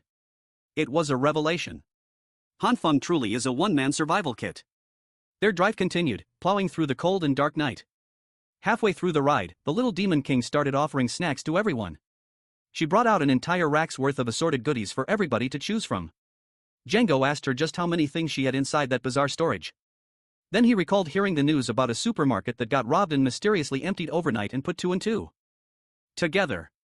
While the group munched on their preferred snacks, the hillside villa finally came into view. With the dozer, they could probably charge all the way up in one go. As soon as Han Feng tried to put the pedal to the metal, the dozer's engine finally gave in and exploded. The makeshift fuel they used might be at fault for this one. Thankfully, the dozer held on until they came close to the destination. They're just a few steps away from the comfort of a proper camp. So, they made the trek while the blizzard raged. On the way up, they saw the frozen robbers that Han Feng sent out to the wild without any winter clothes on. Paying them no mind, the crew unceremoniously entered the secured villa. By the time they entered, they were shivering from the lethal cold, dangerously close to hypothermia. They found the fireplace, fed some coal into it, lit the fire, and huddled close to the heat. Now they can finally breathe. They successfully survived the hunt of Captain Scar and his elite soldiers. There is nothing more comforting than huddling around the fireplace in the middle of a deadly blizzard. Even the ever-so-serious old man smiled. He had to admit that the villa district was a great place to hold up in. The wind blows the accumulated snow downhill, so the hilltop shouldn't be buried in snow. It's also hard for intruders to climb the hill without getting spotted. The location is easy to guard and hard to attack. If they want, they can use this place as a long-term base. While Li Jianhua was asking serious questions, everybody was busy reorganizing the furniture around. Han took care of the generator. The Demon King brought out the TV and Brother Li was gushing over a Gen 9 XPS game console. Yeah, these guys are staying for the long term. Since the generator they prepared has been thrown away, they're lucky that the previous residents of this villa had prepared and fueled a generator beforehand. Han Feng tinkered with the control system for a bit and successfully turned it on. Finally, they have the convenience of electricity again. He announced that they should have a celebratory feast tonight, but the girls were more interested in using the water heater to take a bath. Nurse Jin was particularly pumped upon hearing the word bath. She admitted that she hasn't had a shower since the snowstorm started, so warm water would be greatly appreciated. She got that good stink. The mental image of Nurse Jin showering made Han Fang blush like a tomato. He assured her that the bath would be a priority to set up tonight. He said that, but upon checking the basement, it looks like his work is cut out for him. The water pipes are frozen and the pre-installed water heater is busted. The bathroom itself doesn't look too good either. Everything has been snowed in and frozen. The pipes are hopeless, but they might still be able to salvage the situation as long as a bathtub is involved. First, they set up a bunch of space heaters to surround the tub and filled that thing with a big pile of snow. Next is the secret tool to make the dream happen. Some high-powered heating rods. With the combination of multiple appliances, they managed to melt the snow into serviceable water. They've been watching the heating rods do their job, but the water is still heating up too slowly. Every time Han Feng checks, it's still basically cold water, and it's been hours. Just as he was about to pull his hand away from the temp check, a spark of electricity leaked from the heating rods jolted him. He hurriedly pulled his hand away and noticed something weird. The spark made his red light surface automatically. Upon checking again, the cold water with hard-to-melt ice has turned warm. It is highly likely that the red light has something to do with the rapid warming effect. With the tub finally ready, the girls hurriedly rushed to the bathroom. Nurse Jin happily stripped naked, exposing her holy grail. We can't show that though. The little demon king is there, too, and that's just disturbing. She opened her dimensional storage and fished out a bunch of bath bombs with every fragrance available. She also has every brand of shampoo, conditioner, shower gel, skincare essential oils, and moisturizer. It's girl heaven in there. Nurse Jin couldn't contain her happiness, so she buried the Demon King in her mountains. They stayed in that bath for way too long. You can't really blame them. This is heaven on icy earth. With just the girls alone and naked, Nurse Jin commented on the Demon King's petite body. She actually felt insulted since she was already 21 years old. They've never asked her how old she is. They all just assumed that she was a middle schooler or something. She claimed that the power of the Demon King allowed her to preserve her eternal youthfulness. She must be studied in a lab or something. Just outside the bathroom, Hanfeng was eavesdropping on the girls and intently listening to the sounds of water dripping. Brother Lee came over to drag him away to play some games, and Hanfeng expertly played it cool. The gangster knows when a fellow perv is on the prowl. No amount of playing it cool could convincingly mislead him. He announced that a true person would openly take a peek at the ladies' peaks without fear. In fact, he would gladly do it right now. Hanfeng had to drag him away from that bathroom door before he did something criminal. The boys settled by just playing video games in the comfort of the living room while Li Young-hao watched. He couldn't believe that the young guns were still in the mood to play games in such a grim situation. The way the duo sees it, they have everything they could ask for. Who wouldn't be in the mood to kick back and play? They are going to stay in this villa for quite a long time. If they don't entertain themselves, boredom will kill them before the weather does. Hanfeng knows that Li Young-ha's background is not normal. As for himself, he just wants to live a comfortable life. As long as the old man doesn't drag everyone into trouble, he can hang and stay for as long as he wants. Since they're on the topic of his background, Li Jianghao felt compelled to tell Hanfeng his real identity. He was about to confess about his mission to investigate superhumans before the young man cut him off.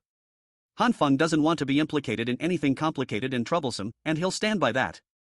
The two looked at each other dead in the eye, and the old man saw the seriousness of Hanfeng. He sighed and respected the young man's stance. Jinghao swore that he would leave as soon as his arm was healed.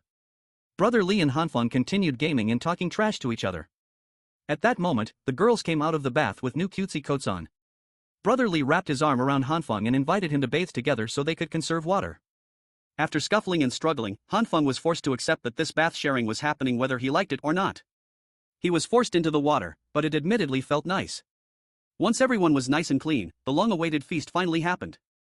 They went all out and prepared a spread of all kinds of dishes. After stuffing themselves full of good food, everybody retreated to their rooms and had the best sleep of their lives. For the next few days, after settling into the villa, Hanfeng went to work and strengthened the walls, roof, and fences. Since he has all the time and the means, he also modified one of the rooms on the top floor of the villa into a fully functional shared sauna. He mainly hangs out in there to sweat and uses the massive watchtower window to observe the situation at the bottom of the hill at the same time. Today, there are a few silhouettes walking closer and closer up to their fortress. The figure limped for a minute and finally collapsed on the snow halfway through. The crew went out and grabbed the collapsed mystery man, and Brother Li surprisingly recognized him. He's known as Brother Chang, one of Director Lu Onke's men. Hanfeng had also met this guy before. Director Lu is that intimidating gangster who sold him a gun. A few hours later, Chang woke up with a severe headache. Confused as to where he was, he looked around and saw Brother Li. He just got even more confused. Chang also recognized Hanfeng. Even though they only met once before, once the dude calmed down, they finally convinced him to share his story. A few days ago, their office was ambushed by a group of nasty soldiers. A lot of his brothers were hurt or lost their lives. Hearing such alarming news, Brother Li was riled up. He urgently demanded to know what happened to the director. You see, Director Lu followed Hanfeng's advice and stockpiled supplies before everything went to .. They had enough to tide through the crisis for a long time, and the director generously helped hundreds of residents in need. Everything was going great until they were attacked by a group of soldiers a few days ago. They stole supplies and wantonly killed and shot everyone in sight. To protect the civilians, Director Lu gathered his men and led them to a fight to the death. Most of the brothers were injured or worse. The director himself got shot in the leg and was captured by the invaders. Without their leader, the brothers scattered and agreed to meet at another location where most of the supplies were kept. That location is one of the villas in this hillside region. The story made sense. No wonder Chang appeared limping at the foot of the hill. Brother Li was concerned about the director's well-being. Fortunately, it was obvious that the soldiers were trying to capture him alive. Brother Li owed that man a great favor. If it hadn't been for Director Lo, he might have died in the streets long ago. Fired up and motivated, Li dragged Chang out of the couch and demanded that they save the director together. She reprimanded the gangster for trying to drag him into a suicide mission. With just 2 people, they stand no chance against an armed battalion. The way Lai sees it, they should take the chance and gamble on the sliver of hope, even at the cost of their lives. Li Jianghao overheard the story and asked if the director Lu they were talking about was from the uprising volunteer group. When he was an underground boxer, that man was the one who paid his ransom, brought him out of the seedy underworld, and allowed him a second chance in life as a free man. If they are going on a rescue mission to save that dignified man, Li Jianghao will gladly lend them his strength. He still has quite a few connections in the city. If he can get in contact with them, they can have the manpower needed. Chang finally recognized Young Ho as the wild dog of the boxing arena. The legendary fighter with 30 consecutive victories under his belt. Han Feng laughed at the old man's corny nickname. Even Young Ho felt awkward upon hearing that moniker. So, 3 people threw their hats in the ring to rescue Director Lu. Han Feng just sat silently in the corner. He couldn't believe that the gangster who sold him his guns was such a righteous guy. Nevertheless, he has no reason to risk his life for a stranger. So, he preemptively announced that he would be staying inside the safety of his villa. He might not be able to contribute directly, but he won't let the 3 go out into the wild empty-handed. Also, he wanted to remind Young Ha and Lizzie to keep the superhuman shenanigans secret for obvious reasons.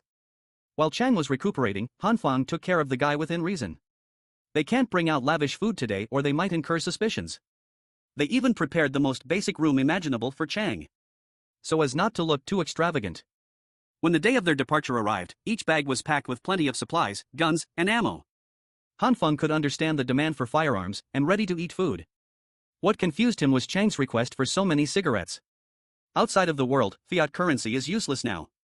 When major factions exchange supplies, they usually use cigarettes as solid currency. Equipped with some skis, Han Feng saw the 3 off with a smile. Chang bowed in gratitude to brother Han and sister-in-law Jin. He swore that the uprising volunteer group would repay this generous favor. It took Nurse Jin a few moments to understand that the guy mistook her for Han Feng's wife. Upon realization, she blushed, her face heating up so hot it could melt the ice around her. With just Han Feng and the 2 girls in the villa, he felt more driven to keep everyone safe. To have better surveillance around the hill, he installed some cameras around the perimeter. He riddled the whole neighborhood with CCTVs so he could have a clear visual of anything that happened around the area. With security taken care of, he returned to a carefree daily life filled with snacks and video games. Today, Nurse Jin came running and screaming out of the kitchen with a knife in hand. She trembled as she tried to explain what happened to little Chu. It was a nightmare. They are now down to their last head of cabbage. Han Feng demanded to know just how many more essential fruits and vegetables they had in stock. And Chuku answered that they still had a lot. By a lot, she means about 3 carts. She doesn't really like vegetables that much, so she didn't grab too much when she emptied the supermarket. The only vegetable she loves is cucumbers, so she has a ton of those. This is a big mistake. They have been using and consuming supplies without doing a proper inventory check. If this goes on, they might run out of fresh supplies. As of now, Han Feng can only use his powers on soybeans, wheat, broccoli, and meat. Every other product he tried ended up as an utter failure. With the last cabbage they have left, he needs to figure out how to produce more. Everyone's health and happiness are on his shoulders. He brought the cabbage back to the living room and racked his brain for a solution. The only real option is to pray to God and hope that his green light will succeed. The first trial ended up reducing the delicious leafy vegetable into a pile of coal. He stripped another leaf and tried one more time. Without changing his crude method, he just produced more coal. He repeated this process multiple times until the cabbage ran out. Refusing to end at a loss, he moved on to carrots and potatoes. The girls just watched him from afar as entertainment. By the end of the day, he wasted every vegetable he touched without even a single fluky success. When Nurse Jin checked on him, Han Feng naturally felt horrible for turning their entire supply inedible. Little Chuku doesn't really mind the loss as she has her unlimited cucumber reserve. Besides, they can just make up for the nutrient deficiencies with vitamin pills. Since the superpowered route didn't work, Nurse Jin proposed that they try growing a garden. She used to grow some vegetables on her apartment balcony throughout the year. As long as there's sufficient light and proper temperature, they can make it happen. First, they need some gardening racks, soil, and nutrient fluids. They can also use LED light as a substitute for the sun. While the gardening plan is taking shape, Shuku, who supposedly robbed an entire supermarket, asserted that she doesn't have any of the items needed. Nurse Jin and Han Feng failed to take her incompetence into account. Outside the villa, the 2 tried to get some soil from the yard, but the ground was completely frozen solid and shovels couldn't go through at all. With her superhuman strength, Nurse Jin gave it a try, and her power sent the shovel head flying into the skies. They are wasting time out here in the cold, so Han Feng proposed that they go back inside and brainstorm some more. As punishment for not having the necessities in her storage, Little Demon King was relegated to making vegetable growing containers from plastic water bottles. Surprisingly, she was doing well. She already has a lot of finished products waiting to be filled with soil. Recycling is quite a useful skill in the apocalypse. These plastic bottles can house their future food. Since she's been doing her job diligently, Shoko barked at the two for the soil they were supposed to dig out. They're at the initial stages of gardening and they're already fumbling. The frozen ground is a huge obstacle. Q proposed the idea of using the heating rod to melt the ice covering the soil, but there might be some limit to the heating effect. If they have a way to instantly melt ice, they can steadily proceed with the plan. That sentiment sprung the Demon King up from her seat. She called the Apostle of Bathwater to use his true power. Hanfang immediately understood what she was trying to imply.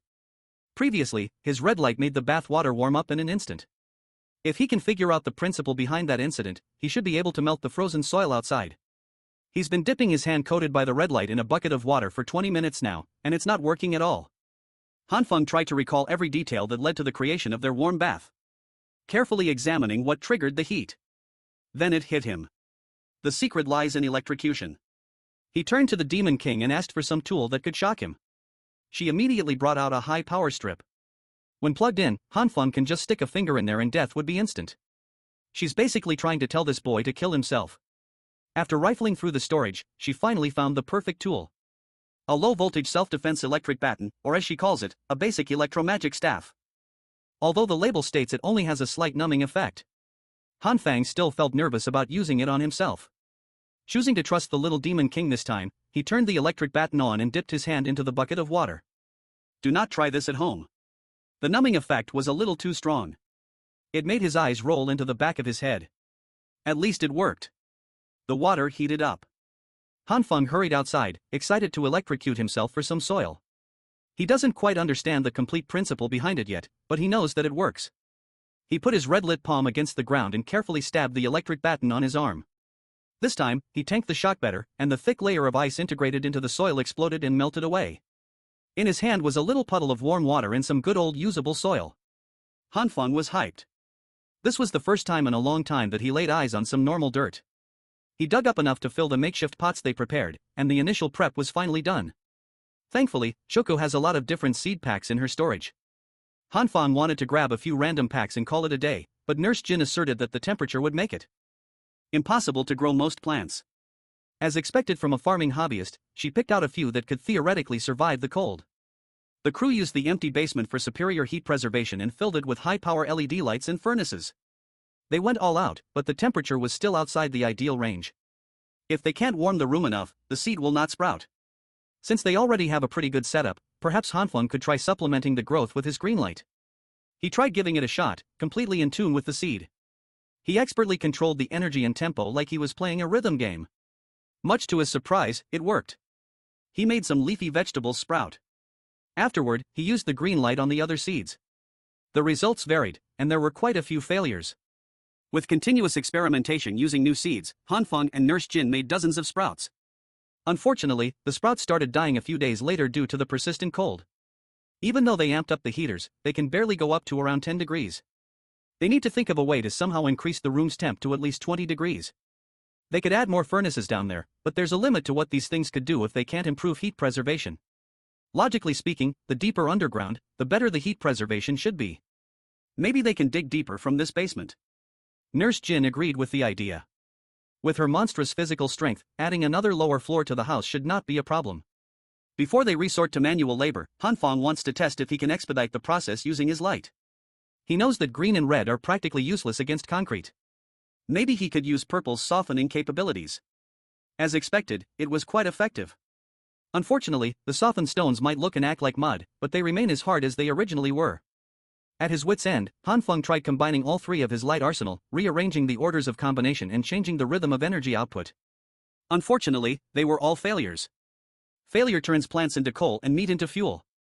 Stone, on the other hand, doesn't change its properties. Perhaps this is the difference between organic and inorganic matter. A few days of continuous failures passed, and Hanfeng reached his limit. Out of frustration, he smashed his red light-coated fist onto the floor. He found that when the intensity of the red light goes past a certain level, it can shatter anything on its path. To put this discovery into action, he set the plant sprouts aside and started tearing the floor apart. He fully released the red light, expanded the range as much as possible, and slowly increased the intensity. It was a great success. He managed to do a controlled demolition of the flooring with great precision. The rocks that have been giving him a headache for the past few days finally caved in. The effect was terrific. The downside is the toll it takes on his body.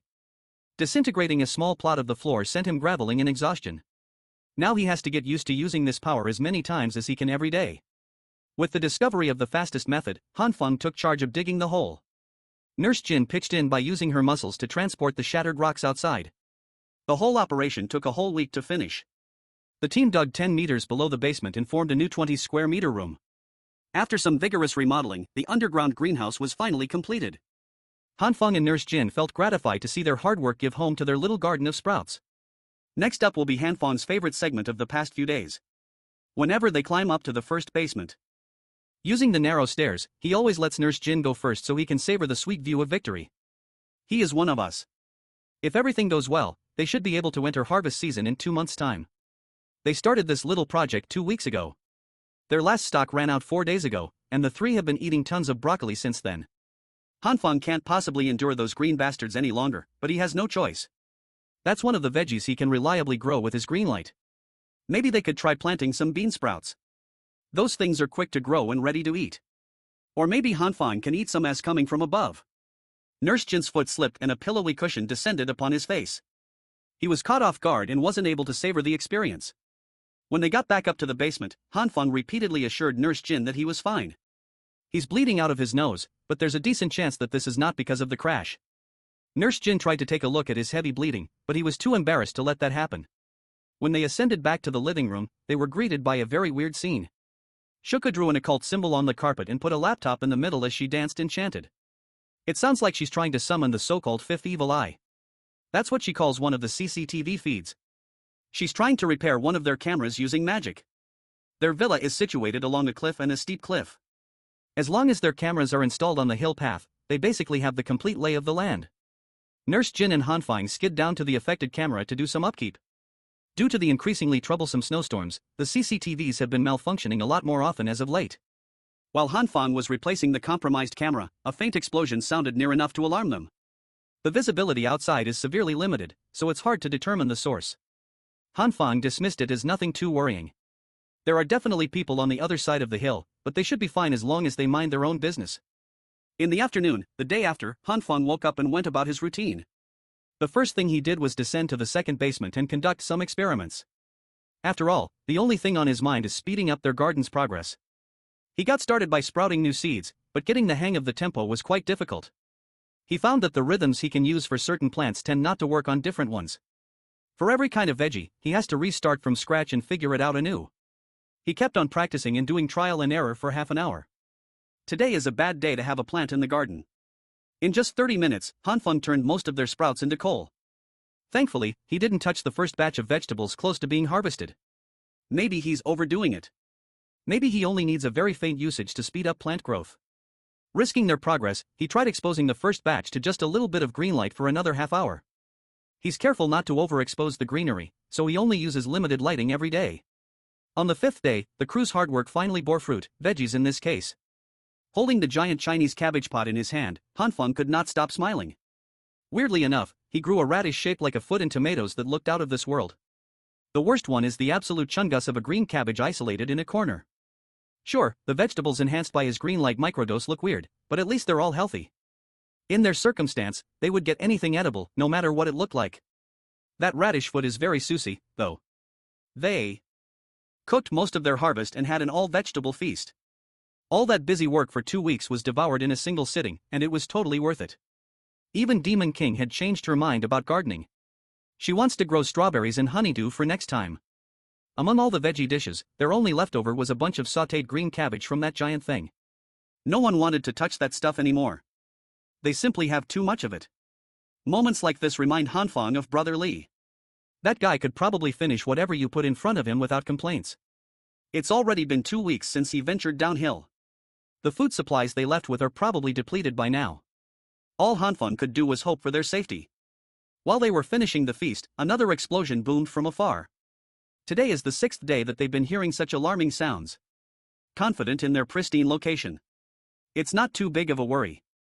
The explosions only happen once a day anyway. 3 days later, the blasts ramped up exponentially. This time, a barrage of detonations shook the hillside. It's gotten so bad that it is messing with Hanfang's peaceful life. Those annoying eruptions are getting under his skin. Finally, he grabbed a ladder and climbed to the villa's roof to scout what exactly was happening down there. Even with the help of his binoculars, Hanfang could not make out what was happening in the other icy hills. He wonders who's brave enough to cause such wild commotion.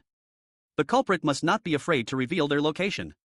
Although there's still quite a bit of distance from the villa, if the bombing continues to get closer, it will definitely prove troublesome. Hanfang doesn't want to test if his strengthening can withstand a full-on blast. The problem is their wall. It's a bit too low and thin. Maybe he should do some more remodeling. Although, what's happening out there is still a mystery. Upgrading their walls to be taller and thicker just in case sounds like a good plan. Q doesn't have any cement in her storage, so conventional means are not an option. Thankfully, they already have the materials ready to use piled up nearby. They have tons of rocks lying around, dug up from the basement. First, they pile up the stones neatly. Then, you just pour some water over that thing. Before long, the water will freeze and form a pretty strong ice wall that will never melt. With the temperature at a constant low, an ice wall filled with stones can even be stronger than a regular cement wall. The Three Stooges went all out on this new project. They built taller and thicker, each one playing their role diligently. When the stones ran out, Hanfang got some more by tearing down the empty villas next to theirs. With non-stop hard labor, they completed the giant ice wall in just 3 days. They built that thing so tall that it covered the whole house. They can finally rest easy for now. The bombers didn't even give them a moment to appreciate their handiwork. The explosion started once more. This time, the blasts are near enough to be clearly visible from the villa. To make matters worse, the blast epicenters are getting nearer with every explosion. The bombing increased in volume. The next one hit one of the villas in the neighborhood. The blast sent debris flying all over the hillside. Some of them even hit the newly constructed ice wall. Up on the roof, Hanfang was grazed by a tiny wild stone. That little thing flew so fast that it cut his cheek. They're lucky to have finished the wall when they did. It could have been really bad if they hadn't. Hanfang hurried back inside the house and urged the girls to get to the second basement. They hid in the underground garden for exactly half a day before heading back up. On the second night, while he was bathing, the bombardments restarted and nearly drowned him in shock. He had to hurry to the basement with just a towel to cover his junk. On the morning of the third day, the villa right next to theirs got blown to bits and one of the bombs directly hit the ice wall. In the afternoon of the fourth day, Hanfang was about to drop a bomb in the toilet when the real bombs made him pucker back up. To make matters worse, he almost exposed his Johnson to the Demon King. On the fifth day, he's finally had enough. Hanfang grabbed his sniper rifle and put on ski gear, ready to venture out into the war zone. They've been hiding in the basement every day. They can't eat, drink, or sleep properly. It is torturous. Armed to the teeth, pissed off and absolutely dripped out of his mind. Hanfang intends to find out who's the madman, turning the icy world into their personal bomb site. He reminded the girls to take care of themselves and follow their protocol until he gets back. The ski down the hill went on without a hitch. On the way down, Hanfang saw the destruction caused by those bombardments up close for the first time. He found remnants of military uniforms scattered around the area, a sign that the military might be involved. Maybe that Big Baby and Captain Scar are mixed into this, __. As he went farther and farther into the center of chaos, Hanfang saw more and more blown-up corpses along the way. To be safe, he decided to go to higher ground to observe the situation below. The higher he got, the worse the cold got. It was very tough on his lungs. Looking through the binoculars, he found a huge cave that looked like a secret military facility of some sort. Hidden up in the walls were a bunch of cannons. Maybe those are the source of his headache for the past few days. Outside the cave's entrance, the soldiers were acting sneaky as though their enemy was inside. Then they entered the complex while letting their trigger fingers go nuts. Maybe this is some sort of internal strife. Before the soldiers could fully funnel into the cave, they were vigorously blown out by a domineering invisible force. One soldier was pushed out high enough to land where Hanfang was spying. When he carefully looked at the poor sap, all he saw was a pile of mangled body parts. It seems like that group of soldiers got wiped out in just a few seconds. Turning his attention back to the cave, Hanfang saw a group calmly walking out. There were 3 of them. A little girl with a bazooka in hand, a little boy who had some decent drip, and a white-haired woman wearing glasses and a stylish coat. For a split second, she looked as though she had just detected something interesting. The woman looked directly at Hanfang's concealed position and smiled, her purple eyes bewitching. This is peak mommy design, if you ask me. Hanfang felt his blood run cold. He was hundreds of meters away and above her, but he felt like a helpless prey being hunted. Hanfang stayed in a prone position. No survival instincts at all. When he looked through the binoculars a second time, he saw the little girl holding the bazooka aiming at him with an unhinged smile. She pulled the trigger and blew up the top of the hill he was hiding on. Fortunately, he managed to slide out of the blast radius in the nick of time.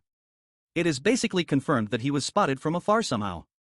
Those three are bad news. Hanfang decided to hide further before deciding on his next decision. Following the explosion, sounds of gunfire filled the air. There were still some surviving soldiers trying to hold their ground against the trio. They are fearfully retreating while emptying their mags. Unfortunately for these helpless soldiers, the little boy is there to cut their escape route by manipulating the snow to surge like a tidal wave. He did so while wearing a blank expression on his face. When he pressed down harder, the snow imploded and caused a massive icy blast. Hanfang has to accept that he is out of his depth at this point. The implosion caused an avalanche and he was in no position to dodge this one. Tons of snow came rampaging down the hill unimpeded. It went on for seemingly forever until the terrain was altered. Once things have calmed down a little bit, a red spark can be seen leaking out of the snowy surface. Using his red light, Hanfang managed to dig his way out of the deadly pile with another person in tow. He almost got smothered to death, but he survived with quick thinking. Now he's dragging an unconscious soldier down the snowy path. Luckily, he spotted a dam and moved to use it as cover. Otherwise, he would have been pressed down by that white mass, miserably dragged to his death.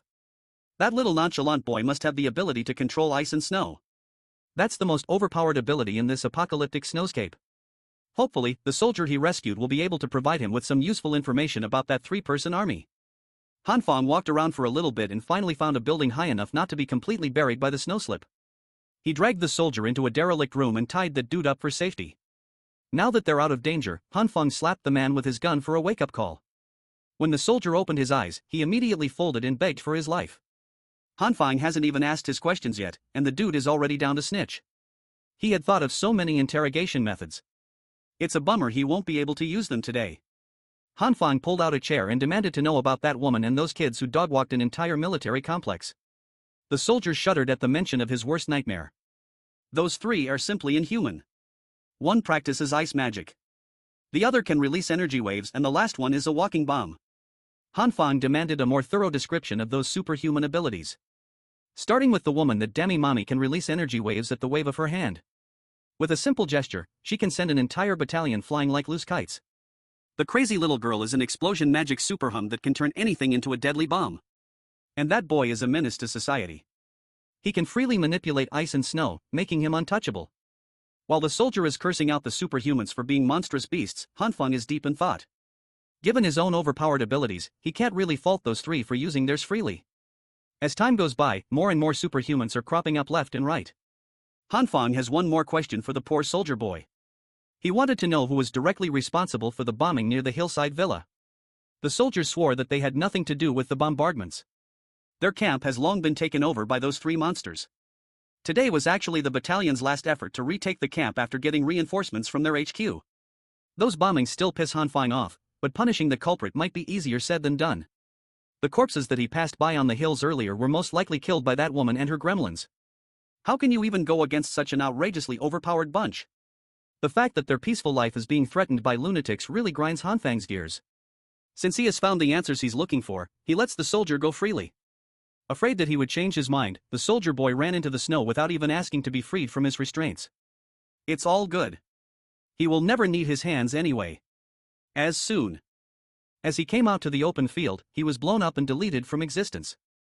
What followed was a series of explosions that covered the general area where Hanfang was hiding.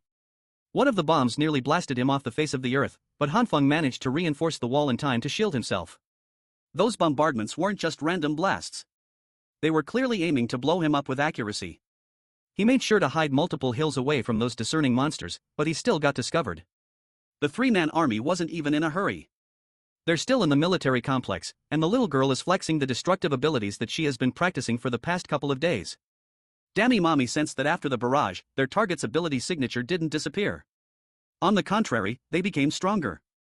Whoever it is they are targeting, he must be powerful enough to survive both an avalanche and bombs. The woman ordered a few more explosives for good measure. If the target lives, they will make chase. They can't let a possible enemy go free. The little boy seemed unenthusiastic about the whole thing, but the crazy explosive girl was pumped.